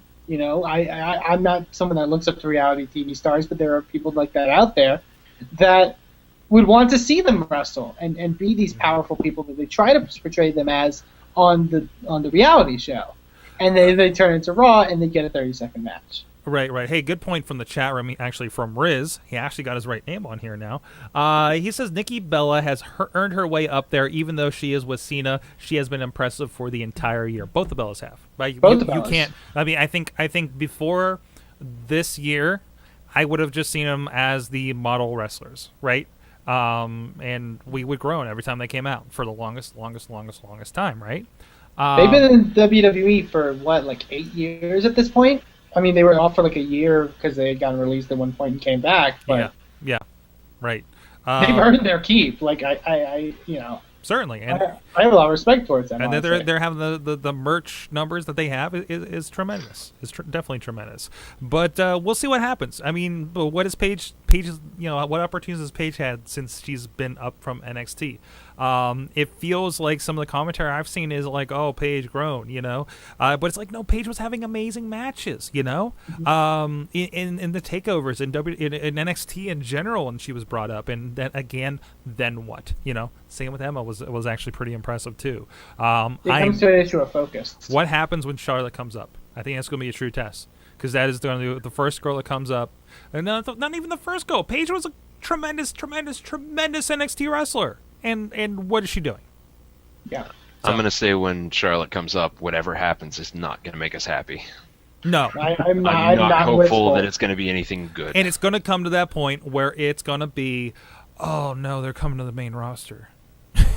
It's going to be. Well, we talked about that on the Big Question the other day. Like, what can they do to bring up NXT people and make them interesting, Right. I don't know. We'll see. But if that's the case, I think for women it's even harder.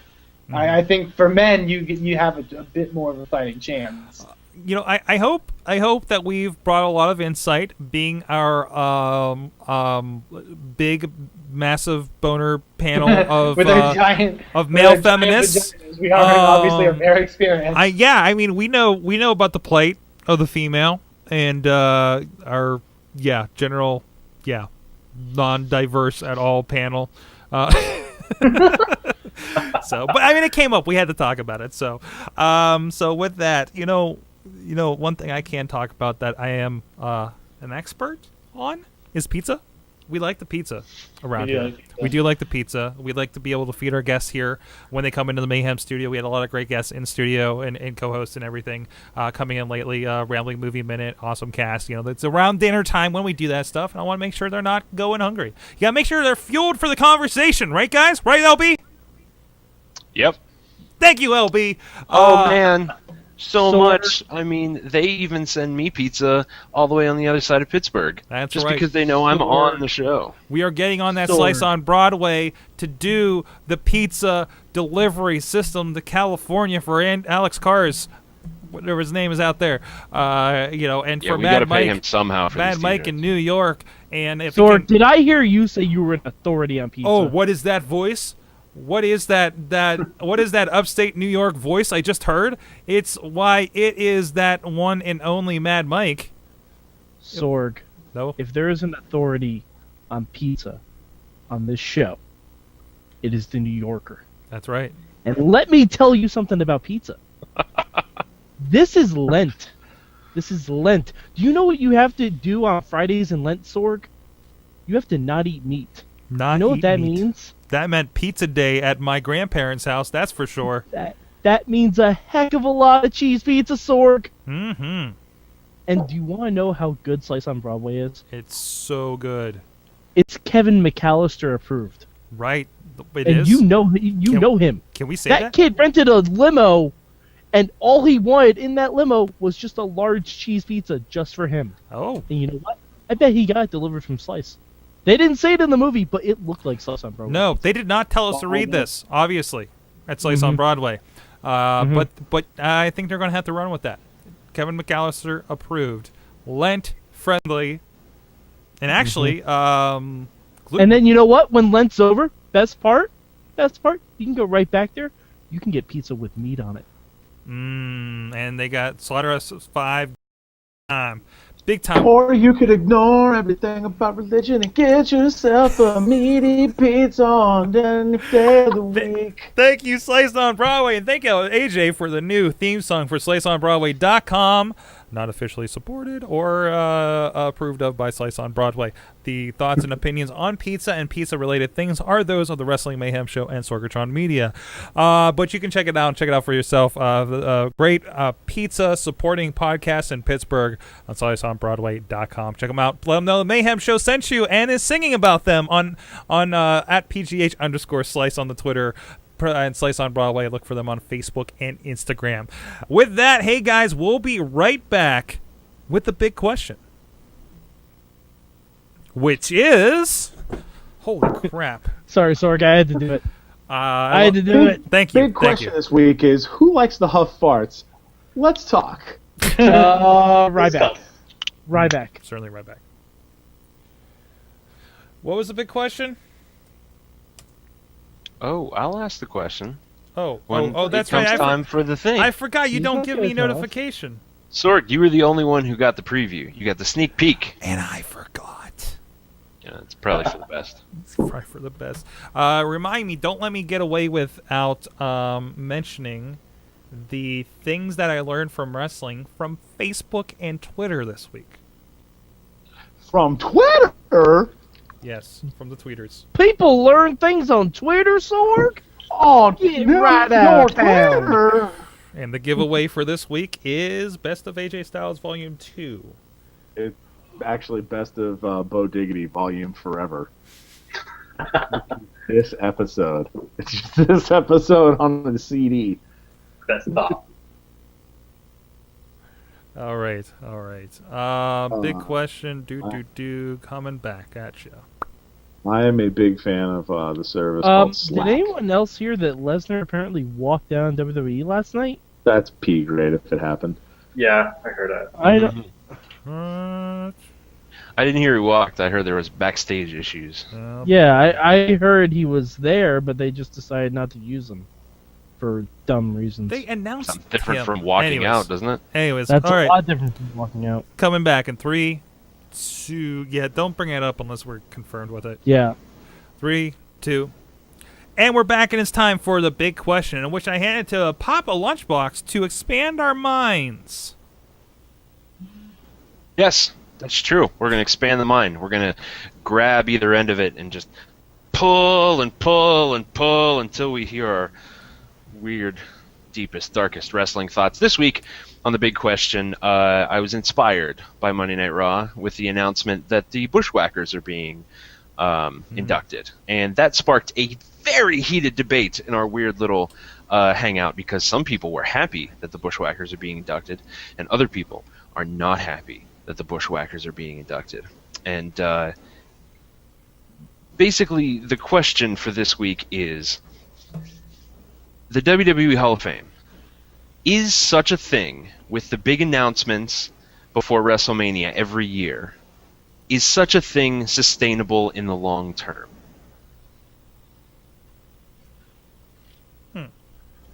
Like Yes. just in general?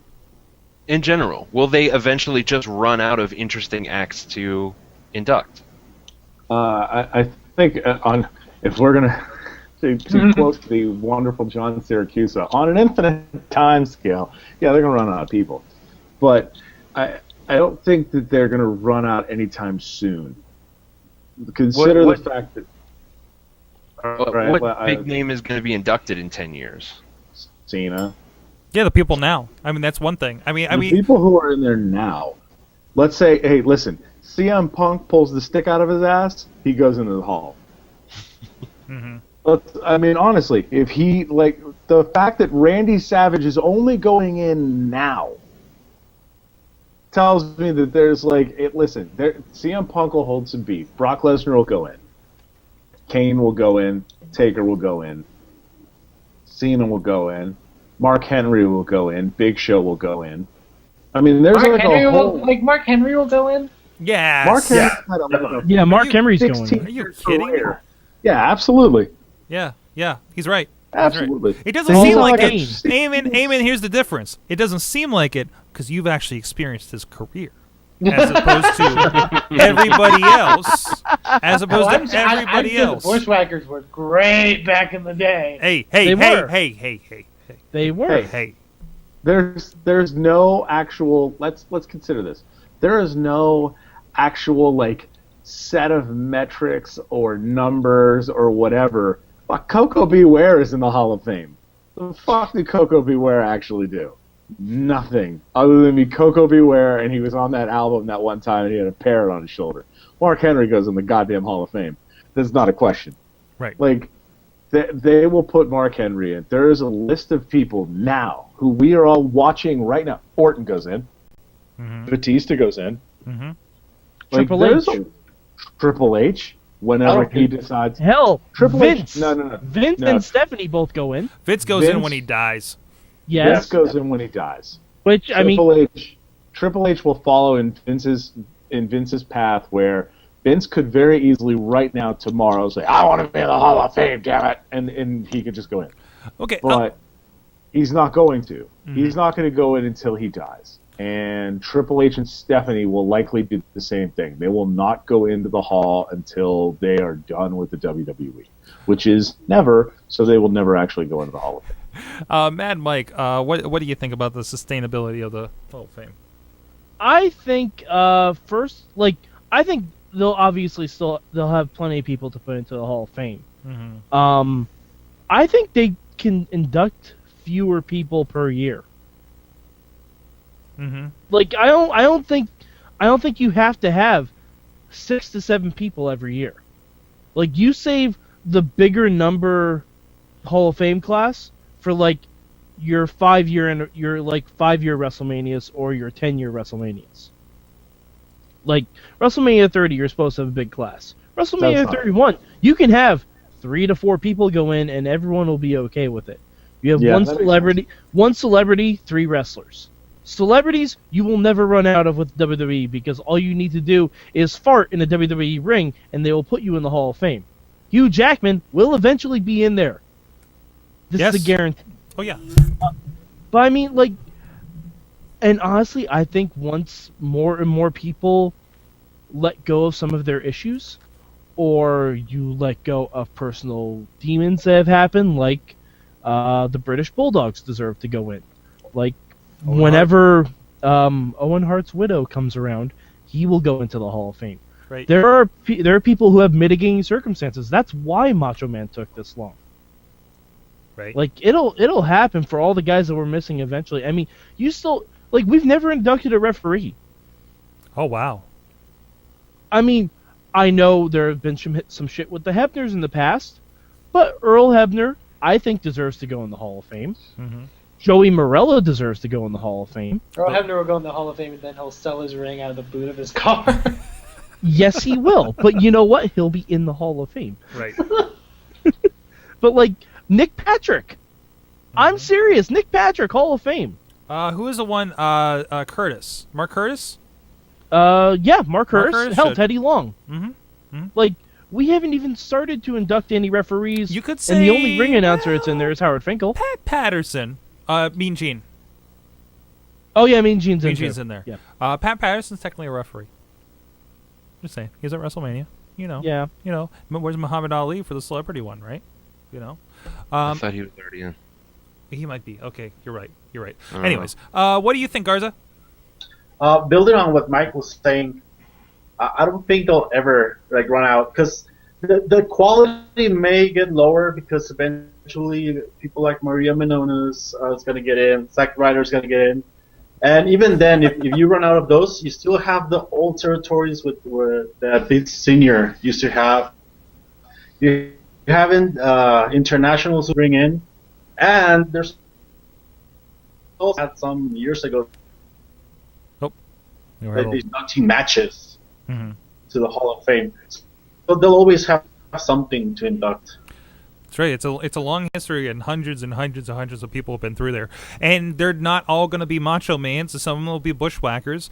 And the newer and newer inductees that we get, it's like you said, Sorg, like you were joking with Eamon, but if we've seen their whole career, or at least 80% of their career in WWE, it may just seem less important because... Yeah. Oh, yeah, obviously the Outlaws are going to go in. We've seen their entire run, but obviously they're going to go in. Right, exactly. Like Christian, going to go into the Hall of Fame. Trish Stratus already in. Lita's in. That's crazy. That seems crazy. They seem way too young. It's one thing Eddie having been somebody that passed, but some of these guys. But Trish and Lita have officially retired. That's true, too. Like, like Trish has gone on to become a mom and all that stuff, and perfectly fine. Right. But that's the reason that she went in. All right, I want to touch on even someone like Edge. Like Edge is already in the Hall of Fame. Mm-hmm. But again, somebody retired. That's kind of crazy. Somebody retired, then cashed on the name value while it was still fresh. I want to make sure we touch on everybody here. Matt Carlins, do you have a response to the sustainability of the Hall of Fame here? I think looking backwards, if you look at some of those Hall of Fame classes that they had, maybe there was like a 3 or 4 year run, a couple 3 or 4 years ago. That sounds weird. Anyway, the point is, some of those Hall of Fame classes were way too stacked to the point where they were like overshadowing guys who could have headlined classes by making them, second bananas to some other guys. So I think that was the problem for a while. And I kind of understand why they had to do it. They kind of had to build up the Hall of Fame brand and make it into a thing that fans would get excited about and want to sell out an arena to watch old wrestlers share war stories. So they had to build up the brand, and now that it's built, I think they are kind of stuck looking around, kind of wondering, okay, who do we induct now? But at the same time, they've got a lot of big names still left. I mean, isn't The Rock still out there? He has not been inducted yet either. And you got Sting and Undertaker. So, I mean, I think they'll always have the big name to go in. The problem they're going to run into is, like, fleshing out the rest of the class. They're going to have a hard time. Though I think they'll never have a problem finding a headliner, finding a celebrity to induct. But I think, those deep cuts that you're looking for, where in the past they would induct like Tito Santana and you'd be like, all right, good for Tito. Now you get the Bushwhackers and you're like, what the LB, do you want to chime in here on your thoughts? I think that it does have a long lifespan left to it, but I don't think it's sustainable in that eventually you're going to run out of people that people give a shit. You know what I mean? You are going to be scraping the bottom of the barrel and just like, oh God, who can we induct this year? You're going to put all your headliners in, and then they're going to find their hands empty and like, yeah, we can induct, this person who was on WWE Jacked for a while, but nobody's going to want to watch that. Maybe they'll still induct people, but they won't televise it. But I think that the longer the Hall of Fame goes on, the less important it will be. As a takeoff on that, yes, it'll always go on. It could become smaller. Maybe we're not filling Madison Square Garden anymore, but we're filling, or whatever arena Raw's going to be on a Monday, but it's a smaller venue. Maybe they ran out of theater at this point. Maybe they don't have all the crowd in there, but it's still something to do, and it's content for their network, and that becomes a reason to do it, right? I mean, how Well, I long? think when- I think how when long they was had it the Hall of not? Fame- How long was it not televised, for instance? But I think also on top of that, when you're talking about, and I have a problem when we kind of bash the undercard of the Hall of Fame and saying these guys, and this I talked about this a little bit on the Mayhem Minute today. Guys like the Bushwhackers, who I really dig. I'm a really big fan of. Here they are. I have you guys on video, for instance. But these guys. And I know we didn't see much of it. I know all we got to see was Rikishi dancing as Rikishi. I know all we got to see is a little bit of the Bushwhackers licking heads. You wonder, why was that important? And yes, those are people that have longer careers and more important ones. Rikishi is part of pretty much wrestling royalty family, and I think that's very, very important. And I think there's just contributions, and we gotta also remember their consideration is this is sports entertainment. These guys licking people's heads. I had this brought up, and I love the old my good old friend hit me up on Facebook. Is like, I remember them licking my head and them asking me, is my name Ron or Ronald, and is my mom gonna get mad? Or something about like when his mom gets mad, is they call him Ronald, and then they licked his head. I mean, that craziness, right? And that was a memory. And to him, the Hall of Fame for these guys is the greatest thing because they entertained some little kid who's now like 30 something and is still reckoning back to that. And that's going to be the thing that resonates with him when they get announced for the Hall of Fame. Zack Ryder is going to resonate with somebody 10 years from now when he's on the undercard of the Hall of Fame. Long run, guys, I go back to, this is a fake Hall of Fame for a fake sport. This is like recognizing with the gold watch the guy that's worked for your company for the longest time, right? The empty certificate of company recognition. They just turn it into a show, And plus, it's not really for us. No, absolutely not. It's for the wrestlers. Right. I'm sure as many people that don't care about the Bushwhackers, when they called Luke and Butch and said, hey, we'd like you guys to be in the Hall of Fame, that probably made their world. Mm-hmm. Because that, whether or not it's a fake sport, that is recognition for a body of work that you are presumably proud of. Yeah. Which, and it's not about titles. It's not about anything else. I was saying today on the other show, who deserves and has not had a title and has not done anything significant, say, in the ring in years, if maybe ever you could argue, Brooklyn Brawler. Yeah. Should be in there. Barry Horowitz should be in there. Barry Horowitz, perennial loser. Barry Horowitz should be in the Hall of Fame. Right.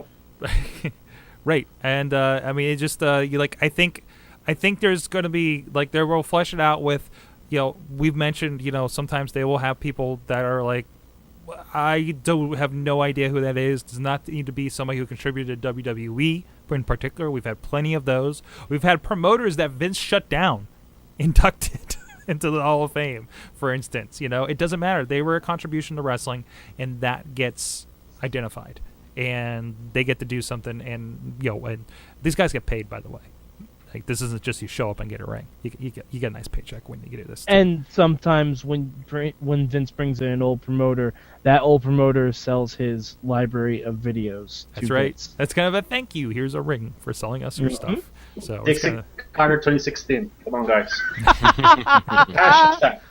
I would like to then ask an additional large question. Okay.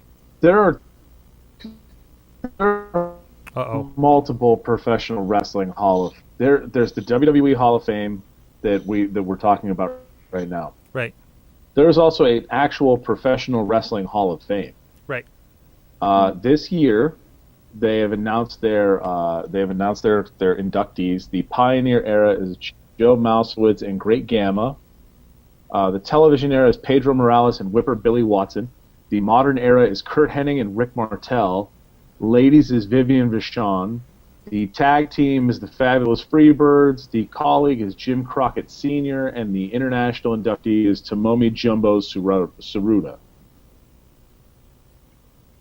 I appreciate and I've seen these lists before from the Pro Wrestling Hall of Fame. Mm-hmm. They have like a set group each year.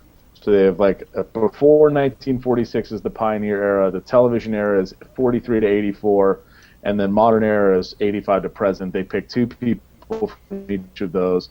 They have 1 ladies inductee, 1 tag team inductee, 1 colleague, which is usually a promoter, and then they have somebody internationally.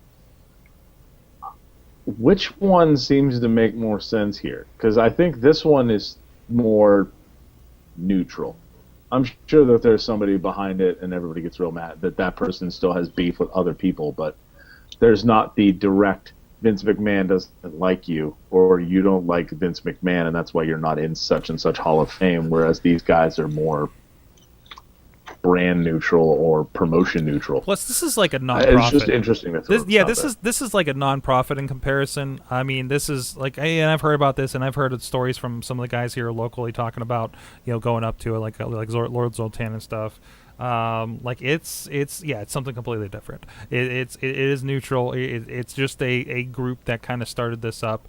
But Senator Hugh Farley Award. Oh, that's interesting. It looks like a senator in New York is actually involved. But that makes sense that it's in New York. Amsterdam, New York, to be precise. Because, I mean, look at Madison Square Garden, right? So it's a big mecca of that. And they have, the names, a lot of people don't know the names you mentioned, but you look at the headline here, I mean, it's across the top, you have Harley Race, and you have J.J. Dillon, Animal Steel, Terry Funk, right? Mr. Perfect's in here, class of 2015, as you mentioned. Lord Alfred Hayes from 2014. Like, this is the rest of it, and this is other people that contributed. Again, not the heavyweight Mr. Wrestling 2 is in this, but again, recognition. And this is the one that's not with the big paycheck, like we talk about with WWE. So, anyways, let us know what you think. The question of the week, this will be around on the tweets. Use the hashtag WMS Big Question and let us know, can the WWE Hall of Fame be sustainable and still feel big for a long time? And this week, you have the opportunity to win a digital download from PittsburghWrestling.com, the Best of AJ Styles in IWC Volume 2. This was released from earlier last year. And let's see. On this one, you can see AJ Styles take on Christopher Daniels from all the way back in 2005. Chris Sabin, the first time he took on Matt Hardy, when Matt Hardy was sort of maybe under contract with WWE back in 2005. Samoa Joe's on here, and a couple times actually Samoa Joe, and some really, really great stuff. But no, hashtag WMS Big Question. And last week our question was, what should WWE give up for Lent? Lent.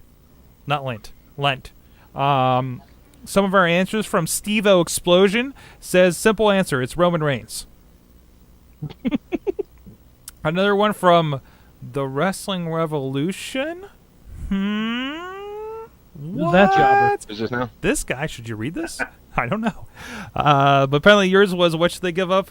For Vince not to talk to the announcers table for 40 days. You want to expound on that a little bit? Hello? Yeah. I was going to say, do you want to expand on that a little bit? No, yeah, I was just saying, for Vince to not be on the headset of Michael Cole for 40 days and just let them run by themselves. See what happens, right? I don't know. Would it be better or worse? I'm not sure. It could be even more of a train wreck. You don't really know. But either way, Steve-O Explosion and The Wrestling Revolution is going to get a copy digitally of the RWA Best of 2013, including a lot of friends of the show on that. Some good stuff. So with that, hey, check out our friends at ProWrestlingTees.com. My links aren't working. I don't know if I can show this off. But you can check out some great designs from great Alex Cars that joined us last week here on the Wrestling Mayhem show. Great stuff, including designs, good times.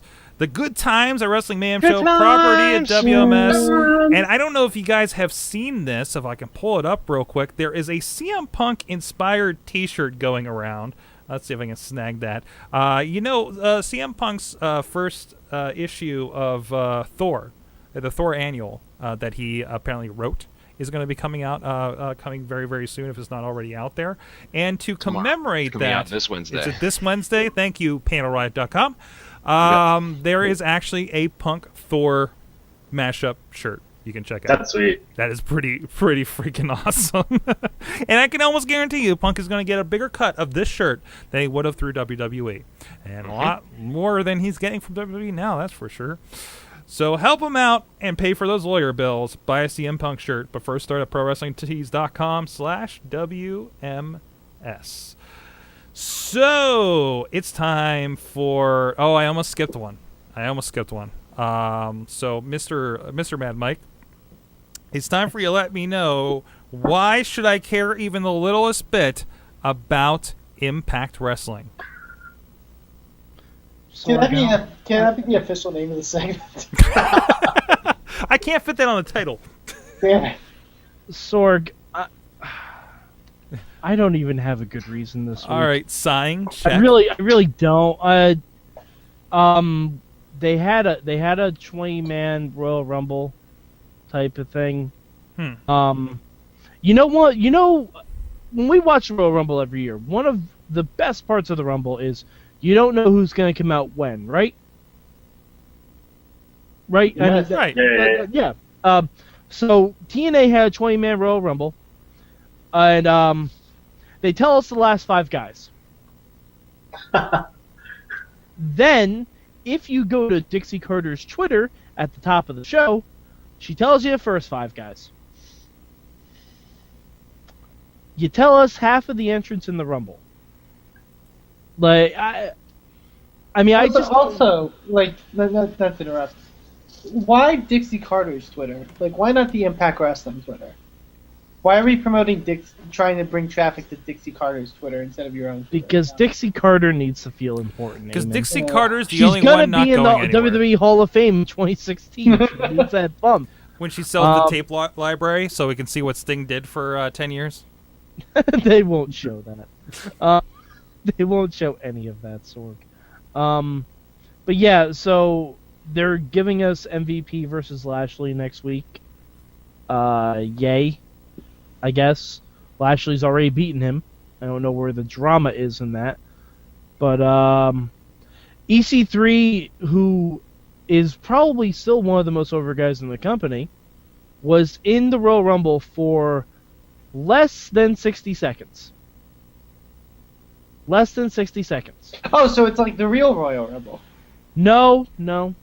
Well, he never even got that far in the real Royal Rumble. But they're not even trying to keep, like, the Grado thing happened. It turns out TNA decides to film a segment using copyrighted music without permission, intended to air for television, and then tries to get a movement started like, hey, please let us use this thing we filmed. Instead, they had the Surge Carter-produced karaoke version of Like a Prayer. And I still didn't care, because they still did not give a package as to who this guy is. We didn't know anything about him, and they shook hands afterwards, and after they leave Europe, we'll never see him again. And, oh yeah, Tyrus got his head shaved, which he already had kind of fucked up hair to begin with, so no huge loss. Yeah. So Impact Wrestling, full of meh. We can move on from there. Oh, God, yeah. Let's get to something we care about. It's Mayhem Mania. And, of course, we'll pull up... Matt, wake up! Oh, no, we lost Matt again. Hold on, Matt, you're there with the board. Hey! How long was I out? Let's see, we talked For about Impact. a minute of Impact. Yes. Did Madonna win the Divas title? Yes. Yes. So it wasn't a dream. Hey, everybody. Hi. Sorg? Was that your Bobby F. J-Town impression? No, if it was his Bobby F. J-Town impression, he would have said Calculon's back. Oh. Where can I put Mayhem Mania? WrestleMania? Welcome to Mayhem Mania. It's kind of a competitive thought experiment where we create the best WrestleMania card possible using only wit and shenanigans. Mm-hmm. We have 8 matches here on the table. We've got 6 people who will make one move to change this card, either by swapping out one wrestler for another, getting rid of one match for another, trading guys in between matches. You'll see. Most of these guys know the score. It's lots of fun. Mm-hmm. Where was I? Let's recap the card, Sorg. Let me stress to everyone, first and foremost, we are not trying to predict what WWE is going to do. So as much as that WrestleMania, that terrible WWE machine that LB's always talking about, as much as that terrible machine and that inertia is driving you toward certain things and certain decisions, I want you to fight it.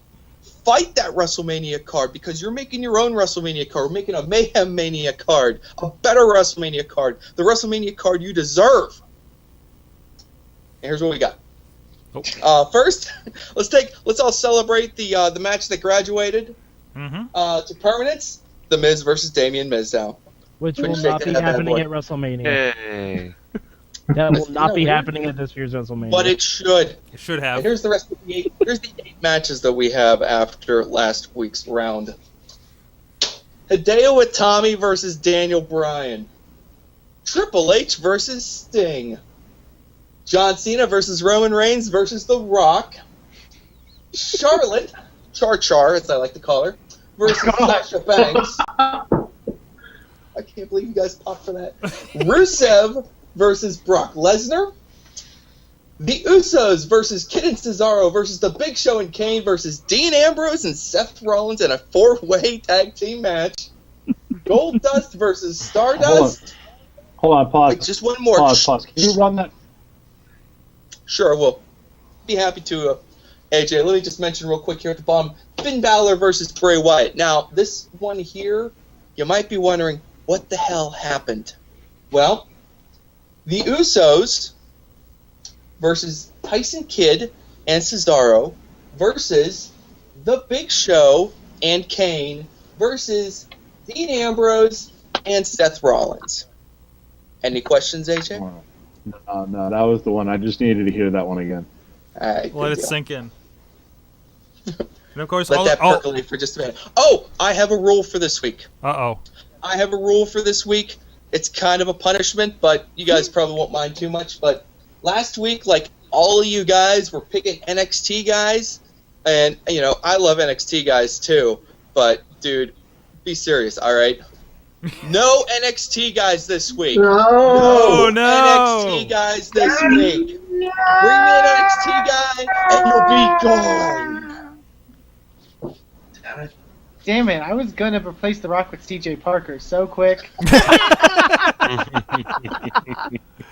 No Mojo Raleigh either? Save your move for next week. It's only a 1-week ban. Wow. You guys need to be cooled the F off. Also, Matt Harlan. What's his name? Put a Hideo Itami into the match. I was like, we're not doing NXT, guys. Okay, Matt Garland. Are any of these matches after this round of voting, would they advance to permanent spots? I kind of like to keep that secret so it could be a surprise, but since you asked, I'll tell you. You can keep it a secret. None of these matches are going to graduate if they survive this week.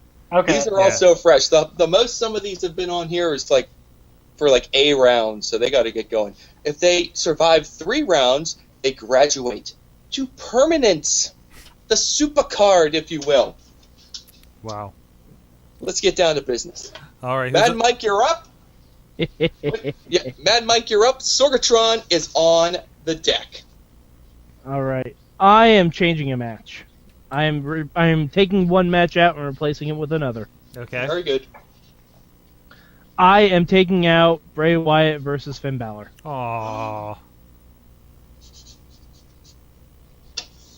Are you doing that because the intros would last 6 times longer than the match itself? Oh no, because I feel AJ's going to be eating a lot of wings on WrestleMania, and he needs his Undertaker shit break, and the Undertaker is not booked for this card, so we're gonna have the Undertaker versus Sheamus. Oh wow! So it's a ghost versus a ghost. Yes. Oh, you kind of screwed me up there. Huh. I can't swap. Nice to see Sheamus on the card. I can't swap wrestler for wrestler, can I? Like Yeah. from match to match. Sure you can. Like Yeah, I you can, can. like I can flip 2 matches, kind of. Yeah. Yeah, you can have up 2 matches at the same time, Sorg. I know you guys the are. swap, The swap is definitely okay. I kind of Eamon, wanted. you're on deck. Oh man, because I was going to completely just go ahead and make Sting and Undertaker happen. Just for the hell of it, because I just like as much black in my wrestling match at WrestleMania as possible. So man, but apparently that from the chat room, Riz is saying fuck you hard. Oh, I feel sick. I feel really sick. But then we're gonna get Triple H. So Riz loves my match. So because then we're gonna get like Sheamus versus Triple H if I can do a swapperoo there. Yeah. So But hey, WrestleMania 26 rematch. Why not? But I kind of like the idea. Well, it was Taker and Sheamus, right? Like so now Yeah, I just Taker want and Sheamus. Now I just want to do something damaging to Sting and Triple H just for the hell of it.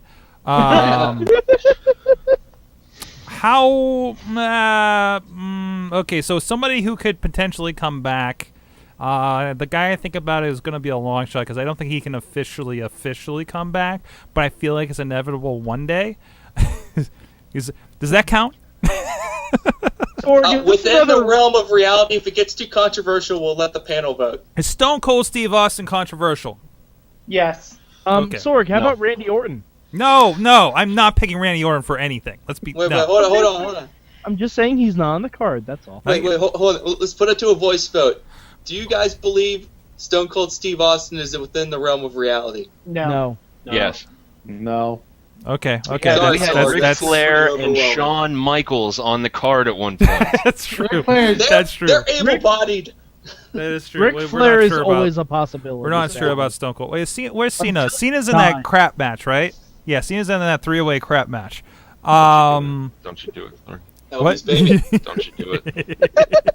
I just want somebody better for Sting or Undertaker. But How I kinda, about Jericho?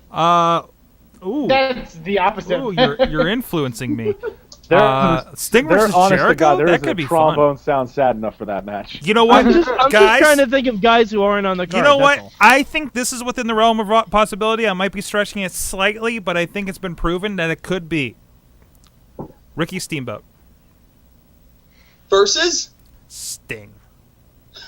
Okay. I gotta. You know what? That's not terrible because we saw Steamboat. What was that? The year that he wrestled with Snuka and Piper against Jericho. Yep. And Steamboat had like 3 or 4 matches, like right was around like, Mania. what, and it was 3, fantastic. 4 years ago? You're saying Ricky Steamboat is more plausible than Stone Cold Steve Austin. That's correct. AJ, you are not the only drunk person here.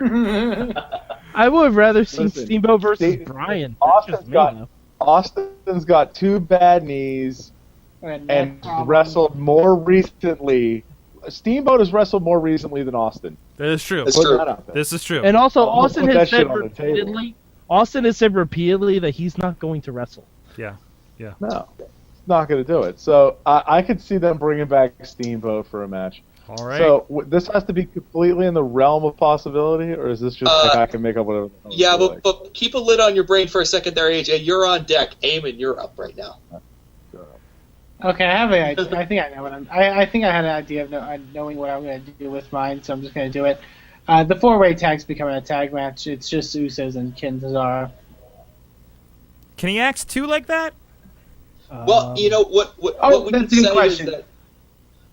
Well, it does get a little bit complicated because could we just be saying that he's taking out this entire match and replacing it with another match? Because you stated when you take out a match, you have to bring in a match with completely different people. So technically, I shouldn't allow him to just Technically, act I 2 can't people do on that? the match. You Okay, are. well, I have another idea. But you are changing. You trade one of these guys out of this match into something else. No, because and then you can hope someone comes in behind you and cleans up the mess. No, because my thing was I really didn't want it to be a 4-way, but that's okay. I'm gonna go with a match that I made and then Bobby fucked up before he had the chance to advance.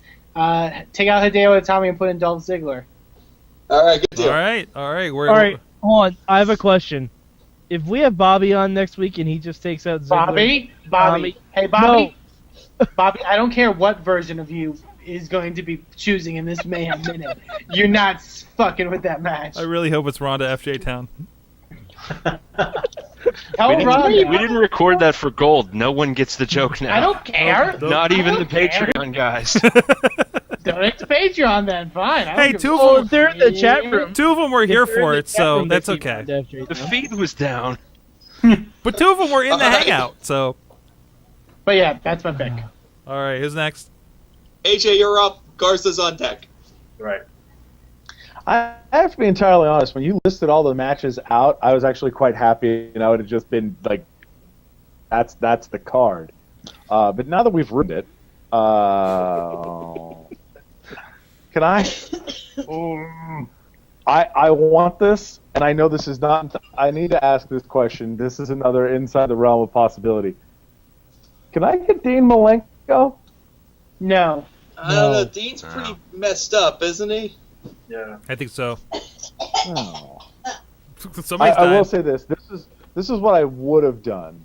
I would have added Malenko to that Bryan Ziggler match, and I would have just taken my pants off and just let my flag fly for a technical wrestling bonkers match. But we're not going to get that because you guys think it's not going to happen. Mm-hmm. No. I'm dying of fire. Who? There's not enough. Taker and Sheamus can die in a fire. Take that match out. God damn it! Wow. No, that match would be terrible. I'll replace that with. I will leave. Yeah, I have to take it out. So I'm taking that match out, and I have to replace it with two people. I would like to see. I would like to see Bray Wyatt versus Luke Harper. Oh, Okay. really? A SmackDown mid-card match? I would like to see that match in a larger setting where they're not on fucking SmackDown. And Taker versus Chicken Meat is not what I want to watch. Sorry, I can't do it. Oh, good luck trying to can't take do a shit during this Mania then, AJ. Taker I was trying to help you out. No, listen. I now have the WWE Network. I can watch Mania on my phone. I want to poop and watch. I don't need a poop break. By the way, whoever put Rusev versus Lesnar in is a goddamn genius, because that match just has German suplexes all day long in it. I can check that. I'll find out. Someone can click on the mainstream Matt blog and figure out who created that match, because I forget. Because this thing's turned into a blur. All right, Garza, you're up. LB's on deck. Right. Well, there's a match that it's bothering me so much because you have two Samoans against an American. So Roman Reigns and Rock versus Roman Reigns versus The Rock versus. I don't like this two Samoans versus Cena. So I'm gonna future of the WWE and that. Oof. What did he say? I don't know. What did he say? Oh, that's awesome. And I believe it was Eamon that made the Rusev Brock Lesnar match. Bless you, Eamon. Thank you. Garza, what was your? Who are you You have to having? say it again. You glitched out. Oh, sorry. Wait. Before you continue, I would like to remind you. This is your first time on Mayhem Mania, and I want your decision to count and go through and be important. I'm going after you, and that match is my baby. But LB, he's our boss. There's no LB. bosses in Mayhem Mania. LB, I know you're a John Cena fan, and you can't agree with Roman Reigns and Rock teaming up against Cena like in the match. So we need to make this a fatal four-way. That's why I want to add Alex Riley. Oh, son of a bitch! The future of the WWE. Alex Riley. Not to spoil things, guys, but that's in the realm of possibility. Oh no! The decision God stands. damn it, Eamon! The decision stands. Yes. Eamon, don't say not to spoil things That is and then bonkers spoil enough for me things. to be into it. The listeners have fair warning. Wow. Okay. Say it to his face, goddamn. Why did we put Alex Riley in the Miz Mizdown match before it went permanent? Oh man. Oh no. No, it's a horrible idea. Is it Oh, though? and this Well, is better. at least we know who's taking the pinfall in this four-way match. Alex Riley in the R-Truth role. All right, LB. What kind of hell do you have to rot on this thing? It's tough now. It's tough. It's nearly perfect. I really can't see anything I would change. Well, here's the problem. This four-way tag match has been pissing me off since whoever made it. And it's got to die. It's a son of a bitch. I just don't like anybody in this match as tag teams. Really? Yeah. I spend most of my time fantasy booking how Ambrose and Rollins become a team in this match. That's how I spend most of my day. I feel like those two teaming up is a step backwards, and I'm very sorry, but no, I like Cesaro more as a singles competitor. I know it's an unpopular opinion, but it is my opinion. Now, Sorg said something earlier that I thought was interesting. Oh, what'd I do? You mentioned a match with The Undertaker and I think it was Sting, right? And you said, I want to get as much black as possible in this match, and didn't actually mention any black guys. No, I meant the outfits. Oh, wow. I know what you meant. I know what you meant, but you got my gears turning, and I started looking at the card that we have made here, and not a lot of black guys. There's a black female. That's Samoans. Fuck you. New day. There are people painted with black. There are Samoans, which are, funnily enough, not black people. And then we have Sasha Banks, who does a great job. Now, I do feel that there needs to be a tag team. So we're going to have, let's have New Day. Let's have all three New Day. I thought Matt went to put a heart in Sasha Banks. I thought he was just gonna write "is black."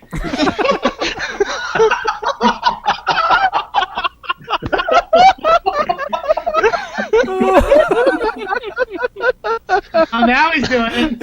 What's happening? Man, we need some diversity on this show. Don't put that on the blog. That would not be a good idea. Internet's forever, Eamon. All right. Okay, so we're gonna have New Day. Yeah. Yeah, this is being recorded and distributed. All three of them versus. Hold on. Did that Sheamus match get dissolved? So we killed this thing, right? Good. Right, Versus Sheamus and shit, I'm blanking on his name. Jack Swagger. Oh. And Christian. Well, I don't know I don't think Christian's in the realm of possibility. Didn't he get hurt? I think he's like permanently hurt. Put it to a vote. Everyone who says Christian's in the realm of possibility, say yay. Nay. Yay. Yay, because I'm going to kill this match next week anyway. Kidding. Oh, it's not looking good. I'll allow it. But you better watch yourself, McCall. No, Christian's fine. He's in the video game. This game is not reality, Mike. He's listed on the Superstars page of the WWE, whatever. Is he really? Yeah, he is. Wearing gear, not even wearing a suit.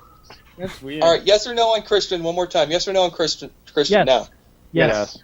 I'll say yes then. Fine. I'm All right. about it. The three whitest white guys I can think of on the roster. There you go. Christian. Christian. Well, no, you got no. You got two white guys and a potato. No, wait a minute. Wait, Matt, does it take a turn to put Paige in their corner? Sorry, no NXT guys this week. I mean, yeah, I guess we could. What? Well, fuck you then. She's the main roster. Sorg, that may come into play in a later round. Oh, okay. Let me recap the card for everybody, and then I just have one more thing to tell everybody about next week. I think you're going to love it. All right, let's recap the card real quick, Sorg. Okay. This is what Mayhem Mania looks like after round 6. Miz versus Mizdow. Dolph Ziggler versus Daniel Bryan. Ricky the Dragon Steamboat versus Sting. John Cena versus Roman Reigns versus The Rock versus Alex Riley. Charlotte versus Sasha Banks. Rusev versus Brock Lesnar. Love that match too. The New Day versus Sheamus, Jack Swagger, and Christian. Goldust versus Stardust. And finally, Bray Wyatt versus Luke Harper. That's got pre-show written all over it. Okay. Not New Day versus White Jobbers. Not literally black jobbers. No. Not black jobbers versus white jobbers. That's nope. Not 6 dudes who would be in a battle royal if they had one. Nope, nothing like that. Sorg, I promised you that I'd book this in reverse, so I've got something good for every week from here on in. Okay.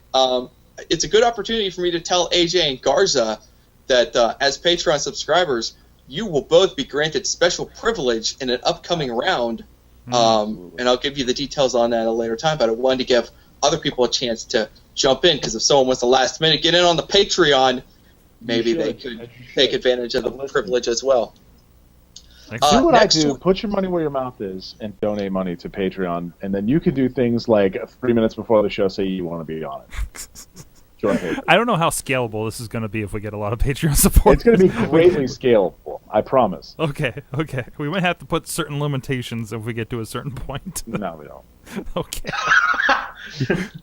One more thing. Next week, we're going to introduce, for 1 week only, something very exciting. I don't have a jar, an actual jar, so I just have this bowl, but it's going to be called a jar. One of the 6 participants next week will be randomly selected to choose a name from the jar of mid-carders.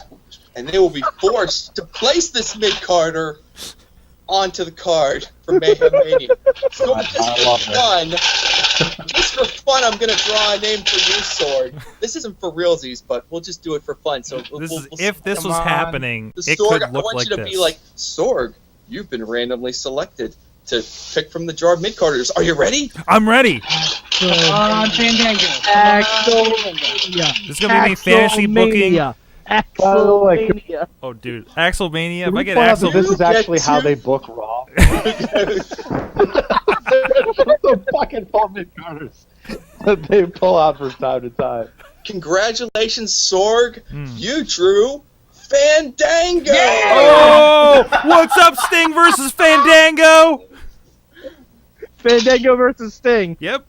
Yes. I also love that Matt just has Legos in his house now with mid-carders just drawn on with Sharpie. I just want to let my my kids know I did this with Scotch tape. So. Oh, damn it!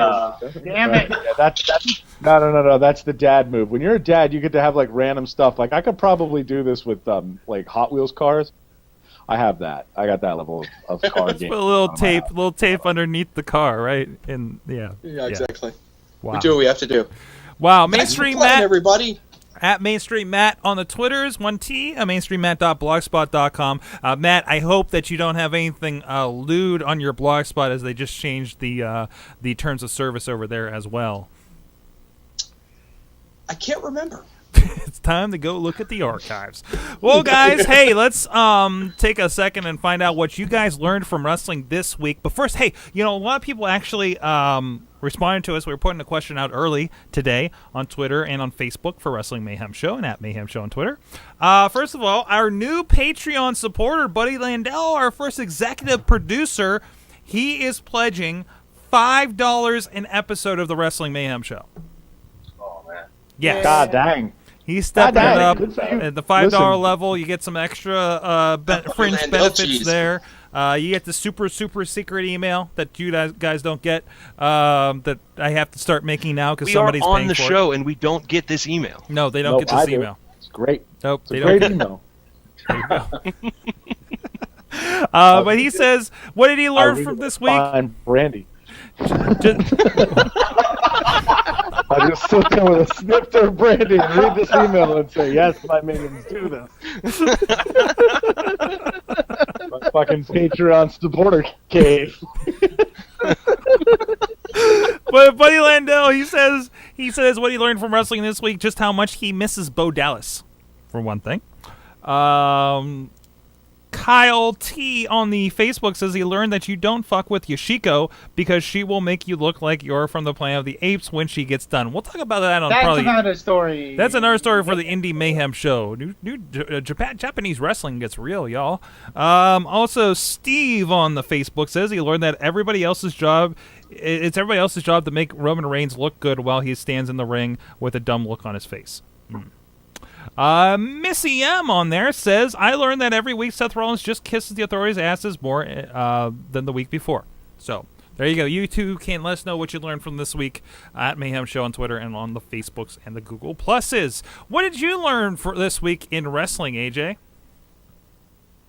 I learned that I haven't watched Raw in like a month and a half, and I've missed absolutely nothing. No, Yet, not really. Nope. my deep devotion to NXT has paid off more and more every single week I watch it.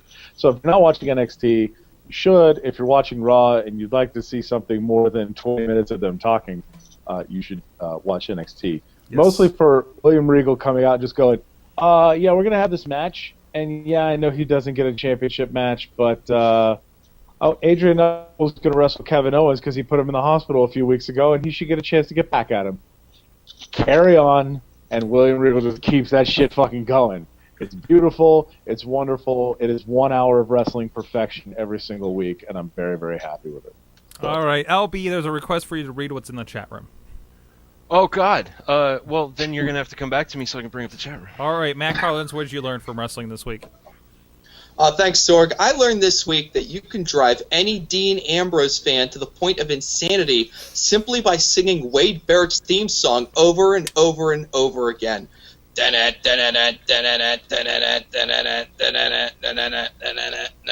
she must have gone to bed. Well, that's the best interpretation of the.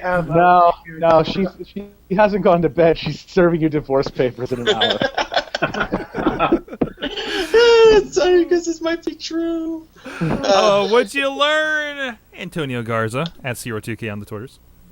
I learned that after last week's NXT, the show's now going to be rated R because there's going to be a lot of gore. Oof. Wow. Geez, I didn't set anybody up. How's that Argo, Garza? Sorry? He wants you to roll your R's. Can you roll that R for me? Oh. Gore. It's so much more sexier. That's why. Can we point out the? So I just realized this. Mad Mike was talking about the TNA Rumble and how they gave up like all of the fun surprise. Meanwhile, NXT brings back Rhino out of fucking nowhere, and everybody loses their goddamn mind. See, kids, surprises. And Rhino, by the way, still showing up in IWC in Meadville in April. After just being on TV. Tremendous. Absolutely By tremendous. the way, Rhino's look at the camera when he like looks at Balor and then he's like walking away, he just kind of looks at the camera and goes, got it. And then he like leaves. It's fucking perfect. I saw it and I was like, please tell me I'm not the only one who saw it. And then I read Stroud's Best and Worst of NXT. He caught it too. And it's just a screen cap of Rhino just kind of off the side of the camera, just going like this. It's awesome. LB, did you catch up with that chat room? I did. I don't know which one they want me to read, so I'll just read all of them. Is that okay? Okay. All right. First, what I learned. So, Mad Mike keeps singing the WrestleMania theme song because it's getting stuck in people's heads. Yes. And I've learned that I'm immune to it because I've been watching Raw on mute. Oh. And I didn't even realize I'm not. It's not like consciously I'm not doing it, but I'm hanging out with you guys and I can't focus on both. So I just mute Raw, and I don't know what fucking song he's singing. It's great. There it is. People were complaining about the Fastlane theme song. I bought it don't know today. what fucking song that is. Lucky. Yeah, I completely bought it on iTunes today because I just couldn't stand it anymore. So from the chat room. Okay, Ron to FJ Town. I learned that the best part of Fastlane was the part where Triple H was talking to Sting about his figures and legacy and whatnot, and someone in the crowd yelled, "He makes a great point, Sting." Kelly Kyle Photography I learned that I am a woman, a strong woman, according to iFlyChat.com. Which is there? Yes, we're having some chat issues and had to do something different this week. It got weird, and everybody's a woman. Hey, everybody was giving woman names when they came in. Hey, which fits right in. Rights, which fits right into our conversation earlier. So this is us doing our part, I guess, for equality.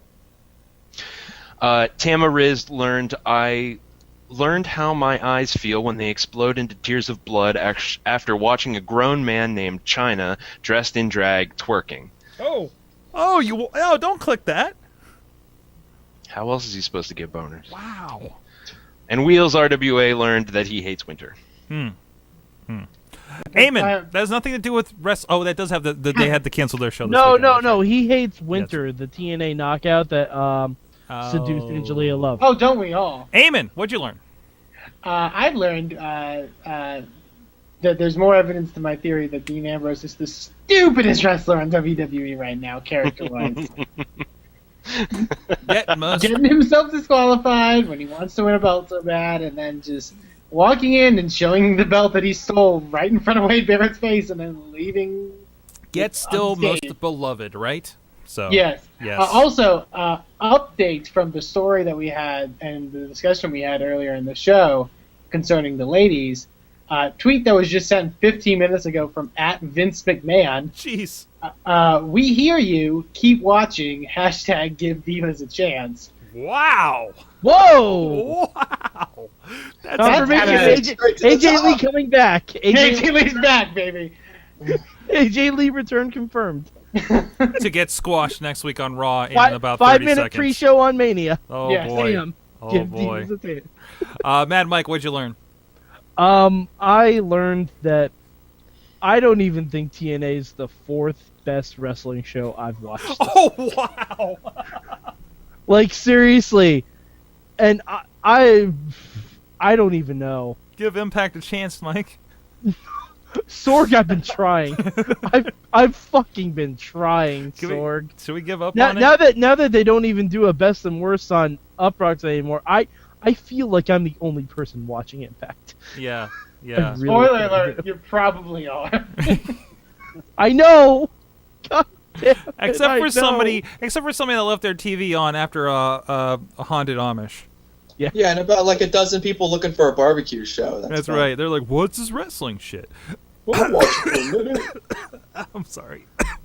Sorg, I must have misheard you. Did you say haunted Amish? Yeah, there's like a haunted Amish show, like for real. Like the Amish are haunted, but I don't know. I don't know the context. I just found a new must-see TV. I learned. Crap, I forgot what. Oh, hey, WWE Network. This is a phenomenon that's happened a couple times to me actually. After a pay-per-view, at this point, they play the pay-per-view until about 5 o'clock the next day, on repeat. So I woke up tuning in to the middle of Fastlane. Same thing happened with the Royal Rumble too. Got up at 6:30 this morning. Hey, Fastlane's on. At a certain point. And then I go do some stuff and take a shower and do my morning podcast and go on, turn the TV on again. Hey, Fastlane's on again. So which is really interesting to kind of like dissect and rewatch little bits and pieces, and sometimes, of course, we watch it at a party, right? So you don't catch everything, especially commentary. Oh, it was god awful. The parts, like the early parts of the show, god awful. You're right. Yeah, kind of an interesting. Yeah, I learned a little bit about WWE scheduling. So there's that. Also, really cool to turn in twice today, because today they were doing the marathon, the best of WWE Network year birthday marathon, and the last 2 NXT specials were in rotation. So I popped in right in the middle of the Sasha Banks. But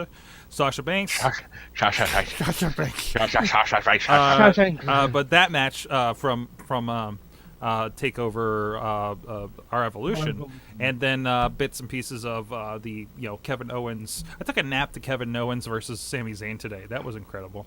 But So did Sami Zayn. Yes, he did. Guys, it's the Wrestling Mayhem Show. Thank you so much for joining us. Thank you so much. You can subscribe at WrestlingMayhemShow.com. Check out our friends at BasicSickness.com if you like the music that we play on this show. There's only one song, let's be honest, except for that one I played earlier. But they'll probably post from YouTube for that one. Please, you can join us here in whatever form of chat we might have at live.sorgatronmedia.com, live.wrestlingmayhemshow.com at about 9 p.m. Eastern Time every Tuesday night. Follow us at Mayhem Show, Wrestling Mayhem Show on the Facebook and the Google Plus, and the great the Facebook group for Wrestling Mayhem Show. We have a lot of conversation, including people that learn stuff tonight, for instance, and a whole bunch of other stuff going on. And big thanks to Michael Allen at Mike Allen PR for the tweets and the notes all night long with us. Hey, thanks Antonio Garza for joining us. Plug away. What are you guys doing over there at thewrestlingrevolution.com? Just a bunch of show reviews. I just uploaded my Fastlane review. I hated it, so go read it. And watch the Midweek War. All right. And, of course, AJ joining us, the Patreon contributor extraordinaire, Bo Diggity. Woo! Yes. Woo! Absolutely. I don't have any sort of wrestling blog because I don't think I need to write my thoughts down. I just like to say them on the Wrestling Mayhem Show. It's way more fun to do it here than to write them with fingers. So. Right. And, of course, at MadMike4883, at Eamon2, please, Matt, Mainstream Matt, and Papa Lunchbox as well, right? Yep, that's me. Is it time for my thing? Yes, that was my subtle segue into whatever Too subtle. Note was for here. I wanted to let everybody know that I am not going to be on the Mayhem Show in the month of March. I'm taking a little break from podcasting and most social media in general. Your Papa Lunchbox is a little tired, so gotta have a nap. But the show is in amazing hands. If you're a fan of Panel Riot, which you should be, panelriot.com, the shows will go on with the fine gentlemen you see here. We've got episodes with Mad Mike, Sorgatron, Bobby F.J. Town, and a few other surprise guests. It's going to be a lot of fun. And those are starting as early as this week, because why not? So yeah, I'm taking a little break. So this is kind of a goodbye. But honestly, I'm going to let another Pittsburgher say it better than I can.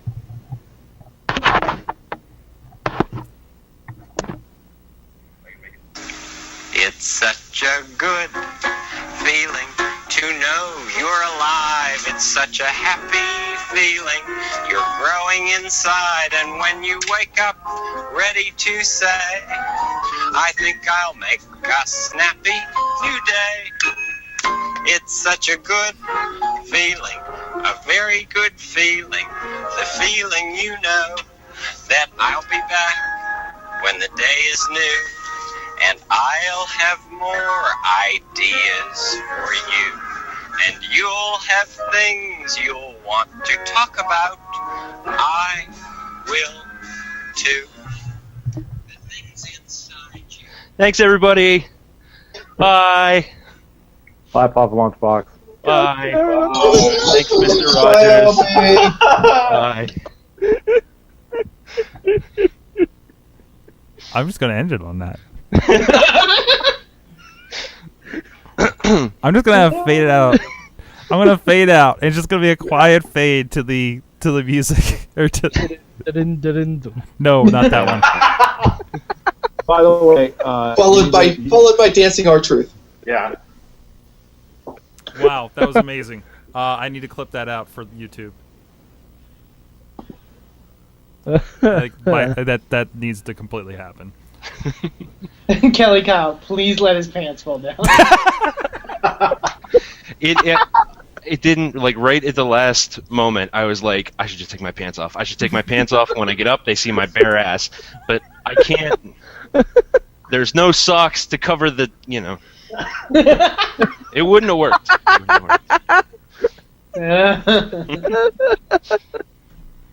Oh, God. All right, you guys, if you want to hang out for a moment here, I need to go to the bathroom real bad and maybe make some coffee here so I can do this interview. I'll be right back down, and we'll get ready for Indy Mayhem. Oh, man. I'll be back in one quick second. Oh, LB. Yes. Did you want to bestow the big question onto anyone, or are you still going to come up with the questions, or? No, I think Sorg can take care of it. Okay. But you do have a charge, Mad Mike. Uh-oh. This is your holy duty. This is the one thing you have to do while I'm gone. I'm scared. Frequently. You have to protect this match on the Mayhem. You have to protect that match on the fucking card. No changes. It's even better than no before. Changes. So, wait. We have to keep Alex Riley in there? Alex Riley is now canon. He has to stay in that match. Damn it! I was gonna change him with someone else, like even more horrible. Come up with something you want to do on your turn, but you keep in reserve. All right. Fix that match. Okay. This is your holy charge. Even though you gave me the worst of the trilogy movies to watch, I or did. Panel Riot. I didn't know that I did, but I did. Wait. I will do this for you. All right. LB had 3 trilogy movies: X-Men 3, Spider-Man 3, and Blade Trinity. Oh God, those were all awful. Three of the worst comic book movies, and they were all the third in the thing. So I did 3 episodes. Bobby watched X3, Mike watched Blade 3, and Sorg watched Spider-Man 3, and I watched all 3. So that's what March is going to be. Fun. Wait, what is March going to be? You watching all? No, I pre-recorded all these episodes to go up in March. Oh, all right. Here, I got something for you, LB. You're taking a full-blown break from social media, like no Twitter, no nothing? Minimal everything.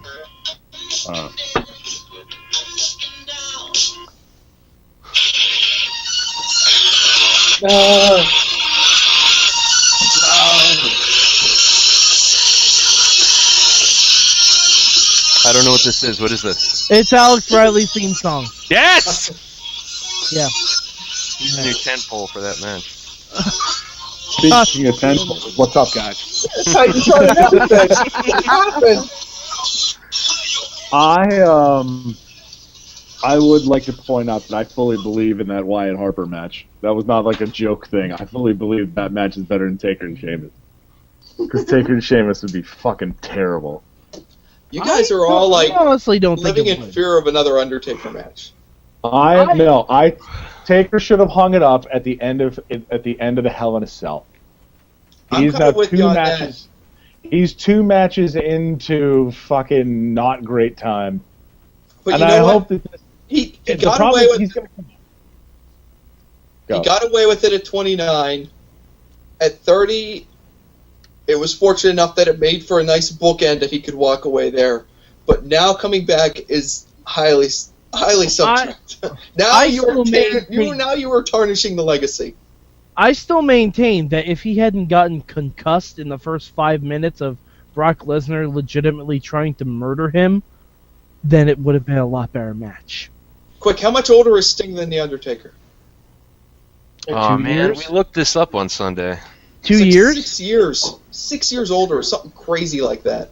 Jesus Christ, how old is Sting? Sting's old. I know that, but still. Hold on. Oh, I'll tell you. No, Garza just said it. Garza, say it again. I think it's 55. Fucking. I think Sting Yeah, is 55. I Sting. think Taker's 49. That's exactly right. Dude, that means that I thought it was. I thought we were joking. We were not joking. They're literally over 100 years old. There is listen. If Sting wrestles the Undertaker, I'm calling that shit for the fucking Willard Scott Smuckers Trophy.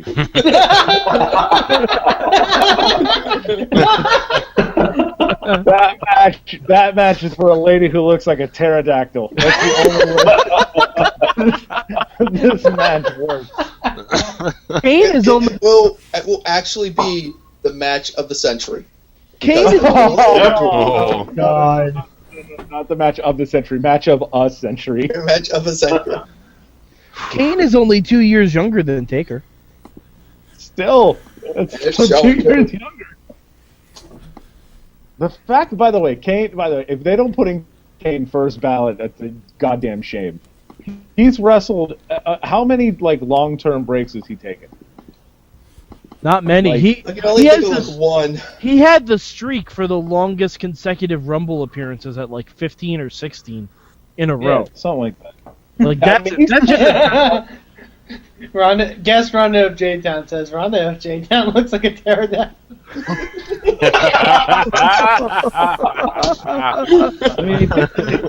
Kane has been. When did Kane debut? 90.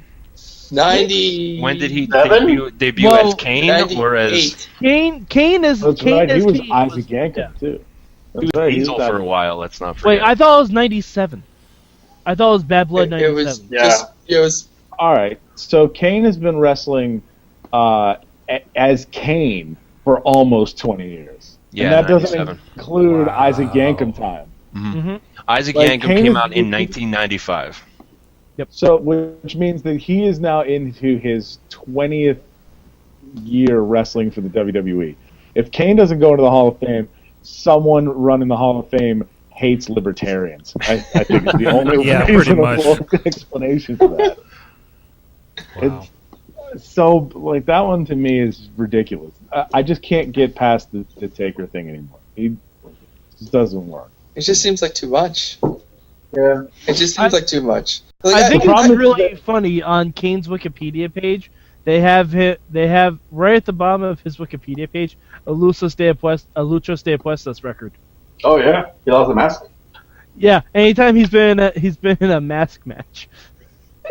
He's been It is a legendary West at that point. I know, but I think it's just funny because I was looking as Wikipedia. I'm like, they plus at the bottom. Okay, I guess I'll just check it out. By the way, next year, somebody born during Isaac Yankem time will be able to drink. So Paige? So Eamon. Paige. So Eamon can Eamon. drink now. Eamon's a grown man. Fuck you. He's got That's- more facial hair than you do. You bitch. Hey. All right, guys, I got to call up our guest here. Thank you, everybody. Stephanie just responded. Oh, Tell no. me about it. Stephanie. Oh, wow! Okay, That real was quick. so catty. Tell me. Thank you, AJ Lee. I appreciate your opinion. # use your voice. Oh. Bitch, shut up. Mom. That's such a mom response. Yeah. Use your inside voice. That's what it should have said. Oh. Literally just came up as a refresh. Oh, And Kane as Diesel. hot fire getting spit on Twitter. As my coworkers and I would make the joke, why is AJ crying? Because she just got dunked on. Oh, Now- Kate, now on- wait. Now on WrestlingNews.com, AJ Lee versus Stephanie McMahon feud confirmed. To be fair, I would still love to see that match. All right, gents, we got to set up here for our next show. Thank you very much. Awesome show. All right.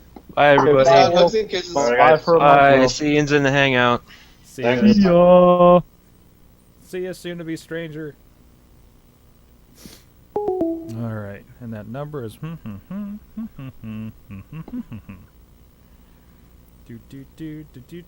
44. No, I didn't say that.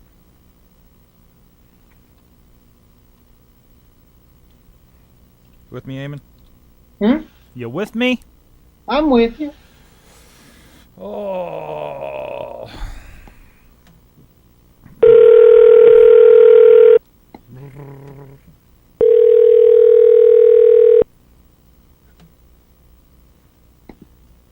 Hello. Hey, how's it going? It's Sorg.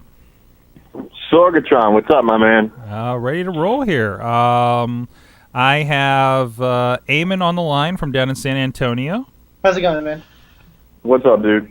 Not too much. All right, I just realized, Eamon, I made you pop a lunchbox by accident. That's fine. I'll fix that from the last show here. So, and I didn't put his title in yet. Huh.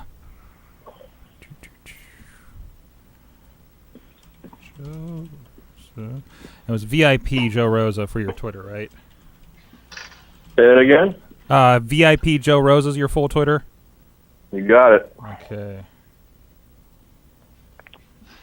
Twitter autocomplete's been killing my memory lately. All right, and I just to clear up a couple quick details before I get into it. Are you just starting as trainer for IWC school? Yeah, I'm going to be helping out. We start our class next week, so okay, we'll get this will be the first one that I'll be at every class with the guys. All right, we'll get a little bit into that.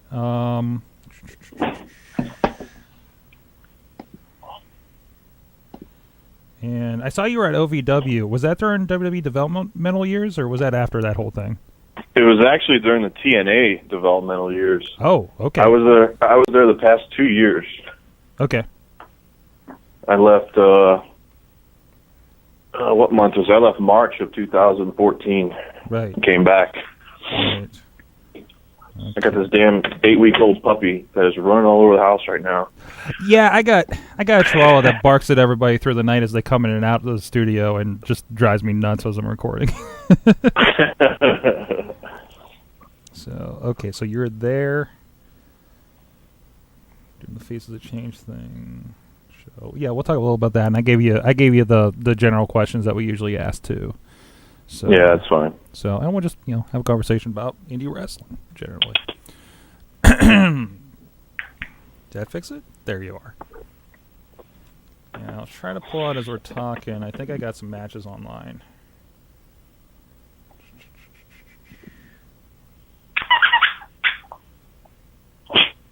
Was that a squeaky toy? Yeah, it is. Tremendous. That could be your sound effect as we go through this. That's the way I want to keep this puppy occupied this whole time, so she doesn't shit on my couch. All right. What?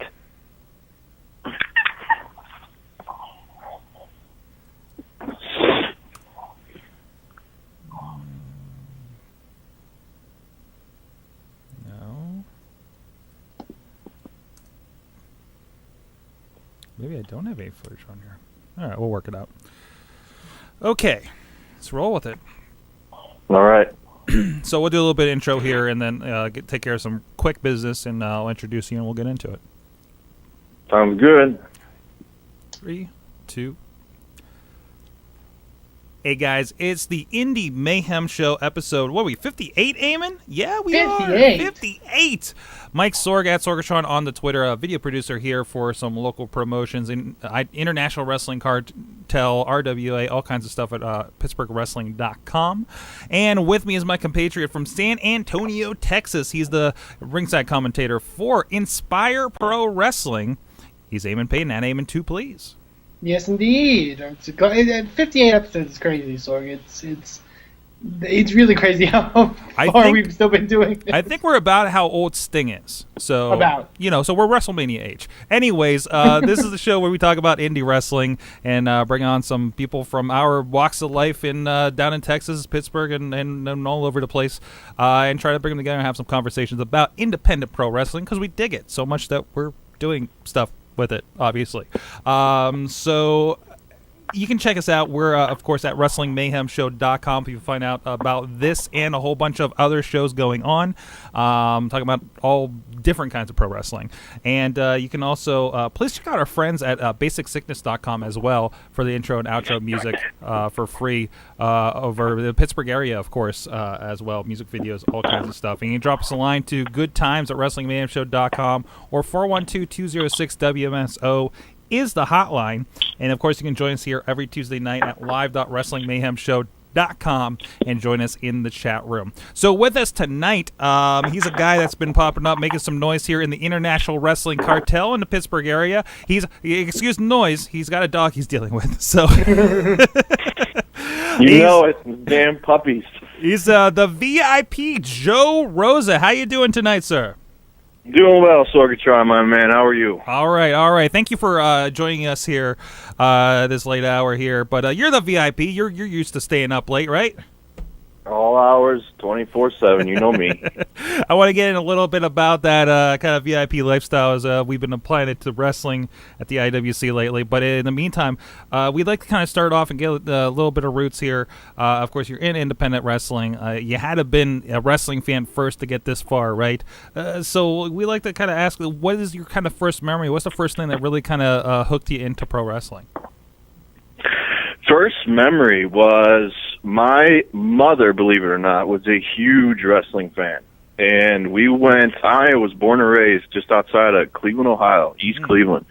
And we went to the Cleveland Coliseum and we saw the Macho Man, Randy Savage, in a big blue steel cage. And It was the first live event I ever saw. And I don't even remember anything about it. I was probably 8 years old, maybe younger. I just remember it being the coolest thing I'd ever seen, and I started watching wrestling ever since. And besides maybe a brief period here and there of, like, I remember the Ultimate Warrior getting a curse casted upon him by Papa Shango, and I swore I'd never watch wrestling again, but it was too good for me to stay away from, so I've been watching it ever since. That was a scary time. I remember being a little frightened myself in that era. When he threw up, I thought I was going to die. I thought it was the worst thing I'd ever seen. Kind of maybe related. How did you feel about the snake pit scene when Jake Roberts locked Warrior in that room of snakes? I had nightmares for 4 months. I still hate snakes. It was horrible. They did some rough stuff around that era. It was weird, considering how kiddie they got for a bit, right? But, yeah, they started pushing the envelope a little bit, but at that time, man, to see somebody throwing up was the grossest thing I'd ever seen, and Warrior was just like, blah, blah, blah, blah. It was horrific, and I didn't watch wrestling for a few years after that. So after being traumatized, how did you come back around to the point where you said, I want to do this, I want to get in the ring and be a pro wrestler? Oh, it's kind of cliche. I thought Michaels was awesome. I thought Shawn Michaels was the coolest thing ever. Besides the obvious, what seemed a bit homosexual at the time, I thought it was just the coolest gimmick ever. And I was a huge Savage fan, and he was still around and cooking at that time. And even though when I was probably 16, and the whole Attitude Era was kicking off, and it wasn't the coolest thing to be a wrestling fan, but I was obsessed when Michaels really got hot, and then obviously they went into the whole Stone Cold stuff. So I thought it was great. Tremendous. And I do understand, we were talking a little bit beforehand. I saw that you were with Ohio Valley Wrestling, and of course most know that as being the former WWE developmental for many, many years. Now, you were actually there for a quite different time, right? Yeah, man, I was there for 2 years, right when TNA signed on with OVW. Mm-hmm. So Rip Rogers was the reason I went. I don't know if you know Ryan Nemeth, Briley Pierce at the time, but I spoke with him. Mm-hmm. Obviously, his brother, Nick, Dolph Ziggler. So I had a little bit of an in there, and I talked to Rip, and he said, come on down. And the whole point was to go there and train with him. So the goal wasn't TNA, the goal wasn't WWE, the goal was to train with Rip and get as much experience as I could. But yeah, man, TNA was partnered with them at the time, and it was a totally different ballgame than when WWE was in town. Mm-hmm. So you kind of went in, were you early in your training part, or you were, I guess you were probably a few matches in at this point, right? Literally. I learned how to bump in Cleveland. I moved into IWC for about a year. Mm-hmm. I was so injury prone at that time. I actually had 2 shoulder surgeries. And after I got healthy and was reconstructed, I packed up and I moved and I went to OVW because I needed to learn how to actually work instead of just knowing how to bump. You know. Excellent. What do you see about the experience there? Like, did it seem like they? I don't know. Was there a lot of legacy from the WWE days, or was it mostly kind of TNA, I guess, influenced? It was extremely TNA influenced, you know. I'm not gonna lie about that. But the trainer, the head trainer, the advanced trainer is Rip, and he is as old school as it gets, and everything's WWE and traditional to him. So his influence was a lot the same, but TNA had control of everything, if that makes sense. Right. Interesting. Cool. And then, of course, you came back here, and some really interesting stuff happened with you with IWC. Most interesting, this is the concept of the VIP lounge, and this is something I haven't seen in indie wrestling much. I mean, you know, we talk about the shows on here, and they seem very straightforward, a bunch of matches, right? Now, you came in kind of as, I don't want to call it a sideshow, but it was literally a side show, something called the VIP Lounge, where can you tell us a little bit about that concept and kind of how that formed? Yeah, man. The idea is, I mean, this is pro wrestling, dude. It's not just what's in the ring that matters. Like, it's about a character. It's about, I hate the word, it's about a gimmick, but it's about, you know, who you are. It's your personality. It's the entertainment you show. So this all started in OVW, actually, with the creative there, and we thought, you know, give me a group of guys, and the whole VIP lifestyle was kind of what I was living at the time, so the gimmick was real easy for me to play. You know, when I moved there, it was all late nights partying, doing whatever we could to just have a good time and wrestle and live the life. So when I came back to IWC, instead of just hopping in the ring and saying, oh, here's another wrestler, what's the point in that? We had the idea to just start this lounge where there's going to be me making some noise from the side while the regular show is obviously going on. And it was a way to get attention and a way to establish who I was without actually having to do anything physical. And obviously, people like that gimmick. People love to hate that gimmick. People can relate to that gimmick. People want to be that gimmick. There's all kinds of ways that I could connect with the crowd.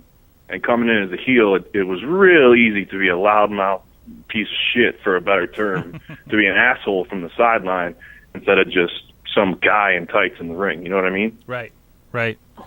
And it was actually something like fans could actually pay. Like, you actually made it a VIP for the fans, too. Yeah, man. We offered them $40 seats. I brought them beverages, we'll say, just some cold beverages, and we had some lady companionship, and we had front row seats, and if they wanted to watch some matches, they could, or they could just hang out with me and the ladies the whole time and have a good time and drink their drinks and do what we do. And we actually have a shot here coming up in a moment here with this plush couch you guys got to hang out with, and you guys were located right by the entrance. Yes. Which I'm sure plush couch. You know, nothing bad ever happened on that couch. No, nothing. But it was a really cool concept. It's something a little bit different. Like I say, I haven't seen on the indies before, and something we got to play with a little bit too. Yeah, great. There's no reason for that not to have happened yet. You know what I mean? Yeah. Like, wrestling's been around too long. You need to have something besides just in the ring. You got to have something going on, man. I mean, MVP did that whole thing with WWE, and I hate to say it was kind of a rip-off of that, but obviously people brought that up. But that's the idea. It's a way to grab attention. Mm-hmm. Spotlight should be on me anyway, so that's the way it belongs.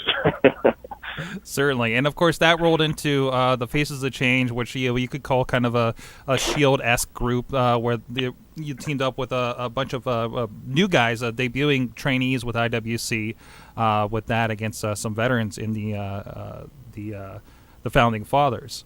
Right. Which led to some really, really interesting brawls all over the place. Over the months here. Can you talk a little bit about that and working with some of the newer talent down there?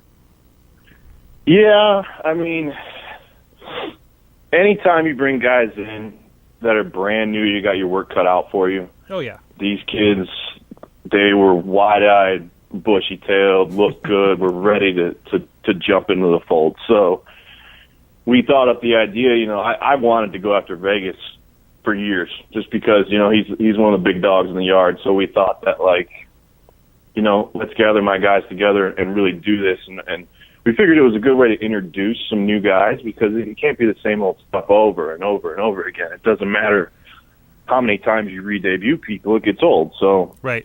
We wanted to introduce some new people. We wanted them to be with me, because even though I had been gone for a couple of years, there's a little bit of credibility there. At least they'd seen my face on the Indies, There's no superstar status, but at least I got the personality to bring out everybody else, and I could certainly play that heel role very well. There were a lot of brawls. Brawls are an easy way to cover up some things when you need to, and it got the point across. Now hindsight's 2020, and it might not have been the greatest idea. We all learn things from it. It's obviously hard when you got new guys playing an important kind of role, but I think they did well, and it got my point across, and I think we accomplished what we needed to. Awesome. And of course, this led to, speaking of work with new guys, I understand you are starting with the IWC Iron City Wrestling Academy here coming up. As a trainer. Go ahead. Oh, as a trainer, I'm sorry, I wanted to clarify. So there's a new class coming up, and you're going to be starting to kick that off here pretty soon. Absolutely. I enjoyed working with the guys who were my faces of change. So the first thing I said was, there's no trainer WWE experience status with me. So it's just like independence anywhere. Nowadays, there's a school on every corner, and you can get into the business by buying a pair of boots at high spots and jumping in a ring and calling yourself a wrestler. But at least with me and the other trainers there, we will teach what has been directly taught to us. The 2 years I had at OVW were absolutely invaluable experience, just in and out of the ring with all aspects of the business. So for laying down a foundation for kids coming in, I can definitely help out, and I was more than willing to. It's always a good opportunity for me to get in the ring more and to stay around the business, because it's something I love to do more than anything else. So that's why we're doing that. Awesome. We had actually a question from the chat room from Wheels, and I don't know if you have the kind of prospects lined up, but he's asking, what are your thoughts on the future students? Anybody promising coming out of there? It looks like we got a couple big guys, and there's a class going on right now, and the class is about to start up. We got 6 guys in this one. We do have a female in the other class that's finishing up that could work. There's always that possibility, and we got 6 brand new, wide-eyed people coming in. Honestly, you never know what you're going to get when you start with brand new guys.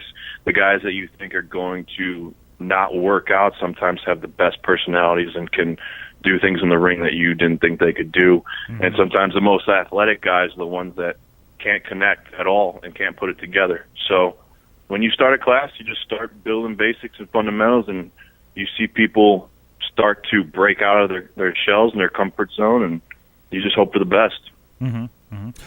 That's a good question. You mentioned the female wrestlers being involved in these classes.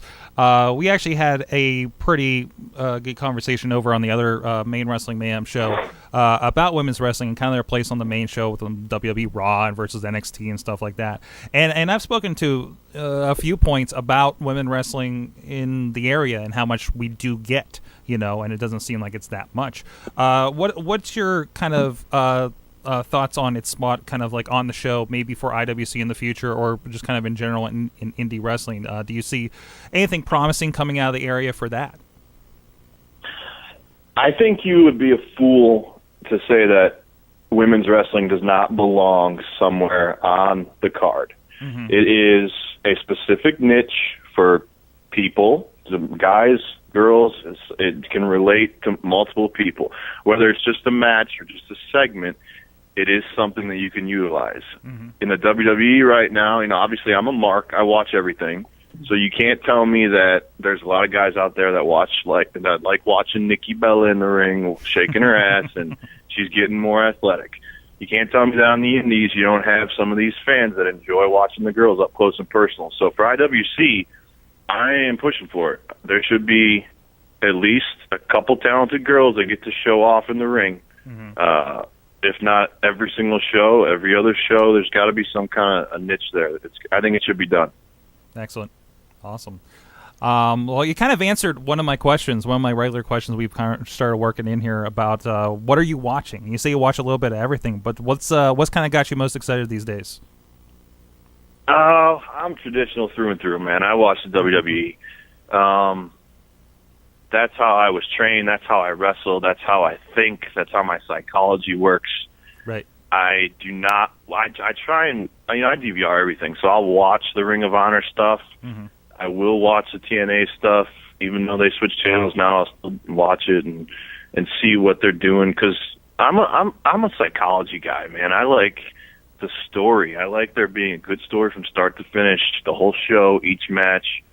But to pick a product, it's still WWE for me. I think obviously it's not as good as it used to be, but that's just because wrestling is in a certain stage right now, and it's got its ups and downs. But I'm a traditional guy, man. That's where I stand. Awesome. You mentioned psychology. Anybody out there that's really kind of getting you excited about what they're doing in the ring these days? Are we talking WWE? Across the board. Let's see. Starting from the WWE, God, man, things have changed so much. I got to tell you, I'm not like super pumped about anything when it comes to the big show. I try to get into Bray Wyatt's character, but you can only do so many promos and stuff. They got to get this guy rolling, got to build some real star power. Of course, we can all be critics and say, oh, they should do this, they should do that.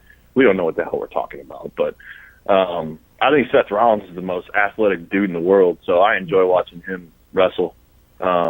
I like how they are really giving him some time and giving him that microphone and letting him do his thing. So, main roster, though, man, I don't know. Honestly, the girls have been intriguing to me. I think the girls have come a long way. I mean, they're still pretty girls who are learning how to wrestle, but they've come a long way in the past 5-10 years than just being supermodels. They can do some shit in there now, man. Awesome. The other question we like to ask here, you've been around for a few years here, a few different places. What's the best and the worst thing about working on the indies? Ooh, that's your money question, huh? Yep. Oh God! It's either the best question. It's either the best question or the stupidest question from week to week. So. No, man, that should be. I mean, obviously that's the money question. That should be the best question from week to week. If you got a real indie wrestler, a super indie wrestler who's traveling and paying his dues and doing his time, you should get a good answer out of this. So, I mean, the best thing is that you got a bunch of guys who are like-minded, guys and girls who share a passion and who want to perform and put on a good show. And if you keep a good attitude and everything, the locker room and the ring and the crowd and everything could be a really good place to be. You can really build some camaraderie. You can actually make some friends, believe it or not, and you're going to make a lot of memories that are going to stick with you. The bad side of independence and the WWE being backstage there and TNA being backstage there, there's a couple things. One is obviously politically, you're looking at a different atmosphere, man. You're looking at a beast that you've got to be willing to conquer at all costs. You can't be a pussy and be in this business, if I'm allowed to say that on your show. I do apologize for swearing. Sworn a few times today, but that's how I roll. You know that. Yeah. So you got to be headstrong, man. You got to be self-confident, and you got to be secure. You're going to deal with a bunch of bullshit trying to get to the top or trying to get to where you want to be, and you're going to deal with a lot of people who are going to try and bring you down, and you're going to find those people who are going to want to support you. You just got to keep pushing through and stick with the right group of people. There's this huge sense of entitlement going around, especially now, because like I said, anybody can buy a pair of boots and call themselves a wrestler. So a lot of guys think that just because they trained for maybe a year or for 6 months that they're entitled to these matches, or they're entitled to a spot, or they're entitled to anything. And truth be told, nobody is entitled to anything. Nobody deserves anything. Nobody belongs anywhere. You should have to prove every single inch, every single step that you take. And I've seen just backstage a lot of stuff that shouldn't be happening. And we all make mistakes. We've all been there. I've done a lot of stupid shit in my time, and I've paid my dues and been put in my place for it. But we just got to get everybody back to the respect level. We got to get everybody on the same page that you all work as one to make this product better. You all work as one to make it a business. So if we can get guys that are more like-minded in that sense, the indies would be a lot better off, man. Nice. Promoters, too. Jeez. I don't even want to get into promoters. We'll save that for another show. We have a whole show. We have a whole show on promoter roundtable here, as we've done. Jesus Christ! I would like to knock out so many promoters I've met in my time. Oh wow! Quote promoters. I'm so glad I just have a small niche of guys that I work with here in the area, and that's basically it.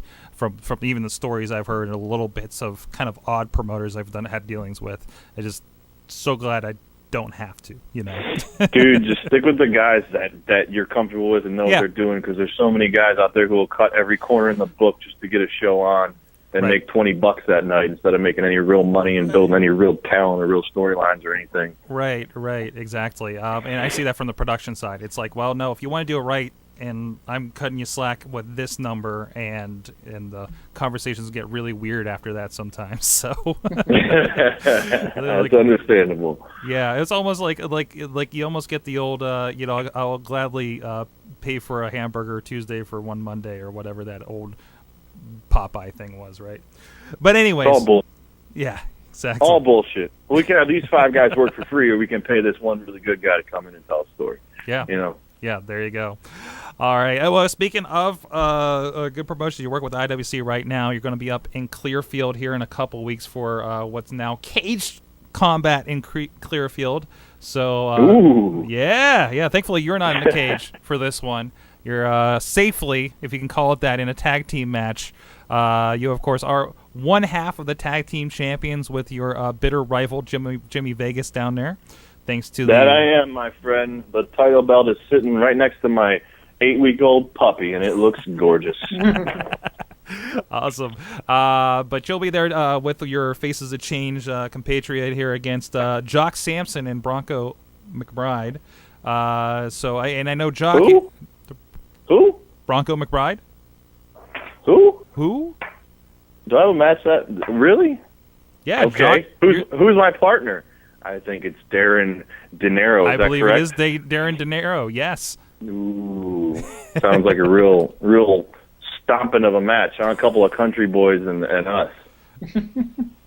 Hey, you're out in Clearfield. You're out in the middle of nowhere. The Clearfield County Fairgrounds. I don't even want to go to this show since it is IWC, and since I do get paid extremely well, I will happily show up and put on a good show for the crowd. And Jock Sampson had some harsh words for me. I think he cut a little promo on me and my partner as well, and even Mr. Vegas.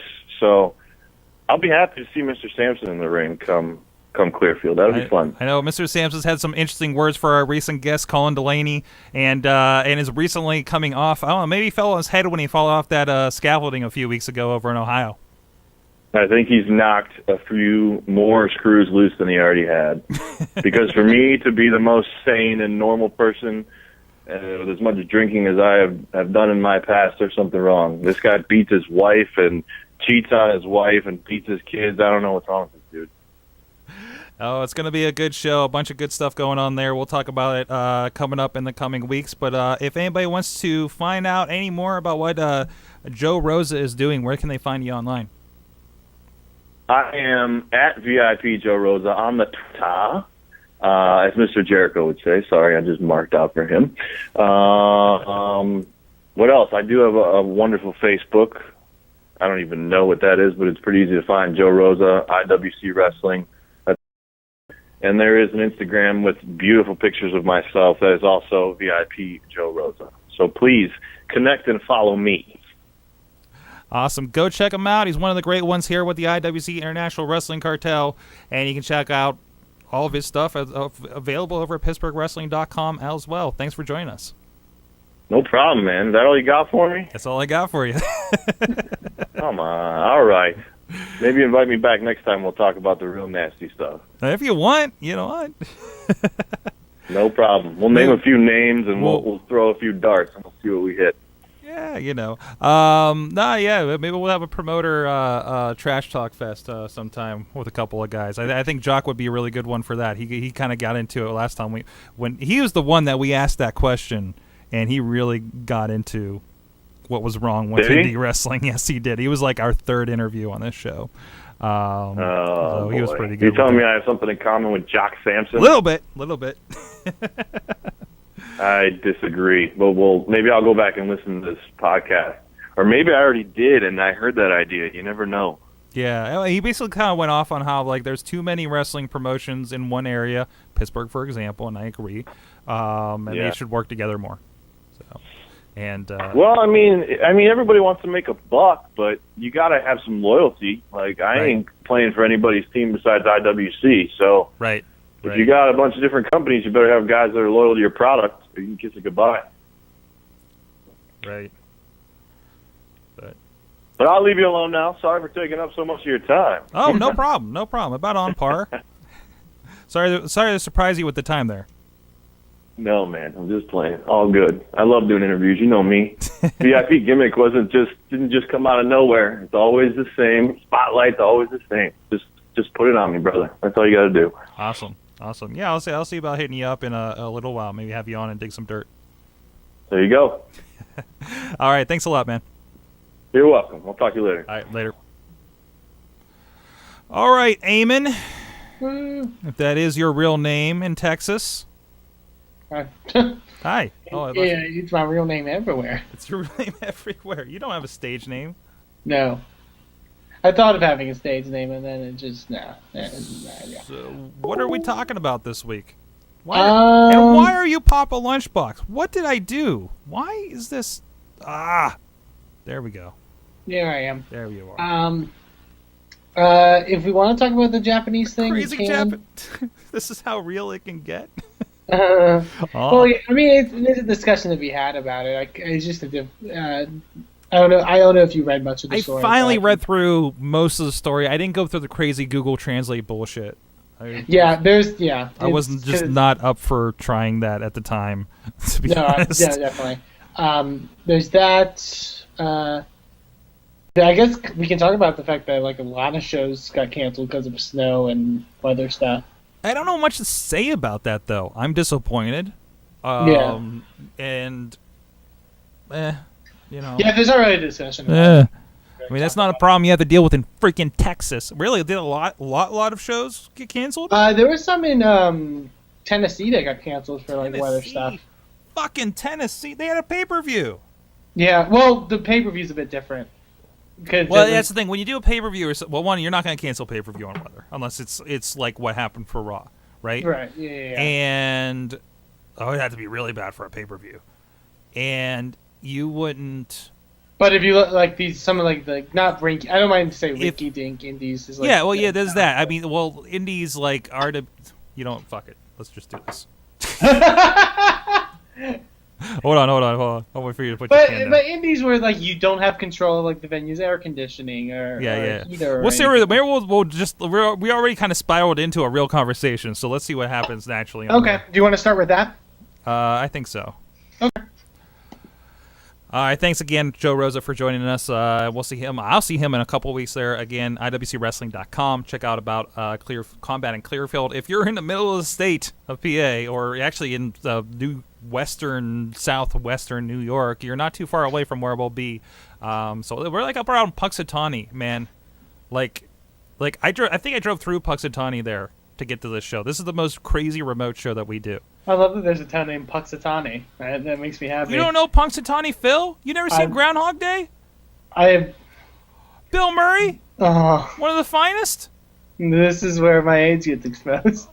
All right, sir, please. This conversation happens way too often. This has by the nothing. way. I know it does. We forget that you damn millennials don't want to get jobs in the offices and pay for my retirement or whatever the argument is.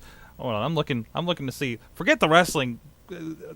Forget the Indy Mayhem show. I'm going to find out Groundhog's Day on Netflix, and you're going to watch that stuff and report back to me in a week. But we'll do a Groundhog Day cast. That's Groundhog's Day cast. It's going to happen. We'll just take 10 minutes and repeat it over and over again, and that's our podcast. Yeah, pretty much. Anyways, so there was a lot of weather. And unfortunate weather. RWA got canceled. I'm sad because this is now a month I've gone. And this is how you feel when you have your month off, I know. But I'm usually stacked with wrestling shows. Where like a weekend off is a rarity for me. And it drives me insane. I have to work on something. But I understand we're not the only ones that have this problem here in Western PA, right? No, I heard of a lot of shutdowns across the United States, even especially some stuff in the South, which is how come that could it be in the South? It's pretty like earth-shattering in Texas, but it's pretty damn cold here. But also there are some places in like I think Tennessee had a couple places that got shut down, or just canceled. I mean, even there were some events that had WCU and CZW had their events at the ECW Arena this weekend, and the attendance wasn't ideal. I think because of weather issues and stuff like that. Right. It's a difficult thing, and it was very unfortunate this weekend because this weather's affected us. I'm sorry, I can curse on this show. Why am I apologizing? At Inspire Pro, we met one of our big draws, Takaaki Watanabe, had his flight canceled because of wind the day before our show and couldn't make it. So it feels like this is a more occurrence that's happening in these past couple weeks, and I don't like it that much. I'm not happy about it. Yeah. And it's unfortunate. I mean, how Raw, it's been a pretty crazy winter. Raw, even as famously a few weeks ago, went down to this, right? My joke for when RWA got canceled was like, hey, let's get the announcers on Google Hangout. I'll broadcast from the studio here. And we can get as many of the wrestlers on Google Hangout and have some interviews about the events that's not happening, and play, say, the Matt Hardy match from back in August. It was a big deal, so we'll put that out free. And except for the one wrestler I mentioned, Chris Taylor, needs to walk to my place to be in the studio from wherever the hell he is, and just to stare at a picture of the PA regional title holder on my wall and decide he wants to challenge for it. So that was my solution. I can't say I got the idea from anywhere else. But no, we had some fun with that, and that drew a sale up, or just to kind of do something with it, right? Do something, make something of the weekend, right? But it's gonna happen. It's definitely gonna happen. But that's a risk. And we were talking about WWE. We said Tennessee. The shows were canceled for indies, but yet we had a pay-per-view on Sunday. We did. So, which I guess, the snowstorm didn't actually come through on Sunday. Sunday was fine here, at least. So, anyways, but still, that's going to be, you're in the city, you're going to be fine. Maybe that's why everybody was so tired and not talking at the pay-per-view. Like, they were just like, that took a lot out of me. But I bought these tickets to a pay-per-view, and the NASCAR was today too, and I'm in Tennessee, so of course I watched that. I'm sorry. I'm getting into it. Maybe now that I think about it, that may be the case for the terrible crowd at Fastlane. That really may be it. That makes sense. That makes sense, but that's for another show. But other than that, people, other than the cancellations, things are getting crazy in Japan. I understand. They are. I decided that this kind of fits in the indie wrestling talk. It's technically from a Japanese indie, I guess you could say. Still independent from WWE, so I think it counts. I mean, New Japan we're kind of counting as this, right? And we've had those conversations on here. But there was some crazy stuff. If anyone out here follows Joshi wrestling or women's wrestling from Japan, there's been some crazy stuff that happened this past weekend for the Stardom promotion, which is a pretty big Joshi based promotion in Japan. They had one of the recent events at Kroken Hall in Tokyo that was main evented by a singles match for their World of Stardom Championship between the champion Yoshiko and Aki Yasukawa, who was basically the former champion, basically coming back to get her title back.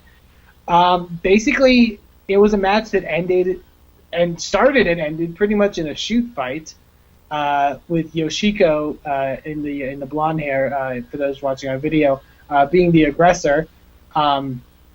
Very violent stuff. There is video of it online.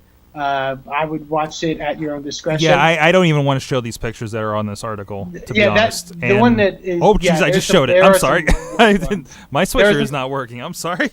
That's all good. But no, it's some pretty graphic stuff. And also, if you know the story of these two wrestlers, especially Act, who was the victim of this attack, has had a lot of medical problems, forcing her to keep in the wrestling. She famously comes out with an eye patch because she had surgery on her eye, and to help. I forgot what the disease is. I believe it's Graves' disease that she suffers from, which causes blindness. Oh, wow. Which is one of the things that she had surgically repaired.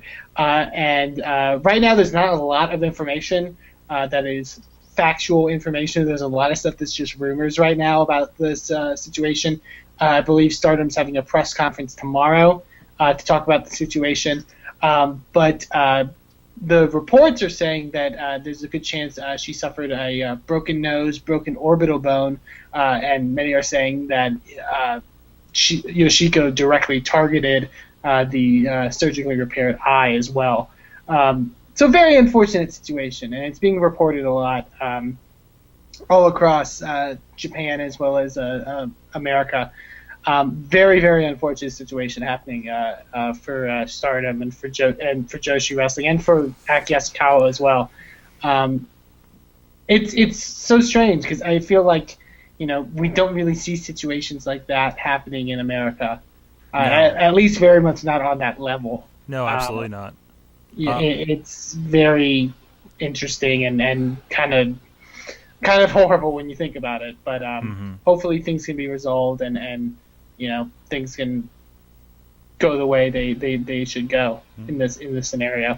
Yeah, and this is one of those things, like as anybody, in considering maybe being a wrestler as I did at one point, kind of looking at this kind of situation, like this is the thing in the back of my head as a cautious individual that says, man, I really got to depend on that other person.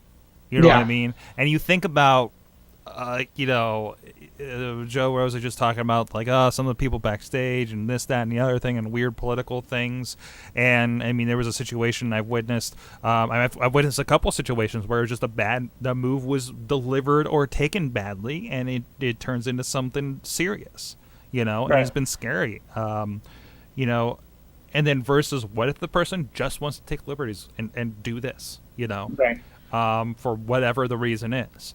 That is super scary, and I don't know how psychologically that's handled, as a pro wrestler, and there's a great conversation to ask, something like that. I don't think anybody ever does, because you got to think. I mean, how many times have you sit there and you're watching watching NXT a few weeks ago, and I'm watching with my wife, and they do that. I'm sure you know the name of the move where they pretty much kind of do a driver on the back of their knee. And Kevin Owens was doing that, but I saw a couple of people doing it. But and I don't think it was even that one. I think it was another match, maybe on Raw or something, did the same move.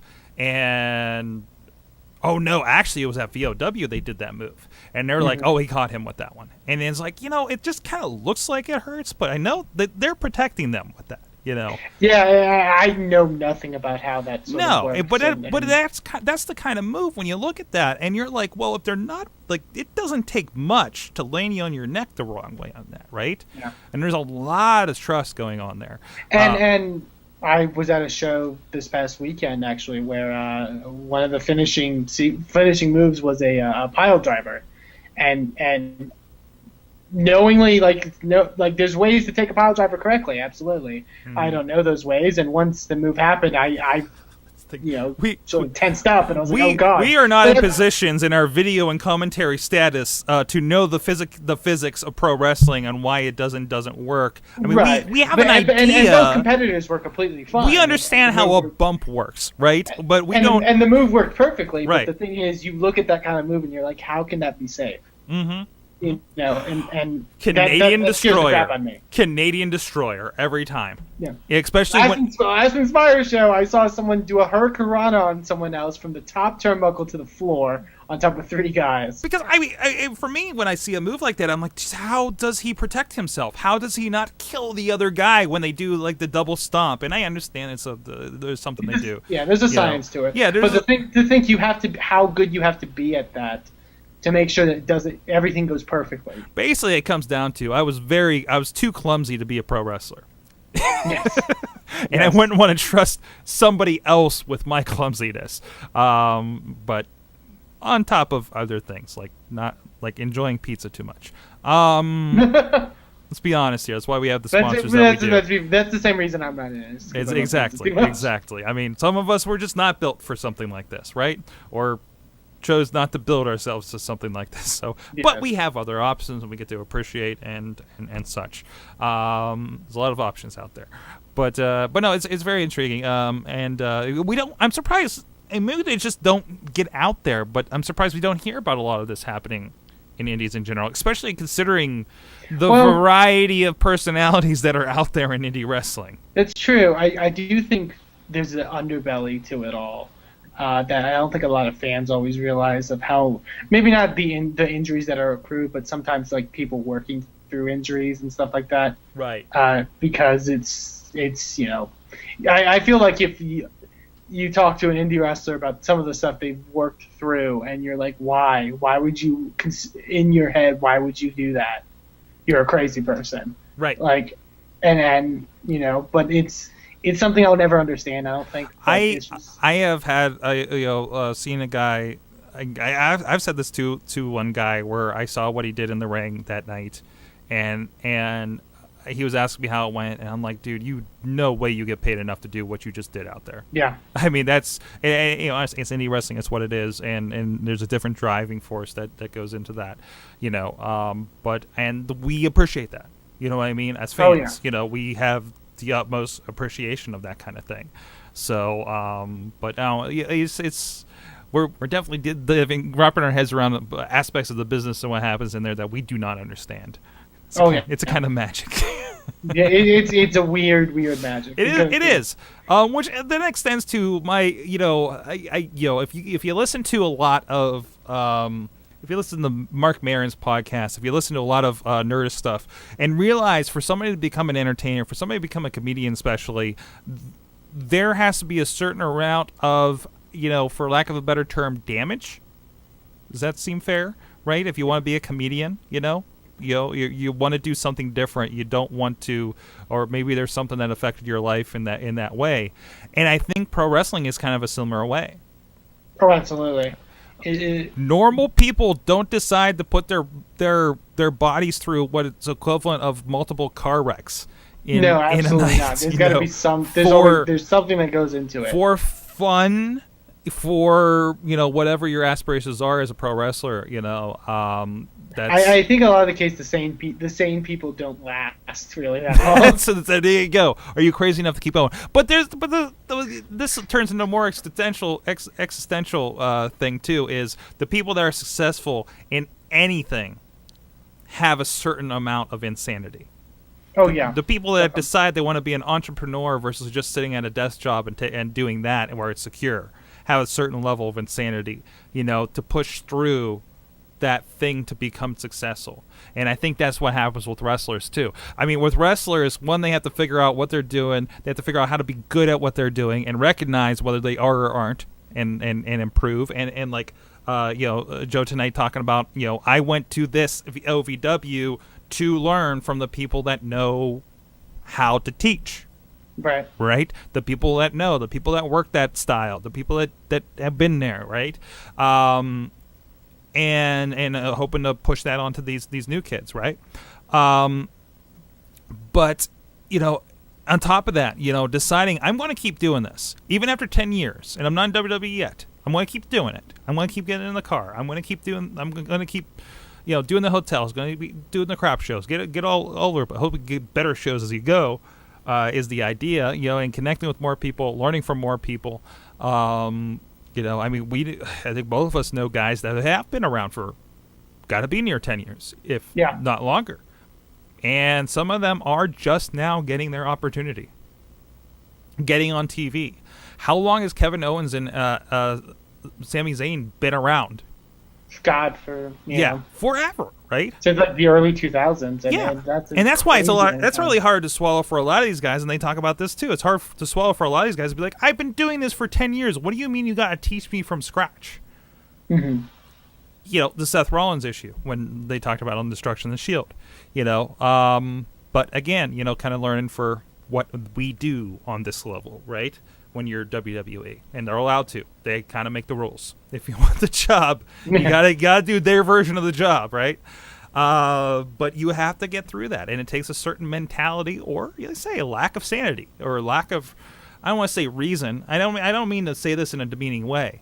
I feel like, anybody that decides I'm not going to do the day job thing and do this outside the box thing, which is prone to failure. It takes a certain special kind of mindset, and not a lot of people can do it, especially in wrestling.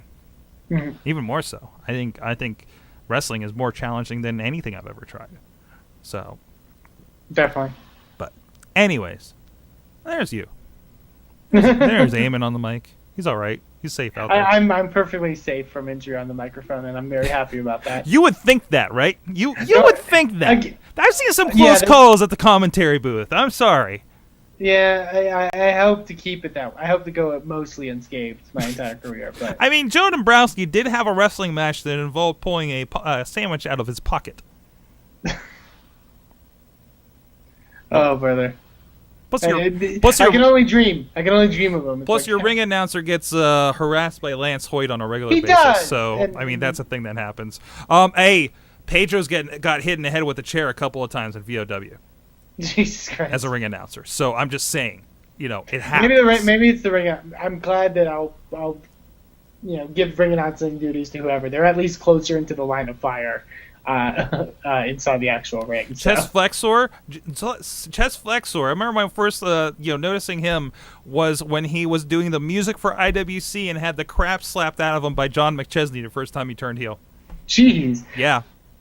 Took it full on. Be nicer to not officials, but he's a trainee. I think I'm allowed to slap him around. I'm not sure. I haven't checked the contract on that one. We'll have to look into that. We'll look into that. But anyways, just having fun. Anyways, I like the trainees. This round's all right. They're nice guys. They're nice guys, and you never know. They could be on TNA someday. They could be getting squashed by Rhino on NXT any day. Oh, here's something. Guys that I've seen, putting the ring together several years ago. That's cool. That's cool. I did do a side thing. I should mention here. Mayhem Minute we've been doing. I've been doing most mornings, and I did have kind of a NXT takeover kind of post-show guy thing about the local guys and that local feel and that feeling that comes up when you've watched somebody started putting the ring together, and you watch them as they figured it out on sitting in the front row or whatever it is on your local indie, and now they're on NXT, or maybe they're Daniel Bryan that you saw as Eamon and I did that one time.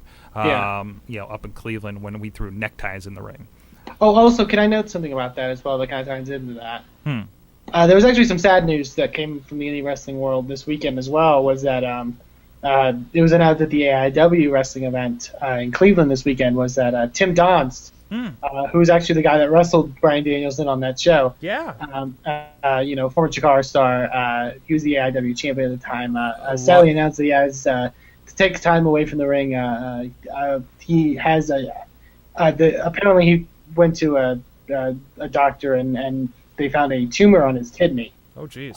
So very, very hard stuff. And he was getting a lot of bookings, in some of the bigger promotions of the indies. So very sad stuff from there. And definitely want to wish him the best, and hopefully he can overcome this and make it back in the ring one day. A lot of people on Twitter shared their support. Even Mick Foley tweeted about Tim Donst. So that's obviously got to be pretty cool stuff. So just want to send best wishes to him and hopefully he can get through this. Certainly, and definitely, you see a lot of great support for situations like that, but best to him. I know he's been in the area, of course, as part of VOW. Not recently, but I know in the past year, I think he's been a part of it. So I hope I'm the best on that, certainly. Definitely. So, all right, let's take a look at Indy's coming up this weekend. We've been at this forever. This weekend, I'm trying to think if there's any. We can play the Nate Stein email game. Let's play the Nate Stein email game. Let's play the Nate Stein. And actually, I think I've heard of these guys. This is happening.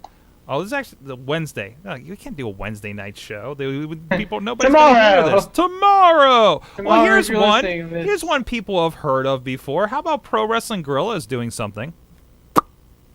Hey, I've never heard of them. I don't know what that is. I have no idea.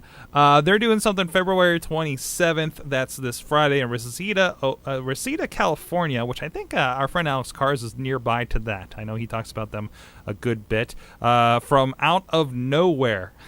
I get it. A lot of good stuff going on there. Roderick Strong versus Trevor Lee. Who was the Young Bucks are going to be part of that card. Ethan Page and Josh Alexander are taking them on a tag team match.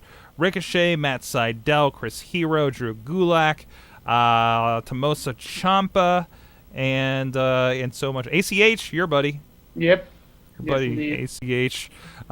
So you can check that out. ProWrestlingGuerrilla.com for details, and it's going to be on DVD there, and they have so much other stuff. That's the interesting West Coast. That was always the conversation when somebody's like, "Hey, you should move to San Francisco." I'm like, I don't know any wrestling in San Francisco, to be honest.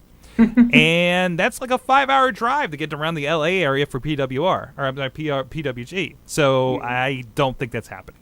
That's like me going to Philly every weekend.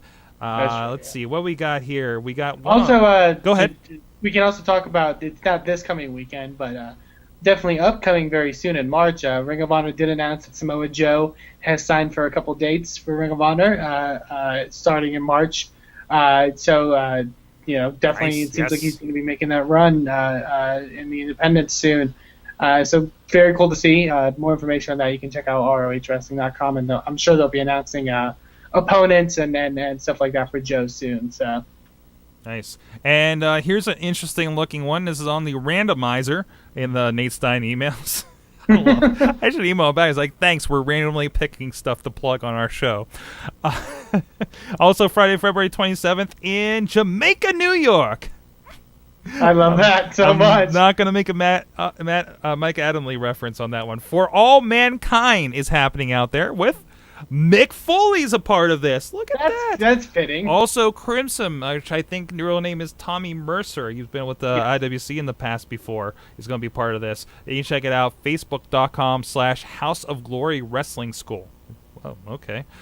So go check that out. And also, this weekend in the Pittsburgh area, my backyard, Pro Wrestling Express. You can check them out, ProWrestlingExpress.com. Long time guys around here. We talked about them in the past. They're having a show, February Fury, February 28th, here in McKeesport in the outskirts of Pittsburgh.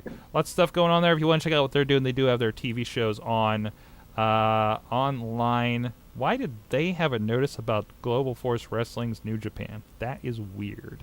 Anyways, but you can check it out, ProWrestlingExpress.com. Some friends of the show on those shows as well. You might see some familiar names. So, anything else?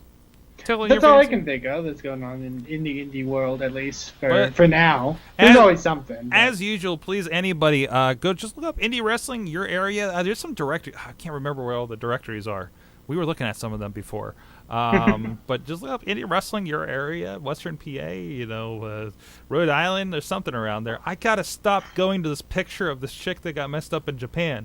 I feel bad. That's nightmare fuel right there. Oh, jeez. It's about as much nightmare fuel as Papa Shango throwing up Ultimate Warrior, right? Call back. Okay, on that note, Inspire Pro Wrestling. Go check it out Yes. InspireProWrestling.com, PittsburghWrestling.com, or IndyWrestling.us to see what we're doing up here.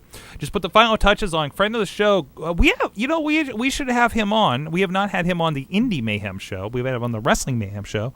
Gregory Iron. I would love to have Gregory Iron on. Gregory Iron, CM Punk approved. Gregory Iron just put the finishing touches on his best of DVD for Prime Wrestling. It's going to be a 2-disc set. Has him taking on Johnny Gargano, one of his early feuds with that. There's actually a pretty good amount of that feud on there. Of course, Zach Gowen, his match against Zach Gowen. Zach Gowen as a heel, guys. It was pretty incredible, and I'm really proud to be on my part of that angle on the camera side. Got to be around for a lot of the build up, and of course there for the match at Resolution at ringside, filming. Also on that card, friends of the show Gory and Facade in a casket match. Yes, that opened the show. I want to point out too. But what else is going on? I'd say I'm thrown off because I should be releasing a DVD this week for RWA, and I'm sad that I'm not. I'm just thrown off so much here. So, but of course you can check everything out WrestlingMayhemShow.com. We got so many things. I'm watching 30 Days of WrestleMania. You are. We'll see if we can do this. I'm 3 in. I'm 3 in so far. I have 33 days left, 32 by the time we're ending this show here.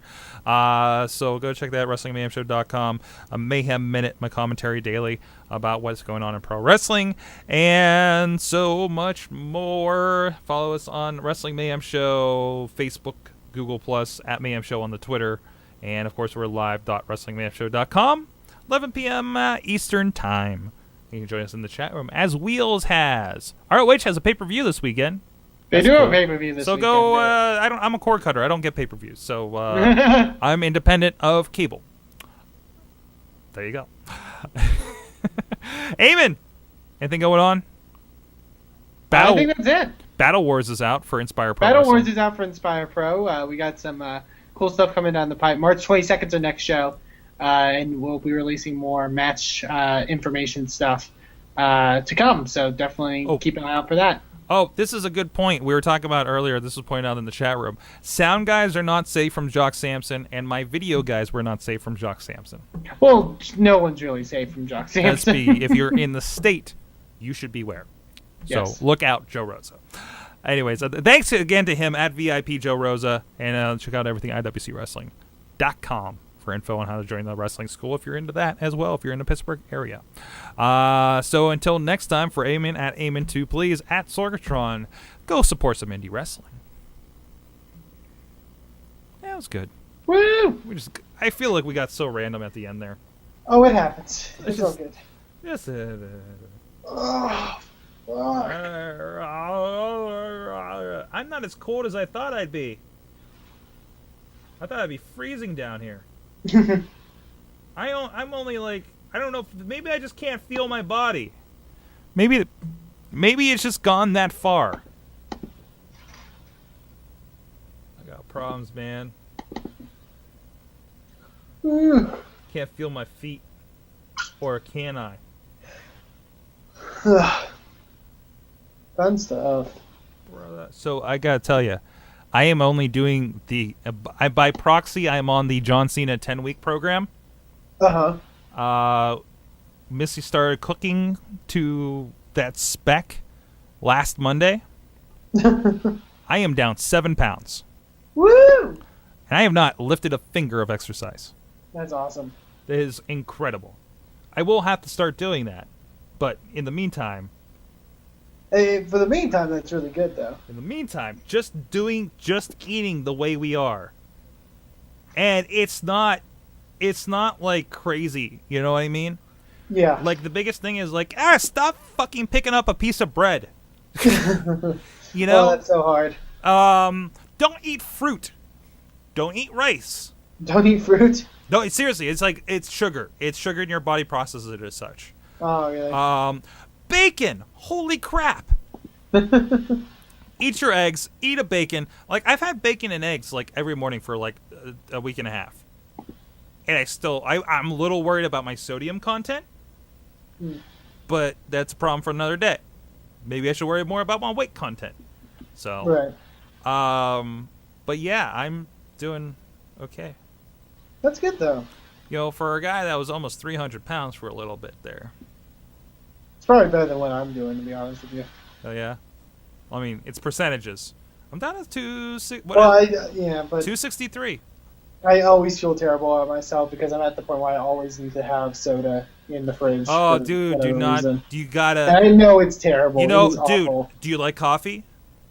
I like some coffee. Do you like tea? Tea's not that bad.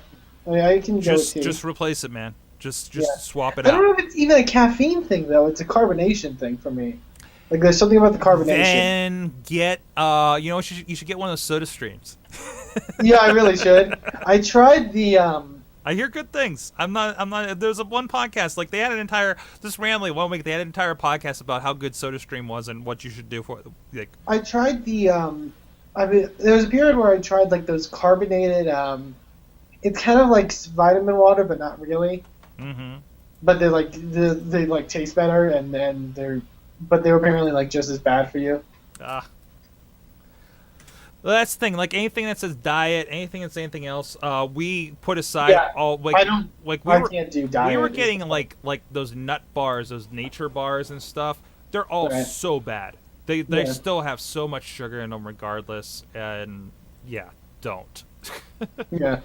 No, I can't do diet or Coke Zero or anything like that, really. No, and you shouldn't. And I think it's actually worse than the real the regular stuff. I mean, the biggest thing for us has been, you know, we've got a lot of veggies, which has not been spicy food. Because if you have, that helps a lot too. If you like spicy food, just dive into it. She's been adding spice to stuff, and the spice makes your body work and heats your body up. So that works really well for that, you know. Yeah. So that's been actually really, really cool for that. But no, real good. I gotta remember to turn this chat off because it's all over my website, and that's gonna get weird this week if I leave that on. But yeah, good stuff. Stuff. I think I gotta double check. I think we might have Plumber in 2 weeks. He couldn't make this week, and that's why I'm like, well, who should I talk to? He's like, Joe Rosa. I'm like, yeah, I could talk to Joe Rosa. Yeah. I was just one of those dudes I never talk too much, you know? So yeah. I don't know if that's apparent by my interview tonight. No. It's all good. So I'll probably have somebody soon. I want to get to. I'm going to try to confirm someone tomorrow. Mm-hmm. I have some people in mind. Yeah. But our executive producer told us good show tonight 5 minutes ago. Woo! Also, I just got a message from a certain mainstream professional wrestling commentator that I know. You just got a message from him? Yeah. Well, I told you I know Rich, right? Yeah. Or I've talked. Yeah. Because I sent him some stuff to get his opinion on. And he was telling me sorry, I've been super busy over the past couple months. I was like, yeah, you probably have. Don't worry about it. Oh, completely understandable. I might have an opportunity to go meet a former friend of the show that that I'm not allowed to interview anymore. Oh yeah. Certain Pittsburgher that fought a boxer one time. That might be, I guess, maybe perhaps tag along on something. So nice. For that Cleveland show. Tell him I'm enjoying his work and he needs to get more spots on TV more often. Yes. So he's very good. I enjoy him on commentary. Hopefully that works out. Maybe we'll see Shiloh too. You know. So, but I don't know. I'm. It's like next Friday. Oh, that'd be a crazy weekend because then Wheels. Not that this is your fault. But RWA on the night of the Hall of Fame, there better be a live stream. Freaking killing me. Especially since LB. LB steps up at the party and is like, we need to just have a crazy weekend for WrestleMania weekend. I'm like, I have a wrestling show Saturday night. What do you want me to do? Should have just done my birthday that weekend. It's one of those weird deals where like my birthday's like on the Wednesday. So I was like, well, pick a weekend. So, I don't know. I want to do something this year. I feel like I think we're going to have, what are we going to have? What is, I think we're going to have a He-Man birthday party. Nice. My mother-in-law sent back with me from California a He-Man cake pan. Nice.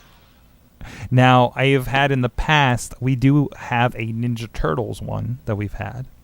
Also, what year was that? Not my 30th. Maybe my 31st birthday. Of which I'm turning 34. By the way, I'm 34 and we're going to have a He-Man birthday party. That's awesome. I mean, this is me. I'm never going to grow up, pretty much. Pretty much. But no, we had like a full-on Transformers party that one time. Wait, weren't you here for that one? Was I? I can't remember.